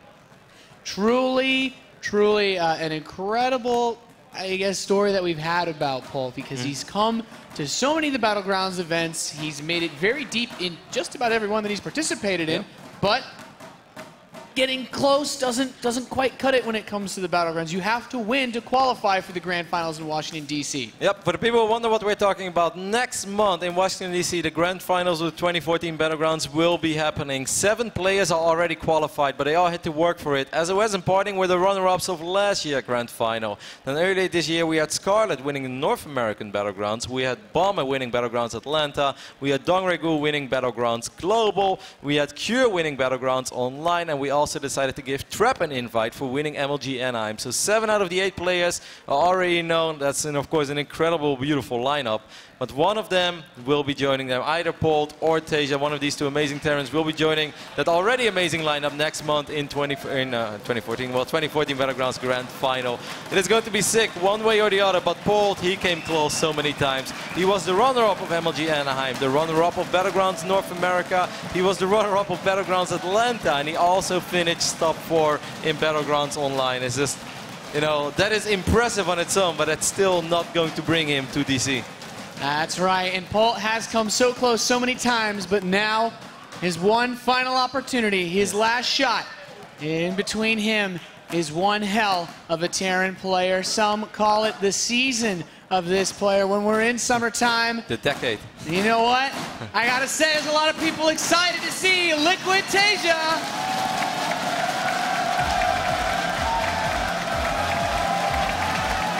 It's hard not to get excited when you see this man walk up to a stage.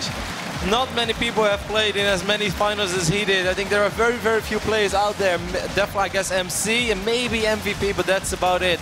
Tasia has played in so many finals of Premier League tournaments, and this is just almost like another day at the office for him, but I'm sure that he still wants to win it, because, hey, he has a super impressive resume, but a Red Bull title wouldn't misfit on it, Nate.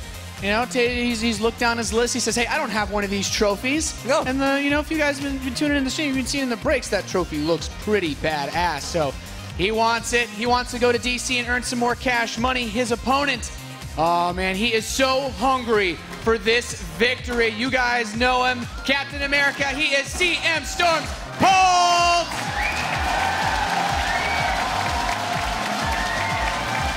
Love it.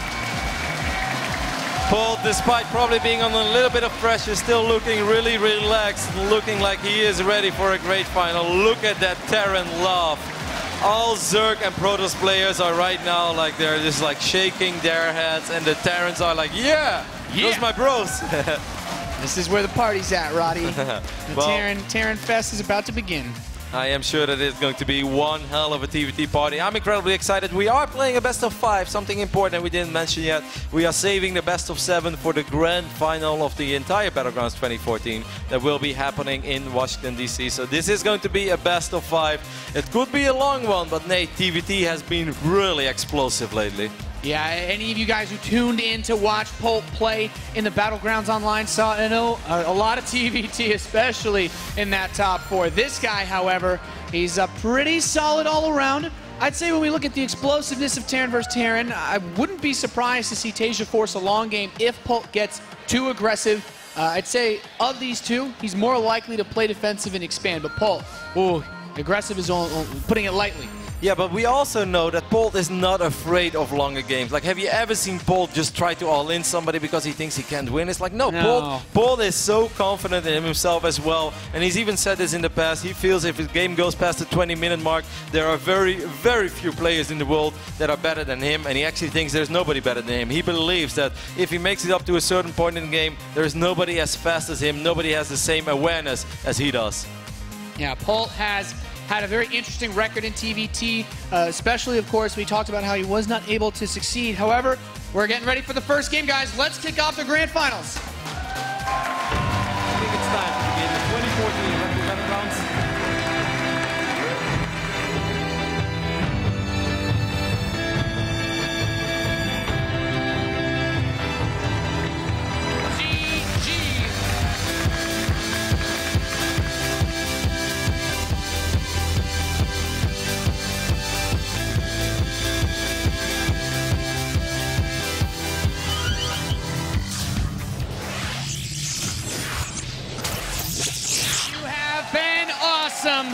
And it's time for your grand finals.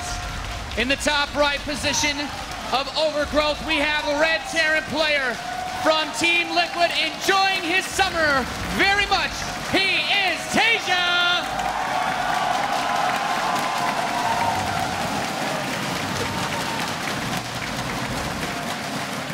Tasia is going up against a very strong Terran that's currently living in Atlanta. Give it up for Cooler Master Storm's Polt.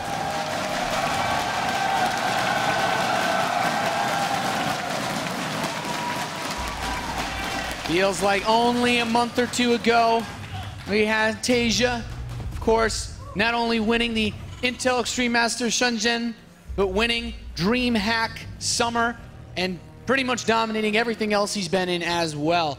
Only falling in, I think, a few pretty crazy upsets to some maybe not as known players in WCS, but man, he has looked unstoppable today. Yep, he did have that early dropout in the Taiwanese event, but after that he took a break of a week or two and he just always comes back stronger than he was before. Tasia is truly, the Roddy Soundboard, a force to be reckoned with. But so is Paul. It is going to be awesome. We saw guest first already. Nate, talk to us. Guest first, TVT. What does it mean? Means we're going to have a very fast factory. We saw a lot of this in the Battlegrounds Online. TVT these days, it's all about the openers, these early pressure. The faster you can attack your opponent, the better. Polt, he didn't open gas first, but I guarantee you we're going to see a fast factory from him too. He's not going for Reapers. Already, He's just getting right up in his face, trying to attack the SCV, delay the factory. Every little bit counts. An incredible amount in this series, and Polt, he wants this victory more than anything in the world right now. Yeah, it looks silly, but a small thing like that does matter. And of course, guys, you can vote one more time, maybe a few more times. Go to redbullbattlegrounds.com, and who would you like to see in DC, Nate? I truly don't know. Tasia is a beautiful addition to any tournament, but on the other end, Polt, he really deserves it. He's been close so many times. This is one of a few times I can honestly say I will be incredibly happy with either one of these players. They are so good. Their results are incredible. And they're two of the most likable guys you're going to meet in StarCraft. Definitely, we got to see a lot more of Tasia's personality in the last year or so. And he's actually pretty good at BM and some of these other guys. He's been funny. Of course, the video with Betrayers was awesome.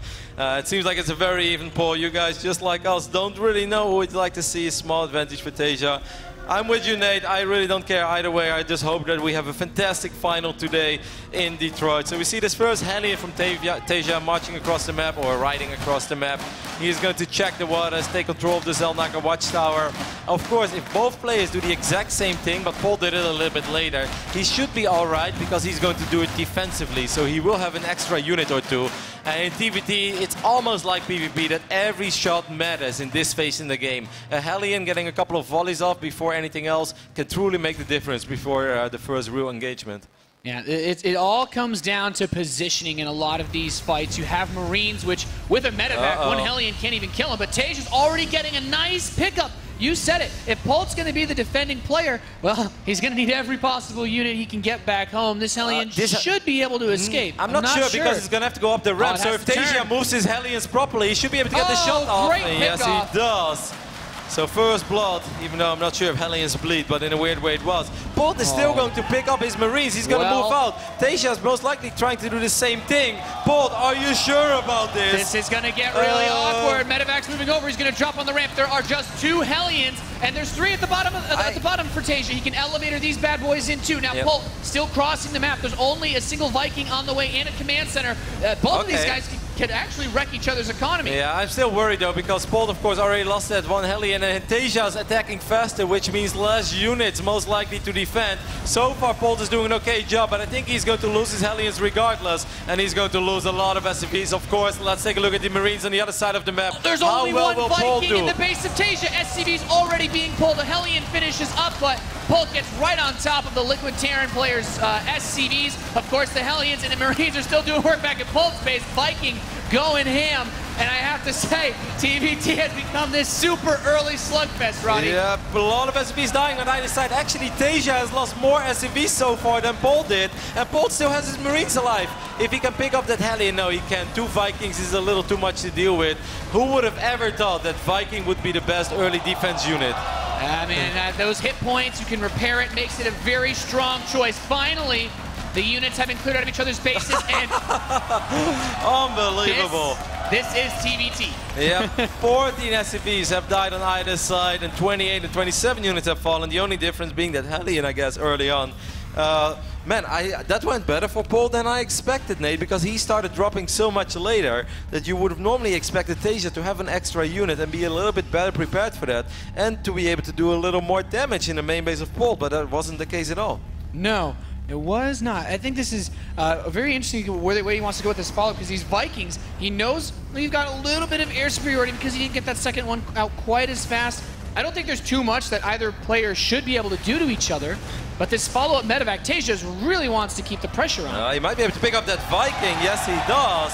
That is massive for Polt, getting a Viking kill. Vikings, of course, pretty expensive units, and also units that are very, very useful throughout the entirety of this game. Not just early on, but every time, every single time, against medevacs, and of course later on for tank vision as well. Vikings are always useful.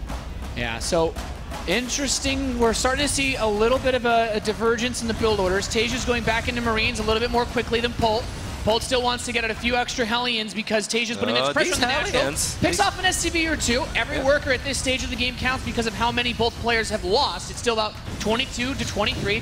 The Vikings land. And TaeJa, he's getting a Banshee. He's getting Cloak.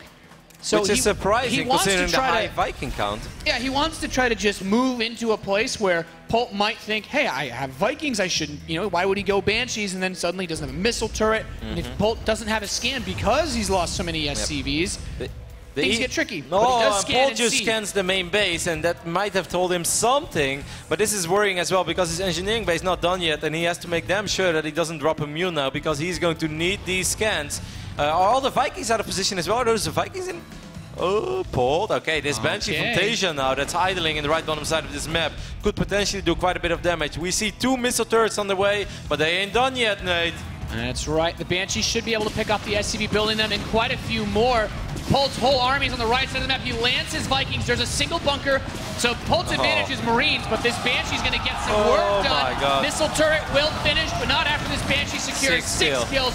He's attacking the bunker. He has a lot of Marines. The medevac's healing them. Once this bunker falls, there's really not a lot here for TaeJa. At the very least, not in his natural. The Marines are at the top of the ramp, but I think Polt's army is just stronger at the moment. Yeah, at least at the bottom of the ramp. Maybe not at the top of the ramp. Polt getting a couple of good shots off, but still, here comes TaeJa, and TaeJa has a tank though. Look at that orbital, by the way. It's very low in HP. Good Hellion shots by Polt. This siege tank not being able to attack those orbit units, man. Are you kidding me, Nate? Are going to work. He picks them up, but this command center is as good as dead, Rotterdam. Yeah, the Vikings are the absolute, the real MVPs of this game. Look at the orbital. Oh, it's so low. Oh my God, it's not going to fall. It is going to TaeJa fall. on one base. The Banshee's still wreaking havoc in Polt's main, killing 13 units so far. But he lost the orbital, these Vikings. Oh my goodness, he has so many scans too. Polt immediately picks off that Banshee as soon as he realizes what's going on. There's 2 more Banshees out on the map with this many Vikings and with so much energy saved up. All TaeJa can really do is send his tanks across the map and pray, but now Polt has a tank. These Vikings can almost just land and fight that tank. These Vikings are the absolute real MVPs of this game. Yeah, picks off another Banshee, and I mean, TaeJa's just going to come pick off a few more workers, but as long as this tank stands, that's really the anchor in the line for Polt as far as holding on to his natural goes. And TaeJa, I'm really not sure what he's going to try to pull here. Maybe move to the right side, but he's playing with fire. He is rebuilding his command center, so he's not doing something super crazy. He's going to try to make it work, but he doesn't have air superiority, so every single time Polt is moving his tanks, TaeJa will have to scan. This is just not something that's going to work out for him in the long haul, and he knows it. Yeah. Lands those Vikings. Of course, he's trying to use the positioning here. The Banshee's going to move in on the left side, trying to flank the tank. Oh, if he could pick up the tank, Marines. that would be awesome. But there are so many Vikings, so every scan is a guaranteed kill. Yeah, Polt has another scan available. He uses it, picks off that Banshee. I think if he lands 6 Vikings, he's going to kill 2 tanks and 4 Marines, probably, right? He's still building Banshees. Yeah, I think so. Yeah. I want to see it, Vikings. It's your duty. You have been the real MVPs. Oh, the reinforcements have arrived. Yeah, reinforcements are nice. I like this. He could try to just move up from the top.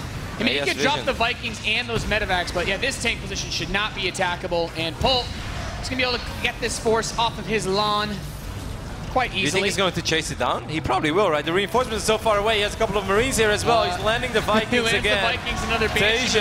But the missile turret's still here. There's still his bunker, still some Marines. This really should not be too vulnerable for Polt. And I like Polt's position a lot this whole game, but now TaeJa's reestablished his natural. He has killed 31 SCVs this game versus the 21 that Polt has killed. But he just lost those 2 tanks. He's down 17 supply. There are still all these Vikings on the map that are so useful. Look at these reinforcements, or this army from Polt is going to intercept those units that were trying to make their way home. Now TaeJa's bringing in his reinforcements. This has been the most action-packed TVT I've seen in a while. Beautiful pickup there by Polt. Oh, he does it again. Bolt's on fire. Yeah, Polt making some smooth moves here. Tasia just wants to hold on. He has an infrastructure advantage as far as the number of barracks go, but he doesn't have the units out that he needs to stop this attack. No, look at the Vikings. They have been the MVPs, like I said, pushing out so much damage. All these SCVs will fall, and just like that, Polt is going to win game number 1. 2 games away from finally clinching that spot at Battlegrounds DC. He's fought so hard for it, but it is not over yet, Roddy. Now, what an explosive TVT, Nate. 16 minutes of pretty much non-stop action. I really love one of the tweets we had during the game, but there was too much action to talk about it. But someone tweeted in Tasia and Polt giving a new definition to the fact of a mirror match. Well, that's what it was. Yeah, Terran versus Terran has become so much about these explosive openings, and when you have 2 players that are this good, you don't have that opportunity to just deflect the attack and then force a late game. And even though the game goes 16 minutes, it feels like you're just watching, you know, a bunch of different fights that could have happened in the first 10 minutes. I thought this second push by Polt was so cool. How often do you see 4 Vikings marching into the natural? Look at these Vikings. They're just going ham. Man, those Vikings have a lot of range. They do a lot more damage than people give them credit for. They're pretty damn good in TVT. These Vikings are the ultimate basketball players. They gave the alley-oop on the kill of the Orbital, and they finished it off themselves as well. Yeah. Next level. They like shot it, almost missed, and then just jumped up and dunked it in anyway. Yep. And look at the Hellion shots from the side. Polt really excellent movement on his Hellions. He picked up so many units as he got so much splash damage done. That was a nice save on the tank by Tasia, but in the end it didn't matter.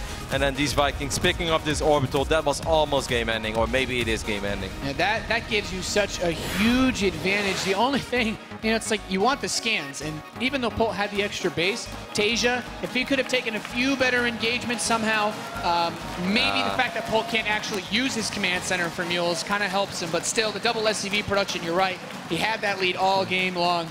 And we are loaded in to map number 2 of our grand finals here at Red Bull Battlegrounds Detroit. Spawning in the bottom position as the Red Terran player from Team Liquid. He needs 3 wins. He is Tasia!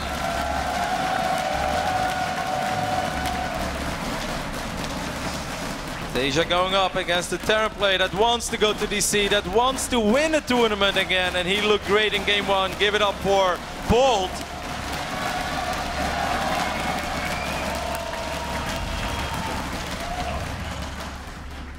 Merry-go-round. You know what I would say, Roddy? No. This is a great map for Gas First. Isn't every map a great map for Gas First in your book, Nate? Yeah, well, I would say that. Except Whirlwind. Man, missed that map a lot. But, you know, the thing is, a lot of these maps, because you have so much space around the main base. Like, we just look, if you just zoom all the way out on the main, there are so many different areas that you don't have vision of at the start of the game where you can drop Hellions, where you can drop those Marines, and Overgrowth is, even though there's not as much space, it's so small that you can get across the map very quickly. And that's one of the things that makes it a lot more difficult than the old days where you either had a lot of rush distance or you had not enough space that you could dodge bunkers or Raven auto turrets. It really does allow whoever can be the most flexible with their control over their early Marines and Hellions to get an advantage every time. I must say, I'm still blown away by the incredible courage that Polt showed to just, after losing that one Hellion already, and you said it, every single unit is so incredibly damn important early game, he still picked up those 7 Marines and he flew across the map, even though Tasia was about to attack his main base and he had like almost nothing. I can't believe he made that call. That was an incredible call by Polt, and somehow it turned out all right. Yeah, Polt had a lot of forces out on the map, and definitely worked out well for him. Both players this game have gone Gas First, so we're going to see potentially, again, that very heavy aggression. A lot of things come down to where they want to go. This is one of the most versatile openers in StarCraft 2 in general. You can go straight to that Hellion play again. You can go right up to Banshees. You can go quick siege tanks.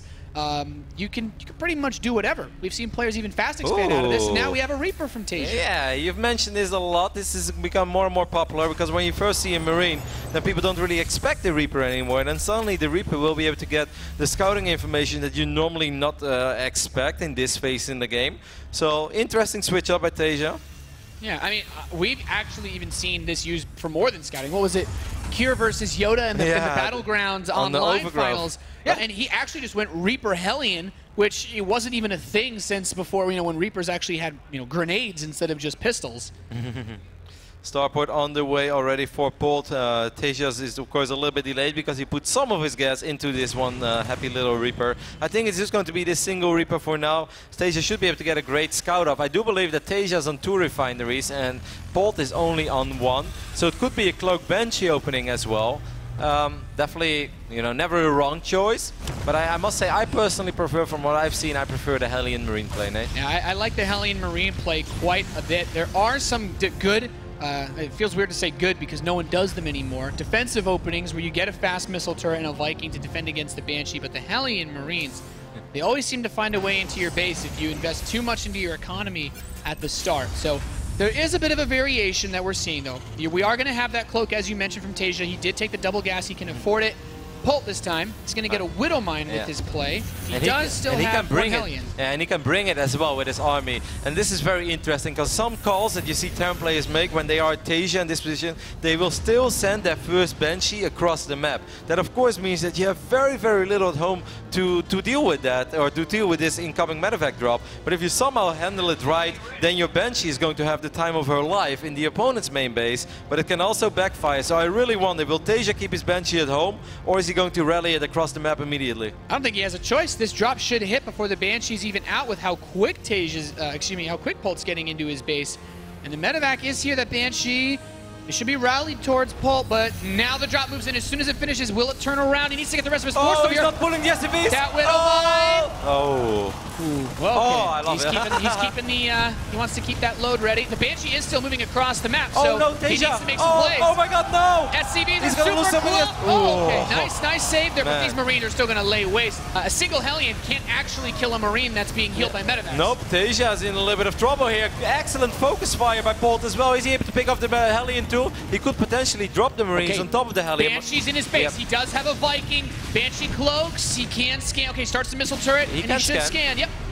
He can scan. This Banshee might survive, but the missile turret is of course going up. It's already halfway done. By the time that this scan expires, it should be done. The Widow Mine is going to shoot again. 2 kills, not bad, and the Marines can run in and try to kill a few more units. And they can still win this fight. Where's the Hellion? This medevacs has such a huge impact on this fight. Finally kills one of these Marines, but that's it. Polt, yeah, he's being healed. Polt is still able to do damage with these Marines in the main base. He's still picking off. And this Widow Mine, of course, is still here as well, and it's just a matter of time. Polt has done so much economic damage already, and he's going to do it once more. Scan goes down. You're playing with fire, and Teja, GG. GG. A very fast game from Polt, and I mean that Banshee, Roddy, you said it at the very beginning. As soon as you saw that second gas, keep it at home or move it out. I think Teja's regretting moving it out now. Polt had his follow-up defense lined up beautifully. Polt's so good. Like, even when he's pretty much having every single unit that he currently has on the other side of the map, the only unit he has at home is a unit that's good against the Banshee. He saved up the energy for a scan, and he had his engineering bay finished already. So Polt was obviously hoping, he's like, yeah, send that Banshee to my base. Please do that. And I mean, still phenomenal Marine control as well. The way that he healed his Marines, the way that he focus fired the first 3 Marines down of Teja. Polt is playing out of his mind. Yeah, really solid start to this grand final for Polt. He has 3 match points now, Nate. Polt has 3 match points to finally win a tournament again, as even though he's been performing fantastic over the last 12-16 months, it's been a while since he won a tournament. He had multiple second place finishes, Intel Extreme Masters Cologne, and pretty recently, of course, Battlegrounds Atlanta as well, and Battlegrounds North America. You got Johan Littard Mirlo. Oh, like can someone turn this into a GIF? What a beautiful nut. That is a beautiful nut. That's a beautiful moment brought to you by Kappa. Man, this is the most genuine smile I've ever seen of Littard. These guys are enjoying, having a great time. It's been an awesome weekend. I honestly can't believe that Polt could actually close it out right here. No, it feels like we just started this party and now Polt has 3 match points. But hey, it's still Teja, and if we've learned anything over the history of StarCraft 2, Teja does not normally lose finals of SC2 tournaments. That has happened once in his career. And that is a very long time ago against his teammate back then, Liquid Hero, I believe 2011 November. That is the only tournament final that Teja has ever lost. And he needs your guys' support to bring this back in the top left. The Liquid Terran, he is Teja!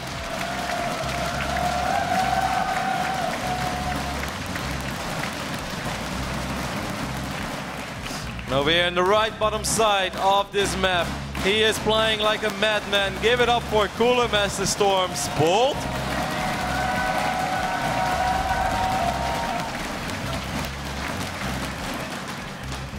Oh man, you know, there's a lot of different ways to attack the main base from the skies, Roddy. You know what that means? Tell me what it means, Nate. It means gas first build's pretty good. Why am I not surprised? Well, it's certainly this season's map pool has had a very interesting effect on TVT, especially considering that a lot of these maps have still kind of worked their way in from last season. I know when I first got to see a lot of these maps used in Pro League, most of the Kespa players, when in a TVT, would open with very aggressive builds because there's just too many different angles to cover to have all units in the right spot. Yep. Tasia was watching the front of his base because he knew that Polt had a Hellion in the last game, and he was really concerned. He was really concerned about having to cross all the way back across his base because, you know, it's hard to stop Polt when his power level approaches a number that's approximately not lower than 9,000. I think there is a very good chance that this power level will go over 9,000, Nate, because he's playing fantastic, but he's not there yet. This is still Liquid Tasia that we're talking about. Not many people or not anybody has won more SC2 tournaments than this guy has. He is an absolute monster. And King Sejong Station, Nate, we can talk about the matchup a little more. This does play out a little different as, of course, we're getting closer and closer to 9,000 as well. It is rising. Tasia's going to send out an SCV. Oh. The factories are on the way for both players. You know, this build gives you your factory around 3 minutes, and it's just having super fast access to tech. If you're a Terran player and you're wondering, like, well, are there weaknesses to this build? I can tell you, I've seen players hold. I have personally held. You can beat Proxy Marauder with this. You can beat 2 racks. That first Hellion gives you so much you can use against any type of early Marine attack. And if you scout, then all you have to do is survive until your starport finishes, and the counterattack is an easy win. This is one of the most rock-solid builds right now in this matchup. Of course, there is one thing that's so different about this map than on the other maps, Nate. Maybe Overgrowth is similar in a way, but we don't see it that much on that map that we see it on King Sejong Station, and that is the tank pushes. Getting quick tanks out on this map is perhaps more important than any other map out there. I completely agree. We've seen players like Major, I guess, and Polt as well, have a lot of success with these types of plays. And I'm curious to see which one of these guys wants to go for it, because oftentimes, if you don't kill your opponent very quickly, you don't main each other like we saw in Overgrowth, a very popular follow-up is to get 2 tanks, about 8 or so Marines, and just get 2 medevacs as soon as you can over to your opponent's base. That could be what we see this game. The tables are turned, Nate. This time it's a double refinery opening for Polt, single refinery for Tasia. Could still be a Raven opening, like you mentioned, because this is such a good tank map that maybe he wants to go Raven into tank or Raven Viking tank, but it could be Banshee play as well.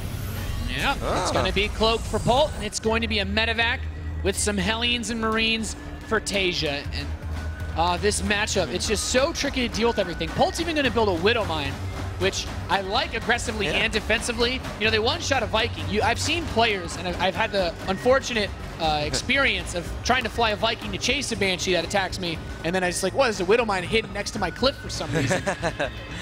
Hellions are cruising around the middle of King Sejong Station, of course. Oh, Widowmine! If it burrows and kills a Hellion, that would be fantastic. It shouldn't. Yeah, he might. Oh my god, Hellion attack. Well, those Hellions are almost locked in. Those Hellions were fast, man. They are tuned. Did you see that acceleration? Now there is a very happy Hellion in the main base of Tasia. Look at this guy. Look at him go. How did you get in there? 4 SCVs? Oh, goodness gracious. Polt. Get Vin Diesel out of that Hellion. What is this? Oh man, Polt is he's having a running riot here today. Now the medevac has arrived for Tasia. The Hellions are here, but Polt, he kept his Banshee at home this time. Yeah, Cloak is almost done. That should be really good. Just pull your SCVs. All you need to do is hold. You've killed half your opponent's workers. With what are you worried about? He kills a few more SCVs back in Tasia's base. There is still that single Hellion just going on an absolute rampage. He has 11 kills. Can you believe that? Oh my goodness. This Hellion, he's dead, but man, he is officially a legend here. Yeah. Hey, Vin Diesel is never really dead. He somehow survived that car crash. I can guarantee you that, Nate. Yeah, I would believe it after 8 movies. The SCVs are going down up Polt now. The Hellions do slip in, trying to deal some damage back. Important things to note, Tasia's command center is much further ahead than Polt's, but He has lost a significant number of workers. Total workers killed between the two players so far is 11 versus 9. Yeah, this second drop was very successful for Tasia. He's going to try again. So many of the SCVs are very low in HP. All that these Hellions need is 1 or 2 successful shots, and he could pick up 3-4 more kills, and that is massive in this phase in the game. Oh, the Banshee canceled that command center. And there is no Raven. Like, how is he going to... Oh, he needs to kill this Banshee, His but he's missile not getting turret's it. not done yet. The Banshee escapes, and the amount of energy that it has because it stayed home to defend means that he's going to be able to sit here and just kill SCVs from the skies all day. Tasia GG's! That's it! Bolt is your champion. He's going to Battlegrounds DC, finally winning a Red Bull event. Unbelievable performance by Bolt. I loved it. An incredibly aggressive, incredibly fantastic play by Bolt, defeating in 3-0 a player who simply does not know what it means to lose. Finally, Bolt, of course, incredibly happy. He deserves it. He has been on this journey for many, many months. He wants to win a tournament so badly. Give it up for your champion, Bolt.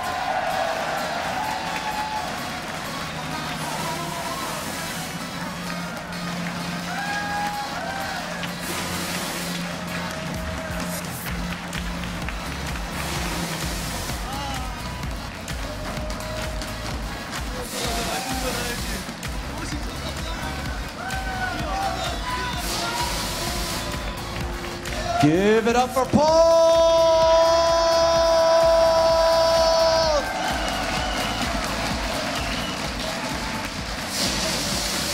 Your Red Bull Detroit champion.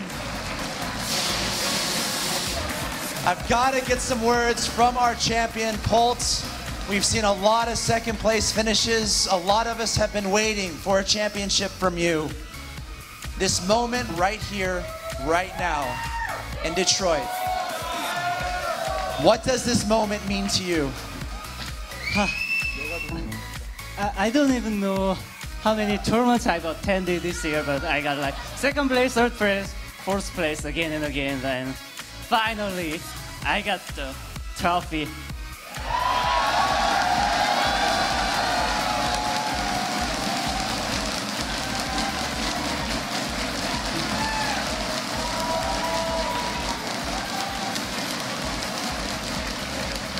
You have secured yourself a spot at the Global Finals in Washington, D.C., Polt. What's to stop you from here? What's your confidence level like going into the Global Final?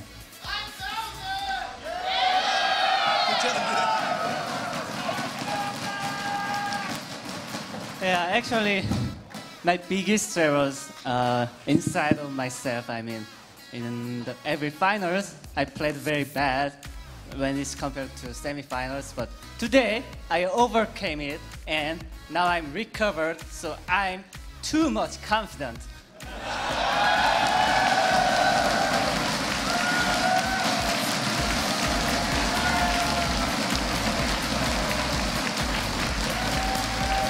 We got to talk about this crowd here in the Motor City in Detroit, Michigan. Do you have any words for this awesome crowd here? First, I want to say thank you to my sponsors, CM Storm and iBuyPower. And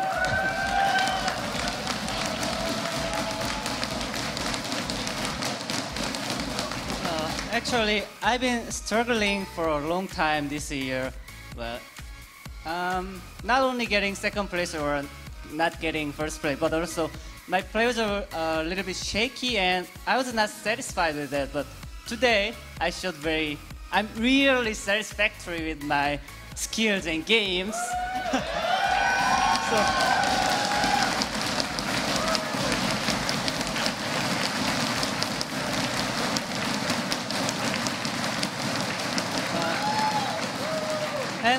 And I don't think it happened because of my work. I think it happened because of the people who believed in me. From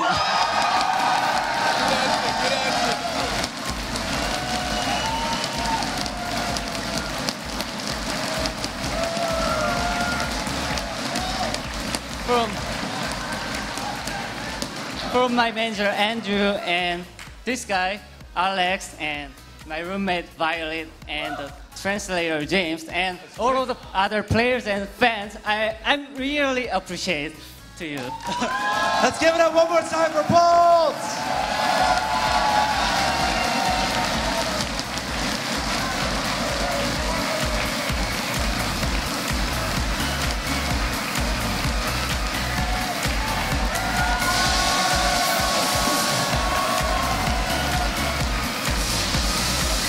Of course, congratulations to Tasia and all the rest of the players who participated here at Red Bull Battlegrounds, Detroit, the Motor City. You guys have been awesome here in the crowd. Thank you so much for attending, for watching, for supporting esports, for everyone watching online. Thank you, thank you, thank you. And from everyone here at Red Bull, everyone behind the scenes, thank you so much for watching. And remember, we are not done. The global finals, September 20th, September 21st in Washington, D.C. is the next stop. My name is Axel Toss, signing off for now. We'll see you in Washington, D.C.